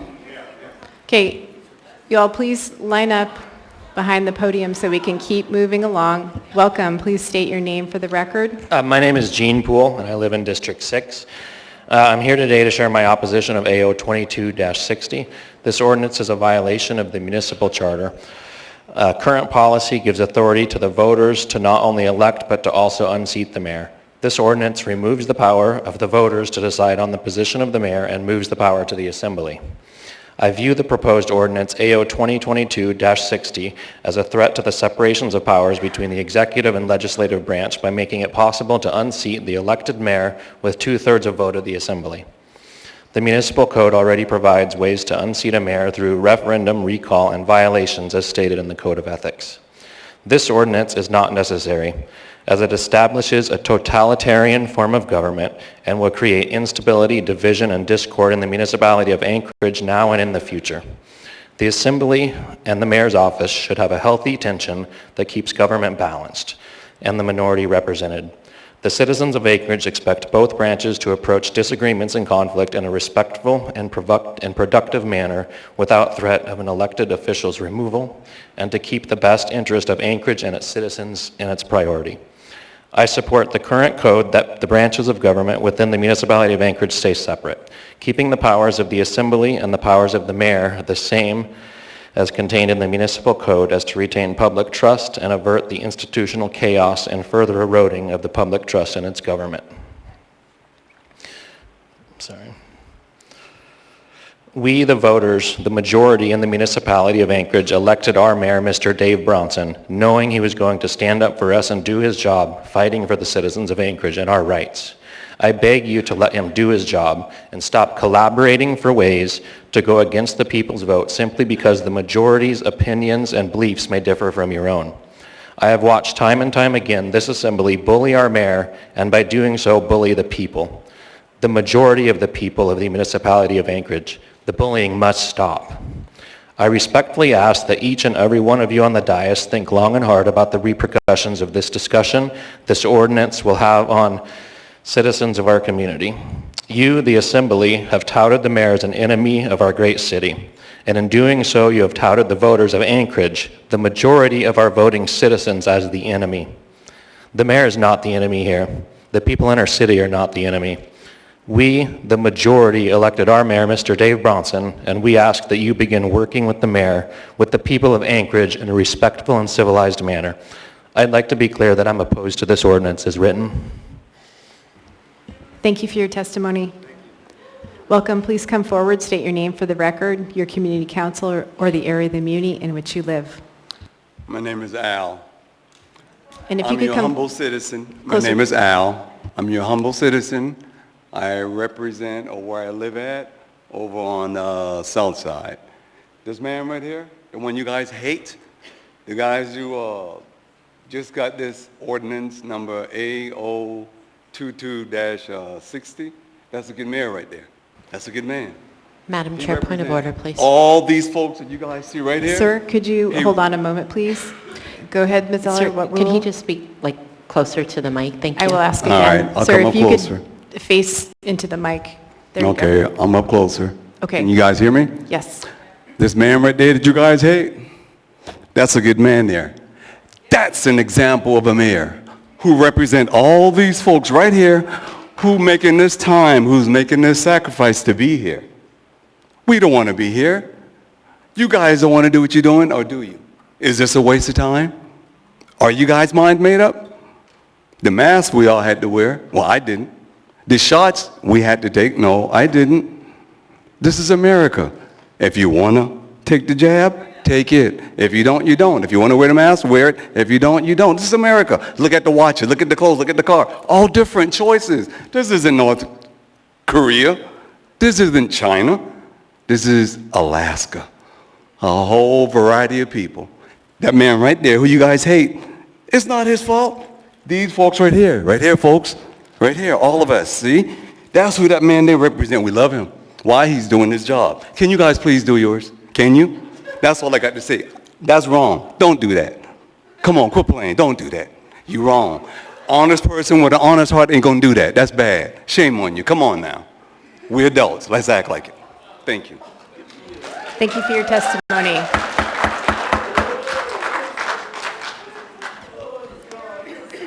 Welcome. Can you go ahead and state your name? My name is Elizabeth. I live at Sand Lake and believe what you are doing and saying is wrong.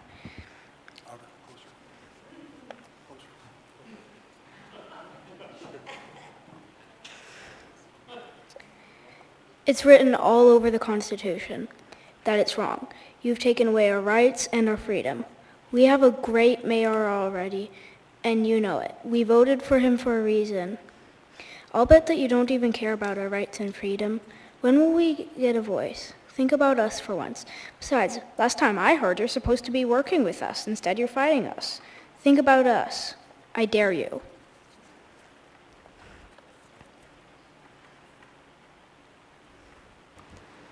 Thank you.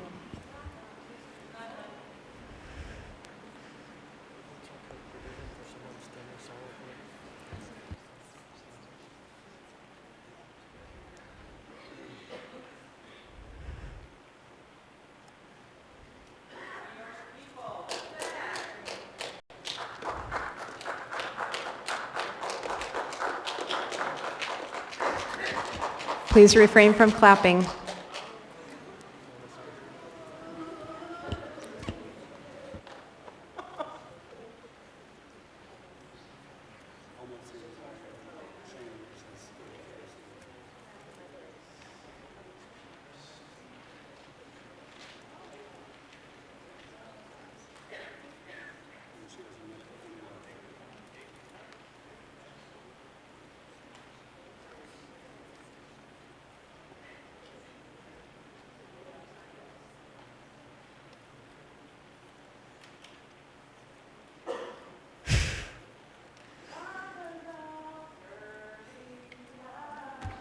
Folks, please, silent testimony is underway. Please refrain from singing and clapping.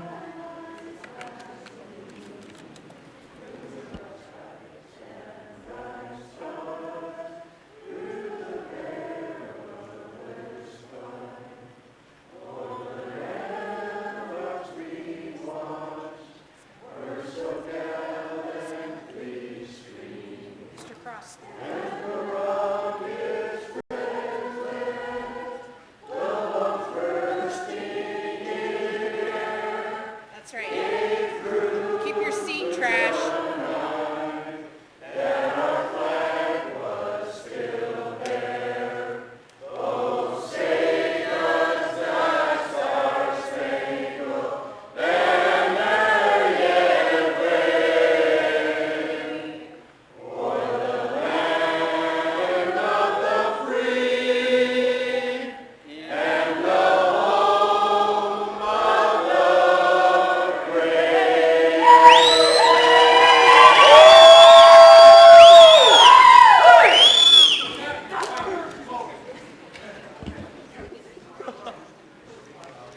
If I could have security come to the front, please. Mr. Darden, you need to move away from the dais.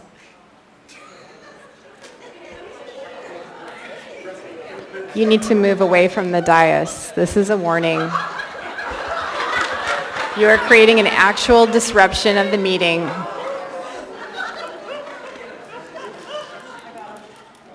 If you do not stop, you will be escorted out.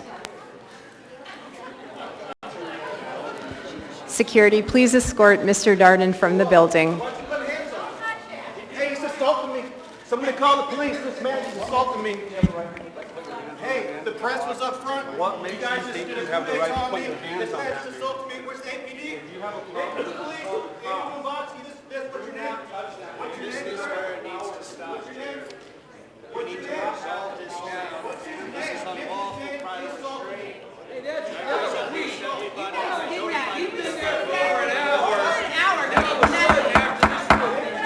Okay.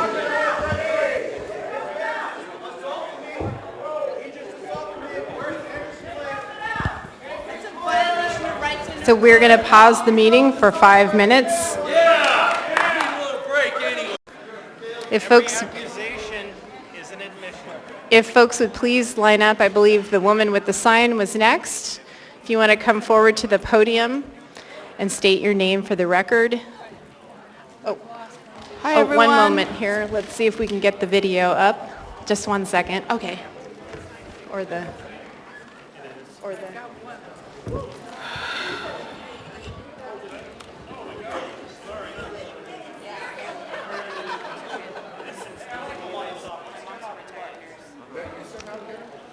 Okay, we will work in the meantime to get the screen back up.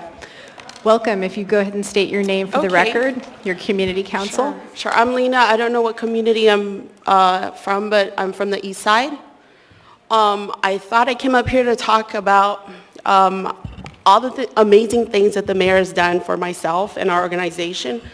But actually last week, a lot of us lined up out here. There were hundreds of us out here. And there were even some Polynesian community leaders out here, and we didn't get to come and talk.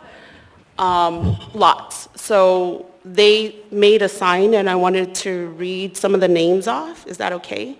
And some of the things that were said. Then I can't read it. I didn't be able to read it. So it says, we reject AO 2022-60. And we were denied the opportunity to be heard last week.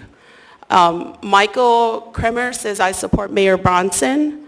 Let me see, Barbara Beckener says, shame on you. Majority, what is it? Constant, Dunbar, LaFrance, Riviera, Zalato, and Perez Verdia, Quinn, Davison, and Peterson. Mont 2 Walker says, I love my mayor. And then Kim Jim Minery says, we want our mayor in office. Luciana Hansen from the Samoan Leadership signed. We love our mayor. Caesar Martinson, Jean Strong, Donna Celia, One Love Always Ola Brenda Hasties, Magolia Miller, Bree Hansen, Liz Vasquez, Elizabeth Wash, Irene Quinton, Brittany Tom, Tammy Shayla.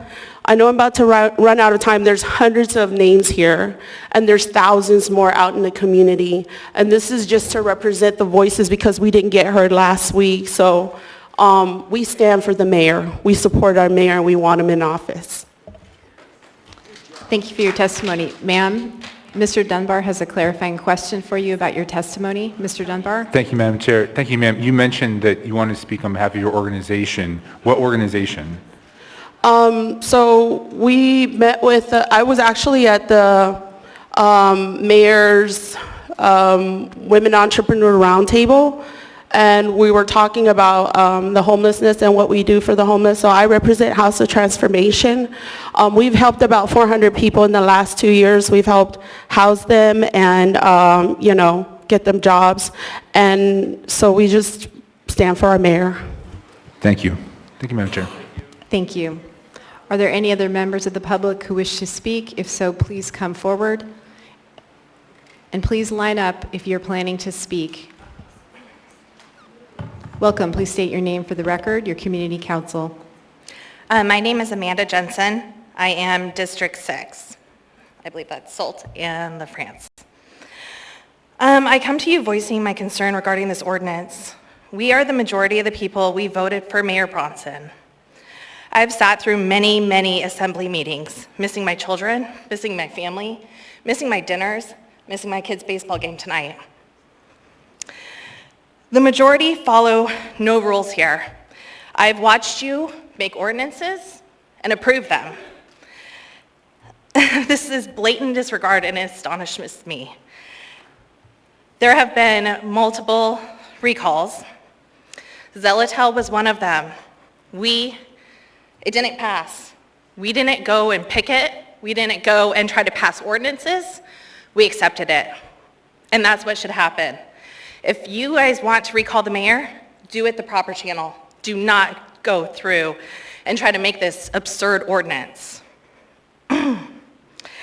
I voted for Bronson because it was the right thing to do. Let the mayor do his job.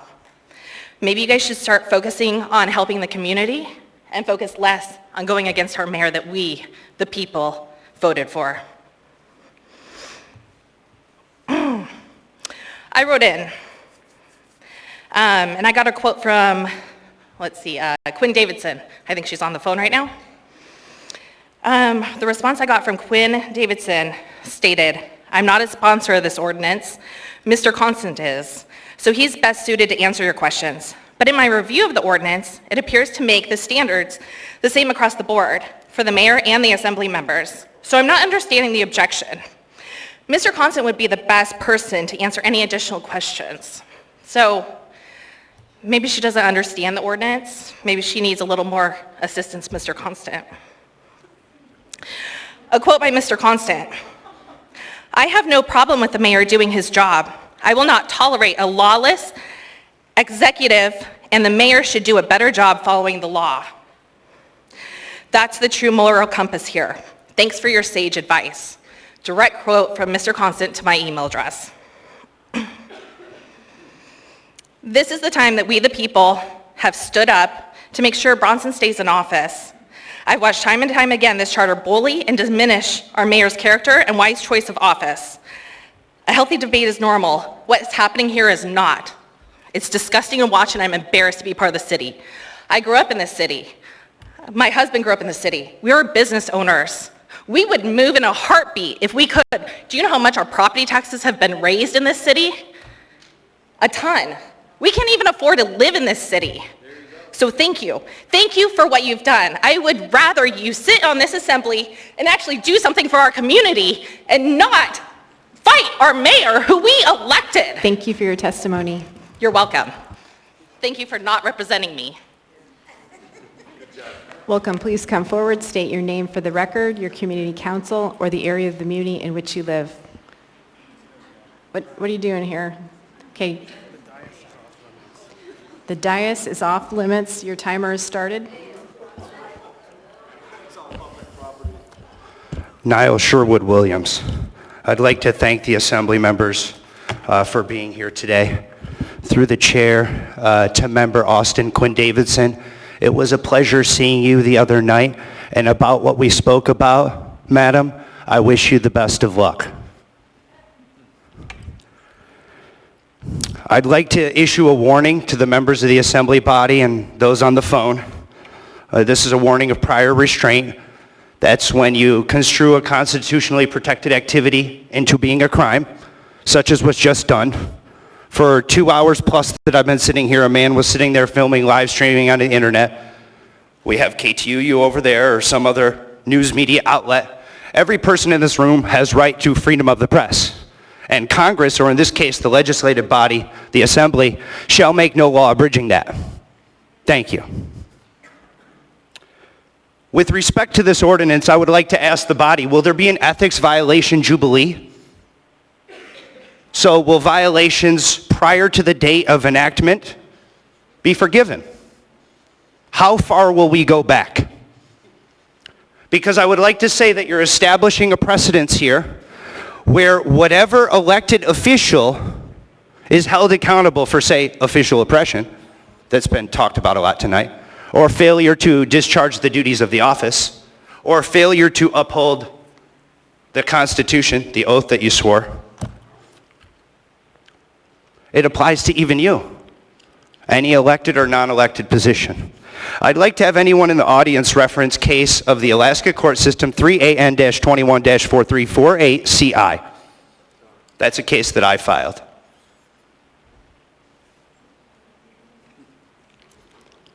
The rule of law applies to all equally. If you live by the sword, you will die by the sword. This appears to be on its face unlawful and unconstitutional, overbroad, vague, violating of separation of powers and equal branches of government.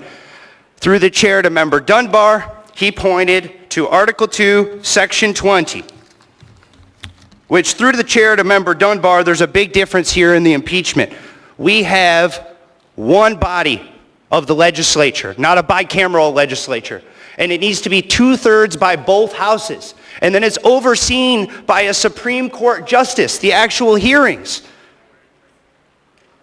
So there's someone that's impartial that can oversee these things. So I just caution every one of you. And I'd like to say the thing I have a big problem with is you adding an amendment to pass an emergency ordinance last Tuesday. Unacceptable. You'll be hearing from me. Thank you. Thank you for your testimony. If there are any other members of the public who wish to speak, please line up now. Please. Please state your name for the record, your community council, or the area of the muni in which you live. Sherry, South. I've been in Anaktuvuk Pass. I haven't slept in 4 days, and I'm exhausted, but I got out of bed to come and testify because I feel so strongly about what you guys are trying to do. When I look at this ordinance, I have a huge amount of heartburn when I look at Section 2, subsection 27.20-085. It says in here that you guys are establishing what willful and knowing breach of duty or culpable indifference is to an elected official. This would be laughable if it wasn't so outrageous. You guys are telling us that you know what a breach of the public trust is. Let me tell you something. You guys have violated my trust over and over and over again. I don't trust you when you misappropriate funds. I don't trust you when you shut down the cameras in the election terminal. I don't trust you when you do not allow fair opportunity to testify. I didn't even know about this meeting until a very short time ago. It's just amazing that you think you can define trust because you don't have any with us. I also have a huge amount of heartburn about this official oppression. People had their livelihood taken from them, and you did nothing.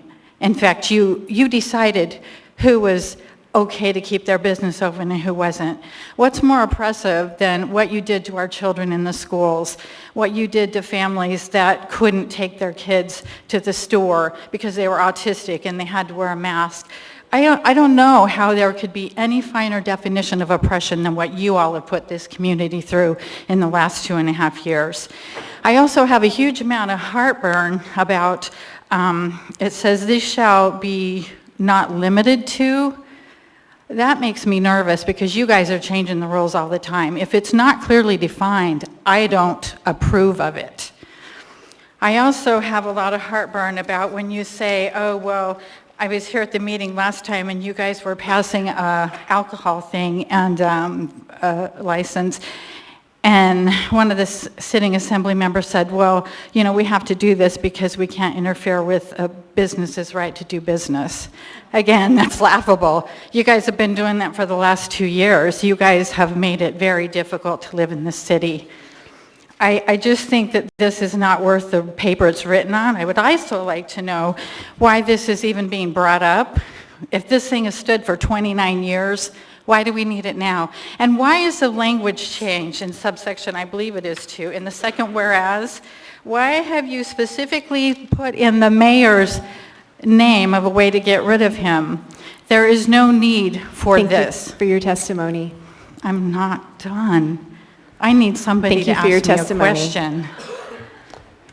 Let's have the next person come up, please. State your name for the record, your community council, or the area of the muni in which you live. Hi, my name is Heather Siebold. I'm a member of the Eagle River Chugiak community. I'm represented by Assembly members Allard and Cross. I'm here to testify in opposition of AO 2022-60. I am not a person who historically has been concerned with what goes on in these meetings, but given everything that has gone on with the body over the last 2 years, I'm here and I'm concerned. Which means as a mom, I've missed countless family events because I'm concerned and paying attention to this body and its actions. I'm not the only one. I know of many people here tonight who have children and are away from them on this beautiful evening. This assembly quite literally takes moms and dads away from their children and families. And with this new ordinance, it appears that you all plan to continue this behavior. It is all a complete waste of our time, but for some of us, it's precious time and moments.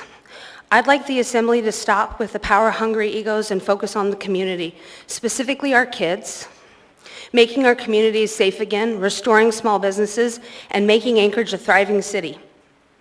And work with the mayor to do so. This does not seem to be the focus of the Assembly. Your focus appears to be on removing and belittling those that do not share your political views, specifically our mayor. There is clearly a contentious relationship between the legislative and executive branches, and I believe this ordinance will be used to remove any mayor that is not politically aligned with the majority of this Assembly. This community elected Mayor Dave Bronson, and it's up to the community to determine if the mayor should be removed by a recall effort, not at the will of this Assembly. I keep hearing we need a procedure to remove a public official, which we have one, and we're all familiar with it. I'd like to quote a recent article from ADN. Vesting this massive power of a co-equal branch of government tilts the balance of power towards the Assembly to a level that is dangerous and will invite abuse. I don't normally quote ADN, but this time they got it right. I'd also like to address the wording of this ordinance, specifically breach of the public's trust. Mayor Bronson hasn't breached our trust. You have.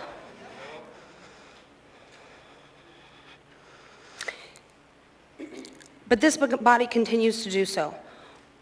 And there are countless examples of how you've breached our trust. What was an Assembly member from downtown Anchorage doing with his phone in an area he should not have been while ballots were being counted?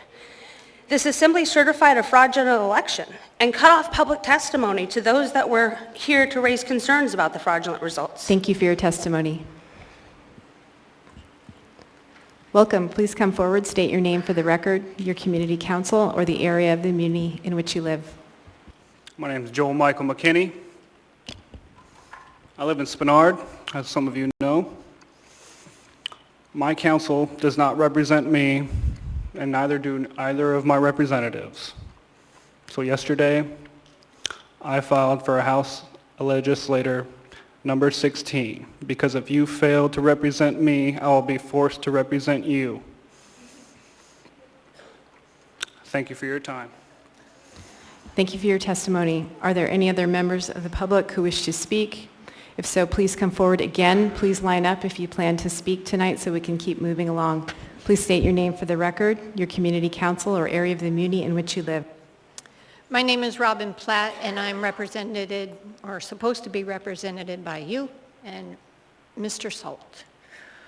I have prepared words here, but I'm debating of whether to bother to read them or not, because he testified, she testified.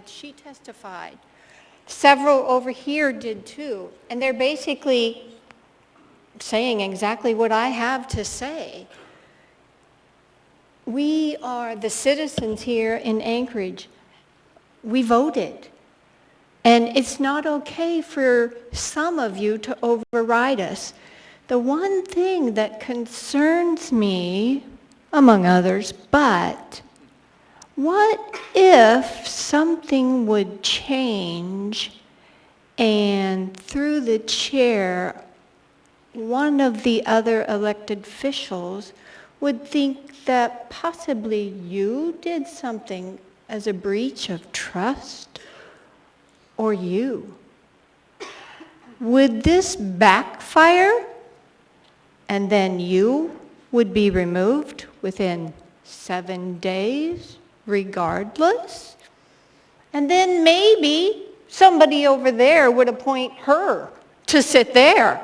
Or appoint, oh yeah, we need you up there, absolutely. So to repeat what everybody said, I don't need to give you all a civics lesson or a government class, but I seriously ask you to consider the ramifications of what decisions that you're making today, tomorrow, and next week. Thank you for your testimony. Welcome. Please come forward, state your name for the record, your community council, or the area of the muni in which you live. Hello, my name is Danielle Ohms, and I am in District 6 in Randy Salt's district.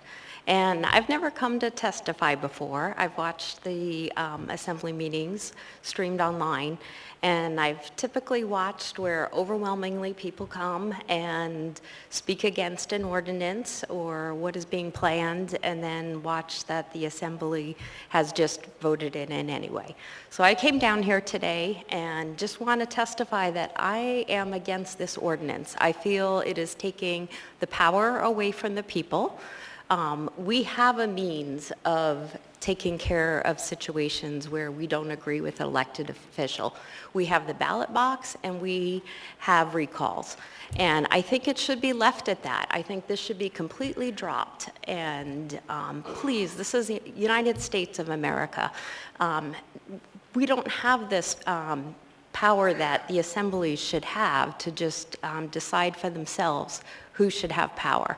And I truthfully don't trust that it won't be politically motivated in the decisions that are made. So please leave these decisions with the people of Anchorage. Do your jobs. We need to see your leadership in so many other areas in Anchorage. And please leave the voting to the people. Let us decide who we want for mayor, and if something goes wrong, let us have a recall option, or we'll vote them out. So, but I am against this, and please prove me wrong everything I've seen. You've seen overwhelming testimony today. I mean, that's all I've heard is everyone against this. Please listen to the people here today. Thank you. Thank you for your testimony. Ma'am, would you stick around, please? Ma'am, Mr. Perez-Verdia has a clarifying question about your testimony. Yes. Sorry, thank you for your testimony.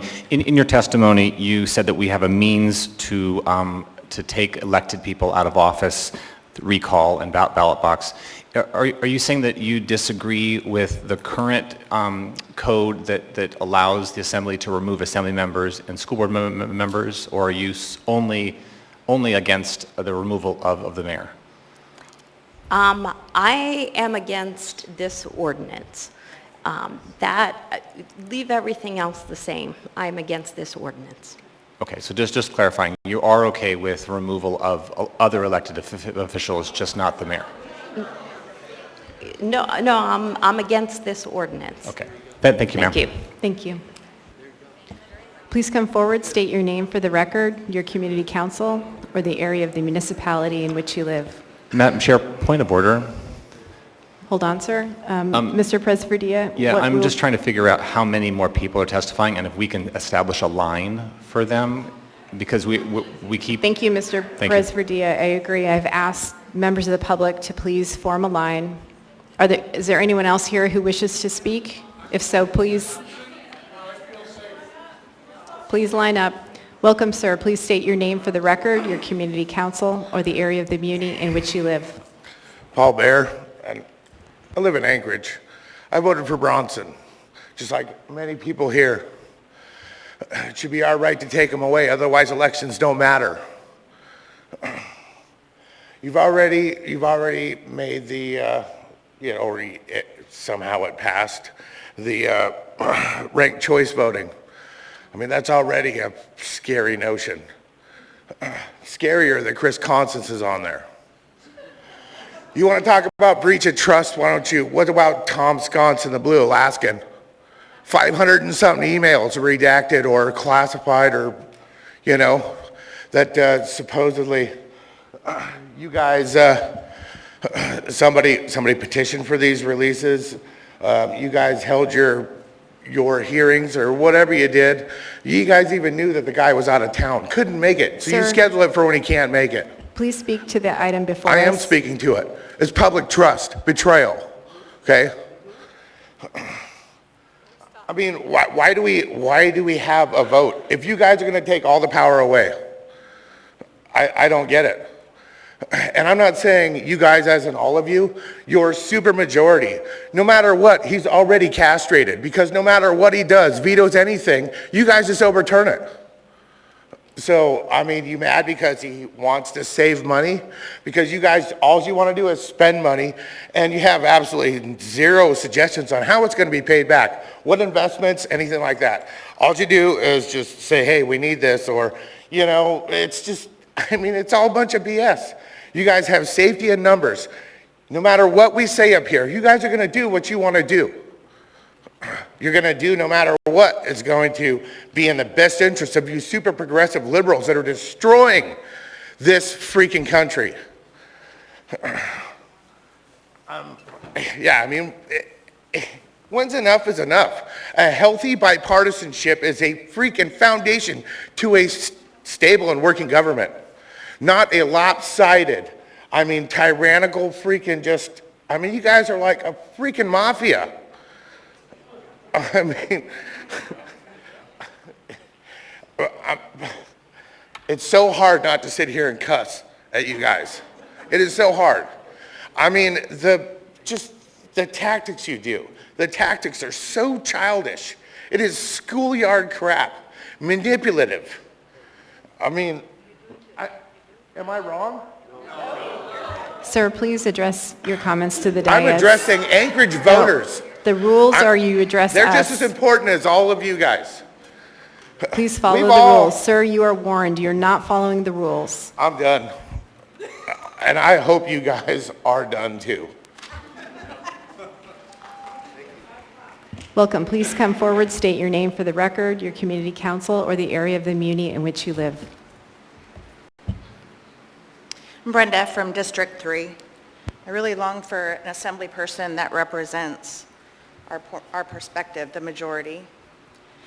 So let the record show once again that I accept your oath of office as a binding contract between you and me to uphold my constitutionally protected rights. We do not consent to AO 2022-60, nor do we grant you permission to decide if our trust has been breached, nor do we allow you to decide whether or not to remove a mayor that has been elected by the city at large. If you want to establish procedures, then your proposed ordinance should be scrapped completely and a new drafted that underscores the people. The residents of Anchorage decide and agree whether or not trust has been breached and whether or not a new mayor elected.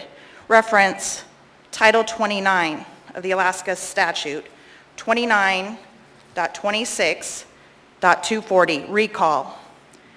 An official who is elected or appointed to an elective municipal office may be recalled by the voters after the official has served the first 120 days of the term for which elected or appointed. And Section 29.26.250, grounds for recall. Grounds for recall are misconduct in office, incompetence, or failure to perform prescribed duties. Several weeks ago, I testified about an alarming observation I witnessed with our municipal election process. Members of this body have maintained that the election process in Anchorage is worthy of trust. If you honestly believe that, then this ordinance is completely unnecessary. Earlier this evening, a member of the Assembly made a reference to Article 2, Section 2 of the Alaska State Constitution. Here's what that states. A member of the legislature shall be a qualified voter who has been a resident for at least 3 years and of the district. I don't think we need to continue with Article 2, Section 2. I agree, Mr. Constant. No, we don't need to. If you meant Article 1, Section 2, that states the following. All political power is inherent in the people. is founded upon their will only and is instituted solely for the good of the people as a whole. Thank you for your testimony. Welcome. Please come forward, state your name for the record, your community council, or the area of the muni in which you live. Hi, my name is Esau Falema. And could you pull the microphone closer? My name is Esau Falema. I got a bunch of properties in Mountain View and Boniface, and it's towards the problem we're trying to fix here. And indeed, the biggest problem is we shouldn't be doing something like this when we're trying to work together as a team. I kind of oppose against this AO 2022-60 is because we met with the mayor and he kept fighting this problem. It's not a homeless problem. That's the biggest case here. It's not a homeless problem. Me and my wife, Rosalina, which House of Transformation, we also have a vocational school, and a lot of our offices is on Spinard. We go biking in the trails. We see these guys barbecuing out there. I'm like, what are you doing here? You know, the biggest problem is it's a mental illness problem. When he was trying to do the navigation center, he was trying to navigate them to the proper care. You know, rural cap, they deal with mental illness, you know.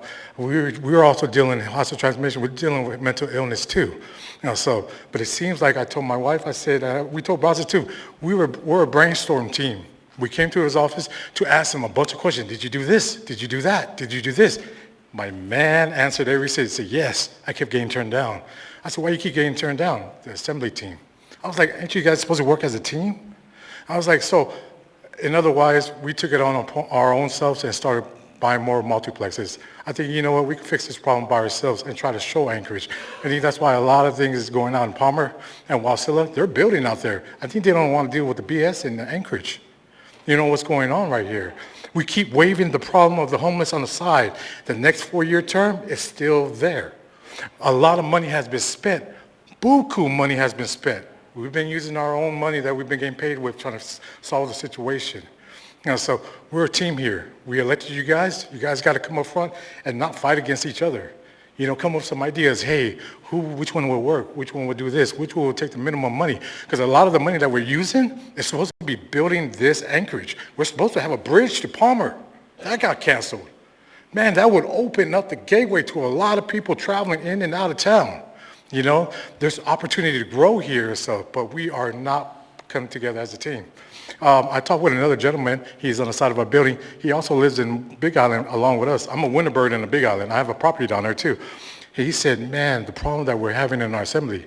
I was like, oh, you noticed that too? But you're only here in the summertime. We're like, no, I just really care about what's going on. Our assembly, our mayors, a lot of this stuff has been getting miscapped on the news.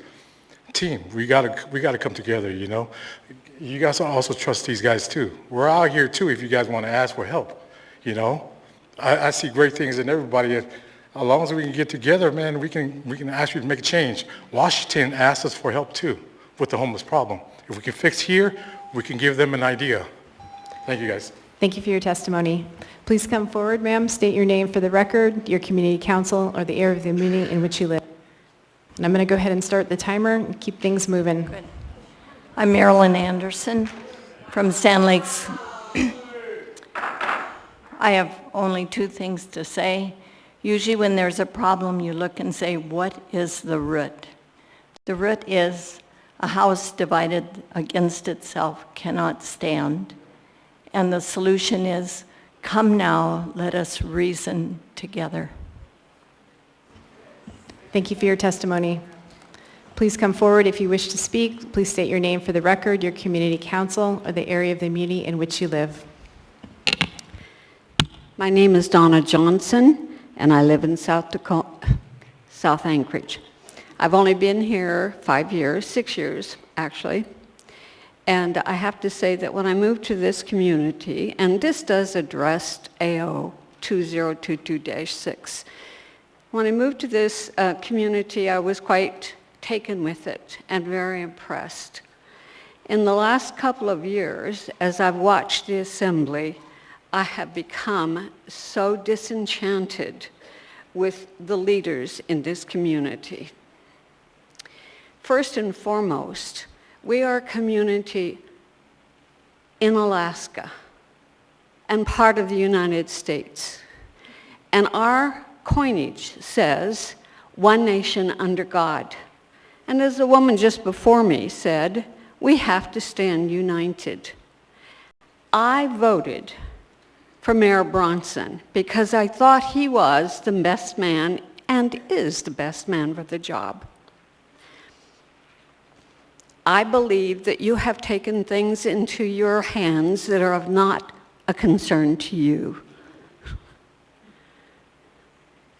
We are a free nation, but because of this type of activity that's being promoted by not only in Anchorage, but other places in the United States, we are slipping into socialism, and it frightens me. I'll be 82 in just a few days, and I have never seen nor heard a body of people, governing people, elected by the people, supposing that they would do what the people want them to do. I don't see that. In everything that I've listened to in the last year and a half, you are a great disappointment as our representatives. And I'm disappointed that intelligent people who should know that they're the ones that are representing the people that have voted for them and should be doing what the people want, and they do not because they have their own agenda. And it scares me. I'm terribly frightened. We are a nation of freedom, and this past weekend we celebrated the heroes of our nation who stand up for our freedom. I don't want you, as a small body representing this community, to take that freedom away from me by trying to remove a man duly elected by your constituents. Who do you think you are? Who do you think you are? You don't represent me. And I'm really sorry about that. Thank you. Thank you for your testimony, ma'am. Ma'am, would you come back, please? There are two members in the queue with clarifying questions about your testimony. First is Mr. Perez-Verdia, and then Ms. Allard. Yes, I'm really 82. Hi, I'm over here. Thank you for testimony. I hope this question is not offensive to you, but in your testimony, you're talking about respecting the voters. You know that all of us up here were duly elected by voters as well. I'm aware of an election. Thank you, ma'am. I just wanted to make sure that was clear. Thank you, Mr. Perez-Verdia. Ms. Allard? I just wanted to thank you for coming out tonight. I appreciate that. Thank you. Thank I you. want my community to succeed. I do. Just like everybody. Oh, one thing I forgot to mention. I know this Thank you, ma'am. I'm going to say this. Where are the people that support this? Where are they? Thank you for your testimony. They didn't come because they know it's going to be passed. That's why they didn't come. Actually, Madam Chair, actually, I do have a question. I apologize. Go ahead, Ms. Allard. Next time, please lead with your question. Have you spoken to any of your neighbors or anybody that actually supports this ordinance? Actually, I have a group of women that we meet with and we pray about these type of things because God is the one who's in control. And I have to tell you that almost every woman that I meet with is against this because it does not represent us as a community and counting our vote. Our vote is null and void by what you're trying to do. Thank you, ma'am. Thank you. Are there any other members of the public who wish to speak? I don't see anyone. Okay, line up, please. You need to line up.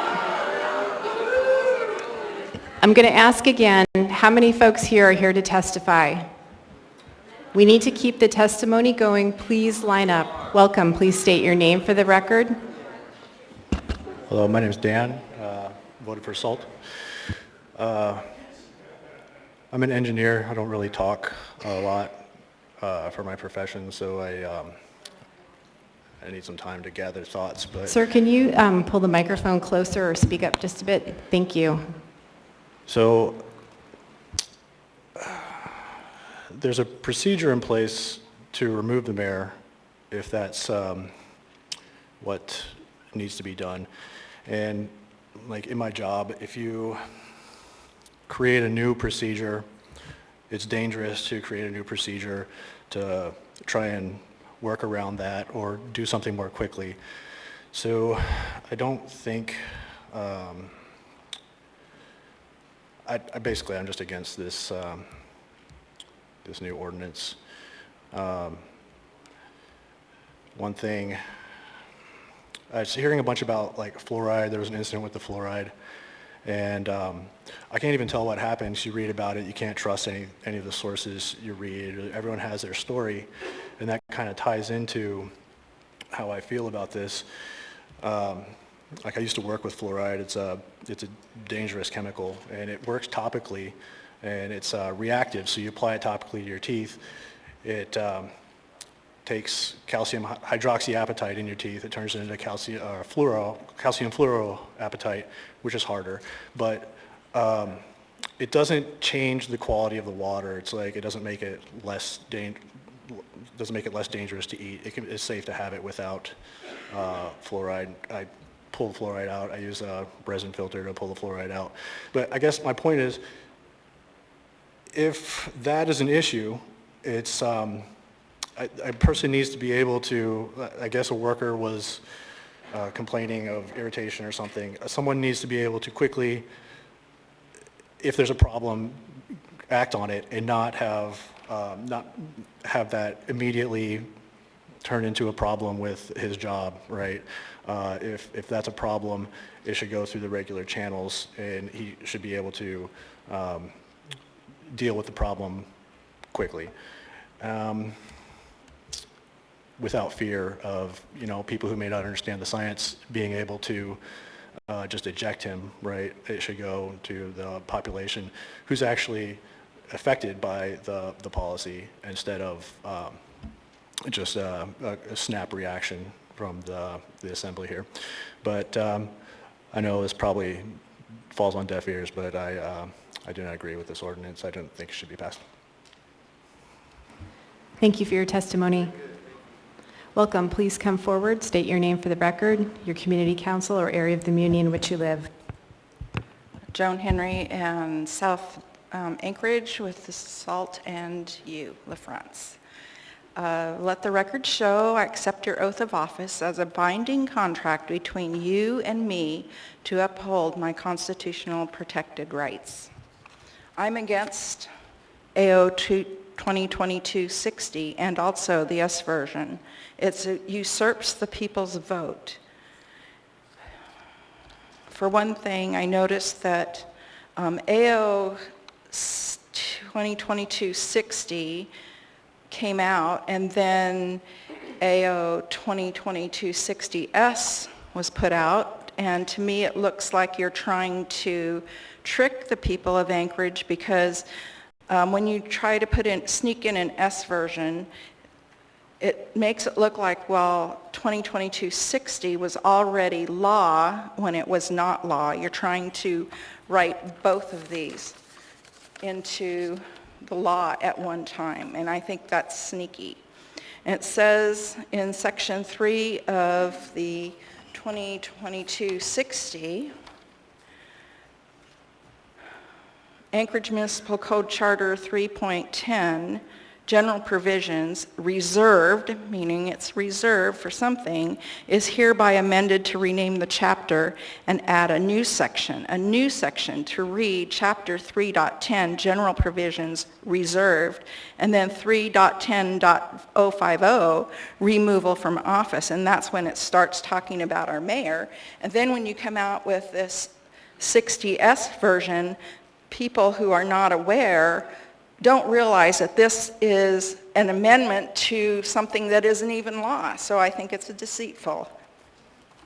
I guess another question I have, but I know you're not going to answer it, is why was Bill Falsey hired at $50,000 a year to represent you and write an illegal ordinance when we already have an MOA attorney, Mr. Gates, who's not here?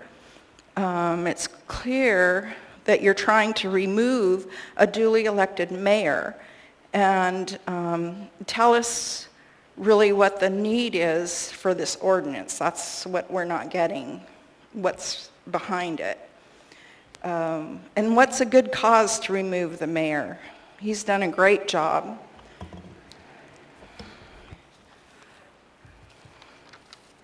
Thank you. Thank you for your testimony, ma'am. Please hold on. Ms. Allard has a clarifying question for you.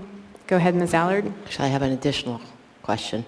Uh-oh. Did you say that Mr. Bill Fosley was paid $50,000 a year? That's what I was told. Oh, it's $100K. 100,000? Thank you for clarifying that. Thank you for your testimony. Please come forward, state your name for the record, your community council, or the area of the community in which you live. Hi, I'm Trina. I guess I'm just going to be another number here. I'm not going to waste my time saying what everybody else has been saying, but I'm against this. I think you're being unfair. And starting with, we're not even allowed to support people that are brave enough to get up here and say something. We can't show any support. So I guess that being said, in case you guys haven't been keeping tabs, how many people are in favor of this? How many people support this? Okay. Ma'am, please direct your comments to the dais. Thank you. Thank you I for wanted to know who else was supporting it, because we're not allowed to clap to even know if there's support. Thank you for your testimony. Yeah, thank you. Now we know. Welcome, sir. Please come forward, state your name for the record, your community council, or the area of the community in which you live. My name is Richard Schaefer. I live downtown. I'm a Vietnam vet, 1st Infantry Division, and I took an oath of office. And I've been to City Hall, and each of you have a piece of paper in that office that you signed with your own ink and hand that says you took an oath of office also. This type of ordinance is an absolute violation and treasonous to the people of Anchorage in the worst possible way, and each of you should be held to the level of treason. Thank you. Thank you for your testimony. Are there any other members of the public who wish to speak? Anyone at all? Ms. Allard, you put yourself in the queue? Okay. Okay, if there's anyone else, last call, please line up. Please state your name for the record. Last call to line up, please, so we can keep moving. Madam Chair, Please state point your of name. information, please. Yes, what is your procedural question, Ms. Allard? I'm trying to figure out where in code or in where people have to line up. I know there's elderly people here, there's Vietnam veterans that are here, disabled people that are here, older people. Can you please Thank you, Ms. explain where that Allard. information is? Sure. I don't believe that is necessarily in code. However, to move our proceedings along, I'm asking people as chair to line up, to sit up front so we can keep moving so that we can hear from everyone. Welcome. Please state your... Who just... Who's that?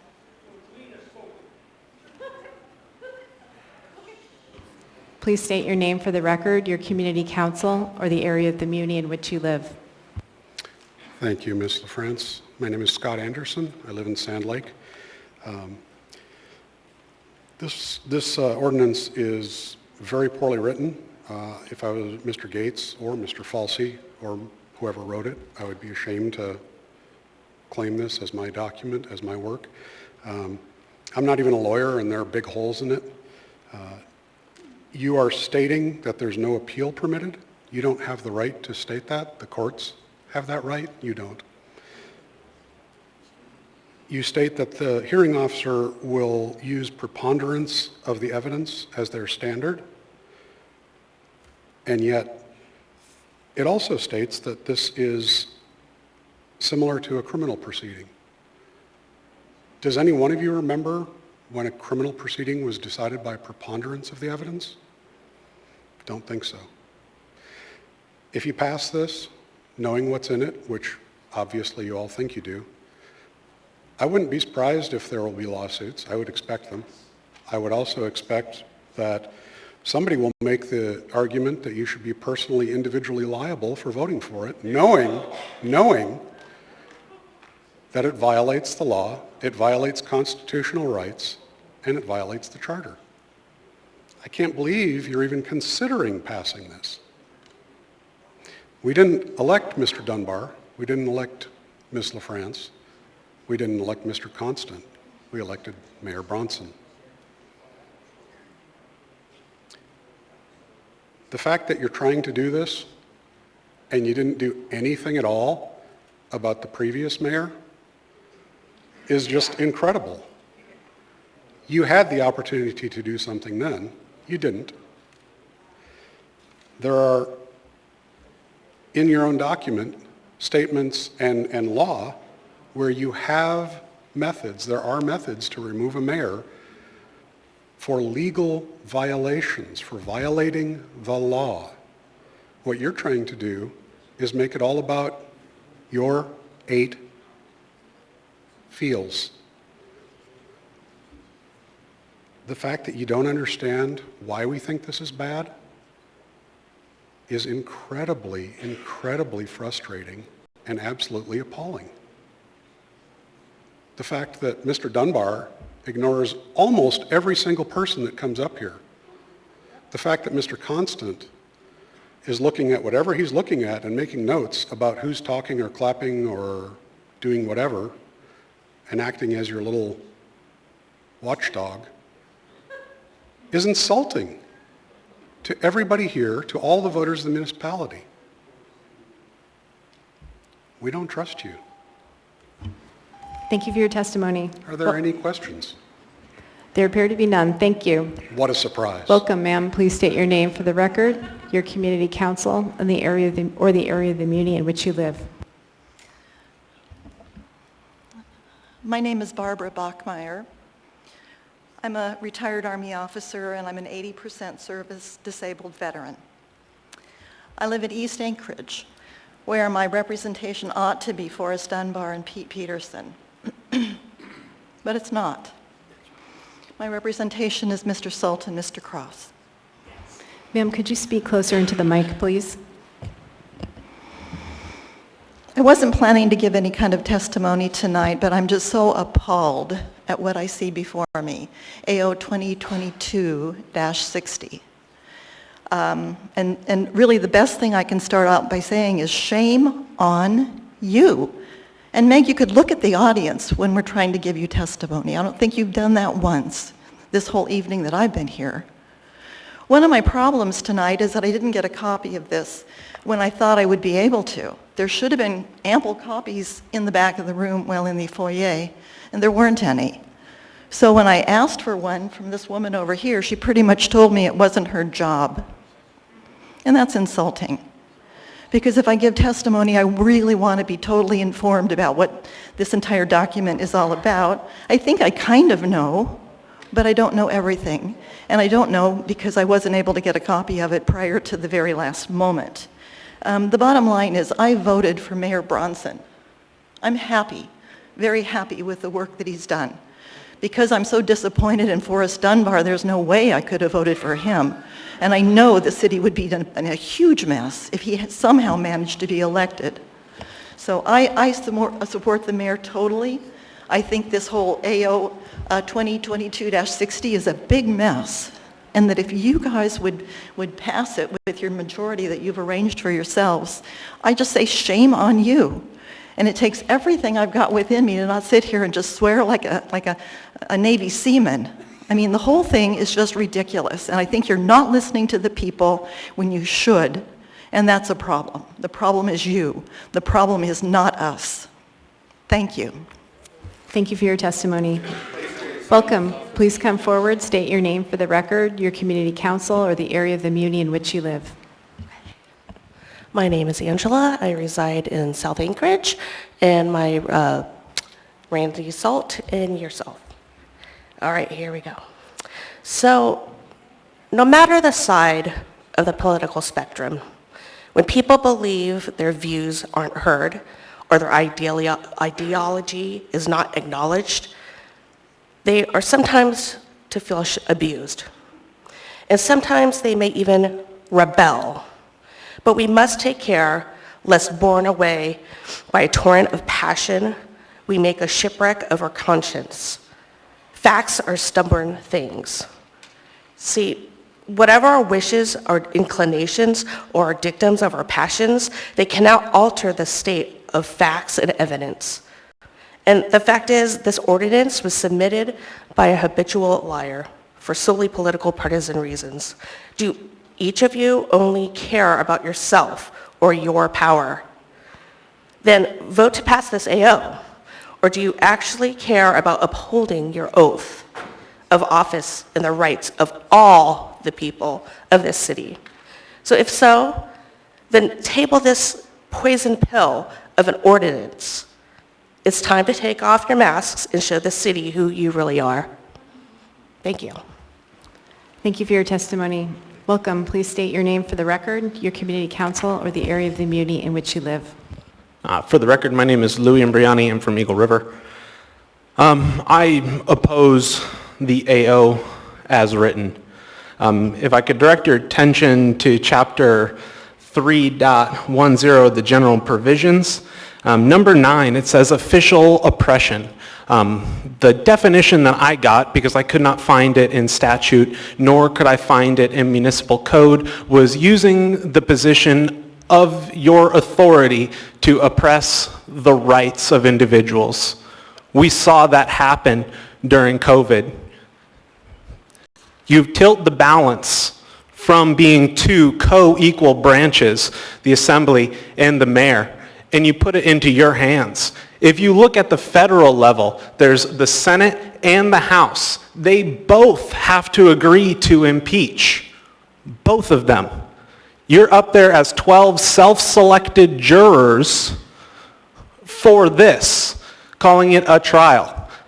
I completely agree that if somebody does something illegal or willfully disobedient and something that breaks the law, they should be removed.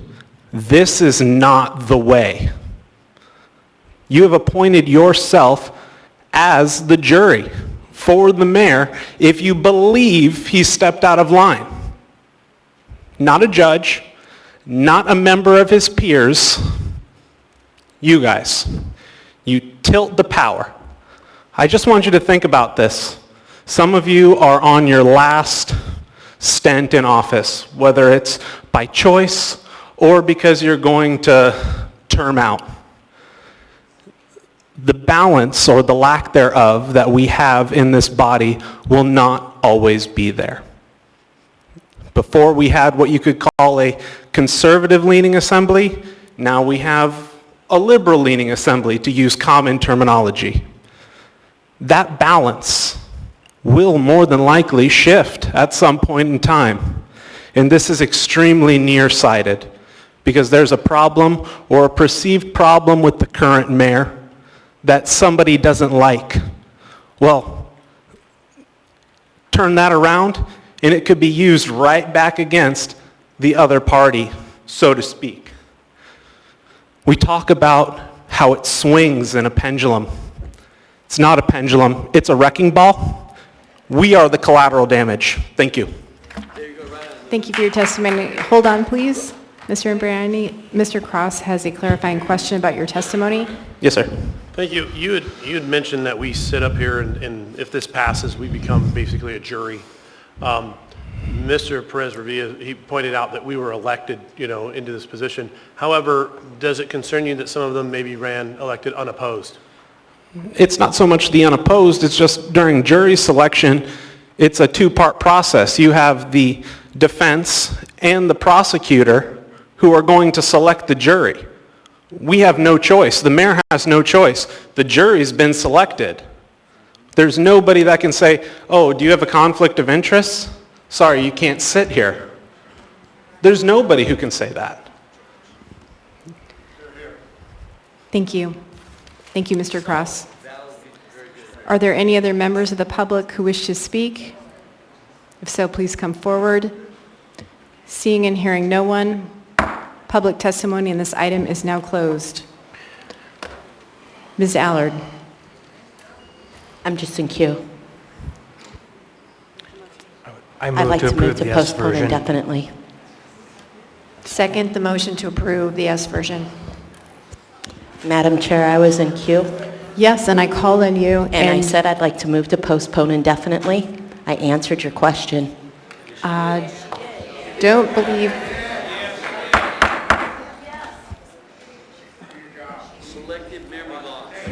Second the motion.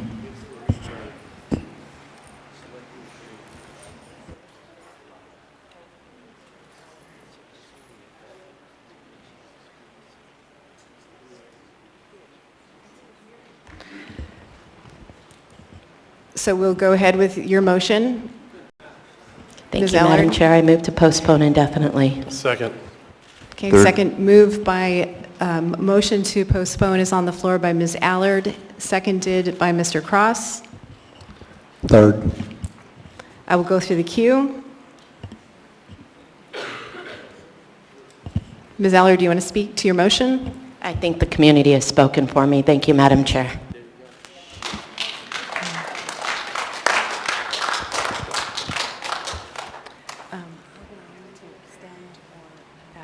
Mr. Cross? Yeah, I'd like to speak to this motion. We heard a lot on public trust. And when you look at public trust, it says public trust, within the public lies the true power of the future of a society. And I agree. The reason I'm here and the reason I ran was because I looked and I saw what happened, and this is another time that I see that this board votes to expand our power. And every time we vote to expand our power and make ourselves more powerful, just like we did under 2021-1117, means you have less power. I can't agree with that. We as Assembly have a duty to uphold the public trust, and I believe this action erodes that tremendously. And even if it were, you could say it was good legislation, the impression it leaves on the public is that we are power hungry and we're grabbing. I don't think it's the right time. I think that it's been too heated. I think the way it's coming about is inappropriate. I don't think that it was a bipartisan effort that sat down to say, is this a situation that needs to be created? I think the attorneys involved had a conflict of interest, and I'm really flabbergasted by everything I've seen. I fully support this. I have an intention that I realize how this is going to go. This is going to probably happen just like it did with the mandate, where we tell you that we're going to vote or we're going to have a special session, and then we move the date and we usurp you and deny you your public testimony. And it makes me sick in my stomach how I think this is going to happen, but I'll let you know that I don't agree with this at all. Thank you. Mr. Cross? Folks in the audience, please refrain from clapping. I'll go through the queue. Mr. Perez-Verdia? Thank you. I have a legal question, and I don't see Mr. Gates here. I'm wondering if the municipal attorney are you able to answer a question for me related to this?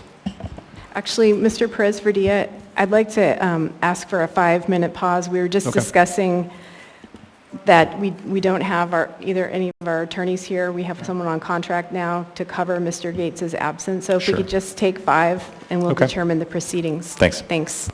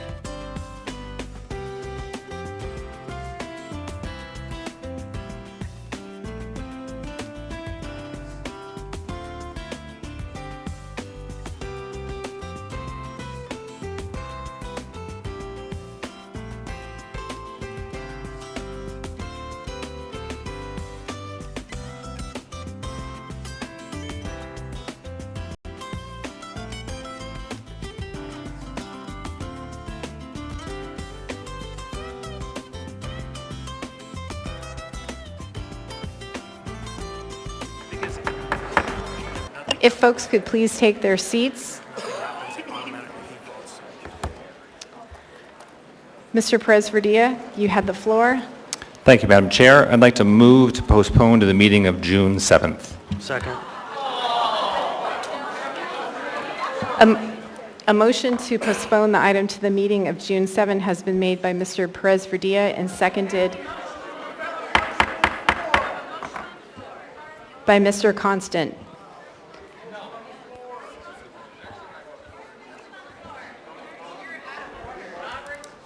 Madam Chair, point of order. Where'd that come from? Or Mr. information. Solt? Was there not already a motion on the floor to postpone? Yes, Sorry. sir. So the motion on the floor was a motion to postpone indefinitely, which, according to Robert's rules, is actually a subsidiary motion. However, in our practice here and in our custom, we use it as a main motion, and so we treated that motion from Ms. Allard as proper. Given its status as a main motion, then a motion to postpone to a time certain is then the subsidiary motion that takes precedence. So there's a motion to postpone to June 7. And it's been seconded. Do you want to speak to it, Mr. Perez-Verdilla? Yes, Madam Chair. So just a few comments. First of all, I really appreciate the testimony tonight. We've received a lot of new information that I think this body needs to process. Second, the public has brought forward a number of new questions that we need to get answered, both I think from this body and from legal. And so I think it's proper to take a little bit more time before debate. I think there needs to be a robust debate about this, clearly. And I believe we need time to be able to consider the information and then have a robust discussion about the merits of this. Thank you, Madam Chair.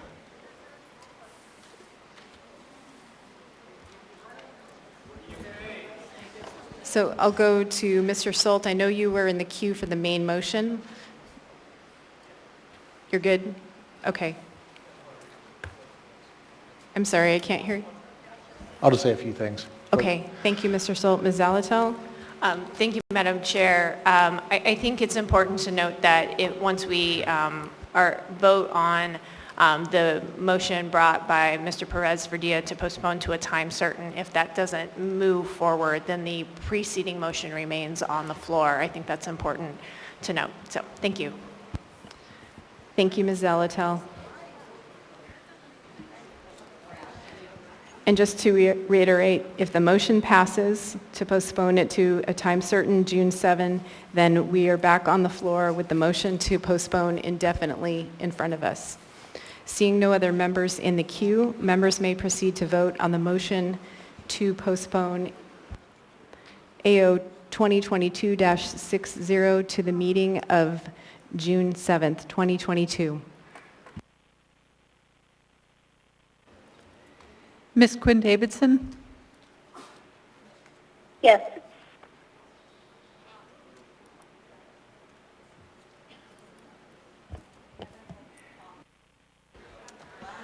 The motion passes 8-3.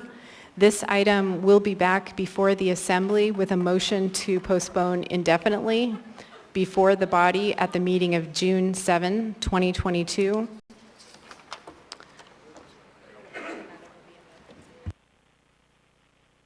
It will be in the continued items section of the agenda. So that brings us to audience participation. We have time for at least one person. Someone would like to come forward and speak. You'll have 3 minutes. Please state your name for the record. And I just want to note, we automatically adjourn at 10. The video cuts off. Go ahead, ma'am. Rachel Colvar, District 4. So instead of following the procedure that you are accustomed to, you come up with this new rule according to Robert's rules. I don't know why that confuses you. Usually if there's a motion on the floor and you want to change it to something else, you amend the motion. Madam Chair, point of order, please. Ms. Allard, what I'd rule like do you to believe move has to been extend broken? public testimony until 11 o'clock. A motion has been made to extend public testimony to 11 o'clock. Is there a second? Second. Seconded by Mr. Cross. Mr. Dunbar? Yeah, I'm just, I'd like some clarity. We're not in public testimony. Extend the meeting. I don't think the motion is Please. proper. I apologize. I wanted to move for Thank you, audience Mr. Dunbar. participation. If folks in the audience would please stop talking, it's creating an actual disruption of the meeting. Ms. Allard, I believe the motion that you want us For to audience extend... participation. Thank you, Mr. Final- Dunbar.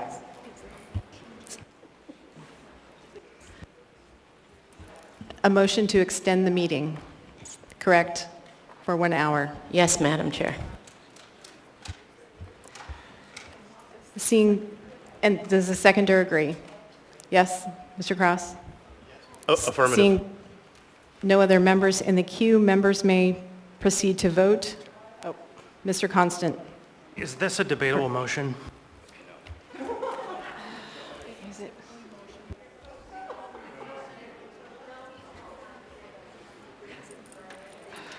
Limit, extend, debate. This one is debatable. This is a debatable motion. Madam Chair, I'd like to call the question. Second. That's not a debatable motion. That is correct, please, ma'am. A motion to call the question has been made by Ms. Allard, seconded by Mr. Constant. Members may proceed to vote.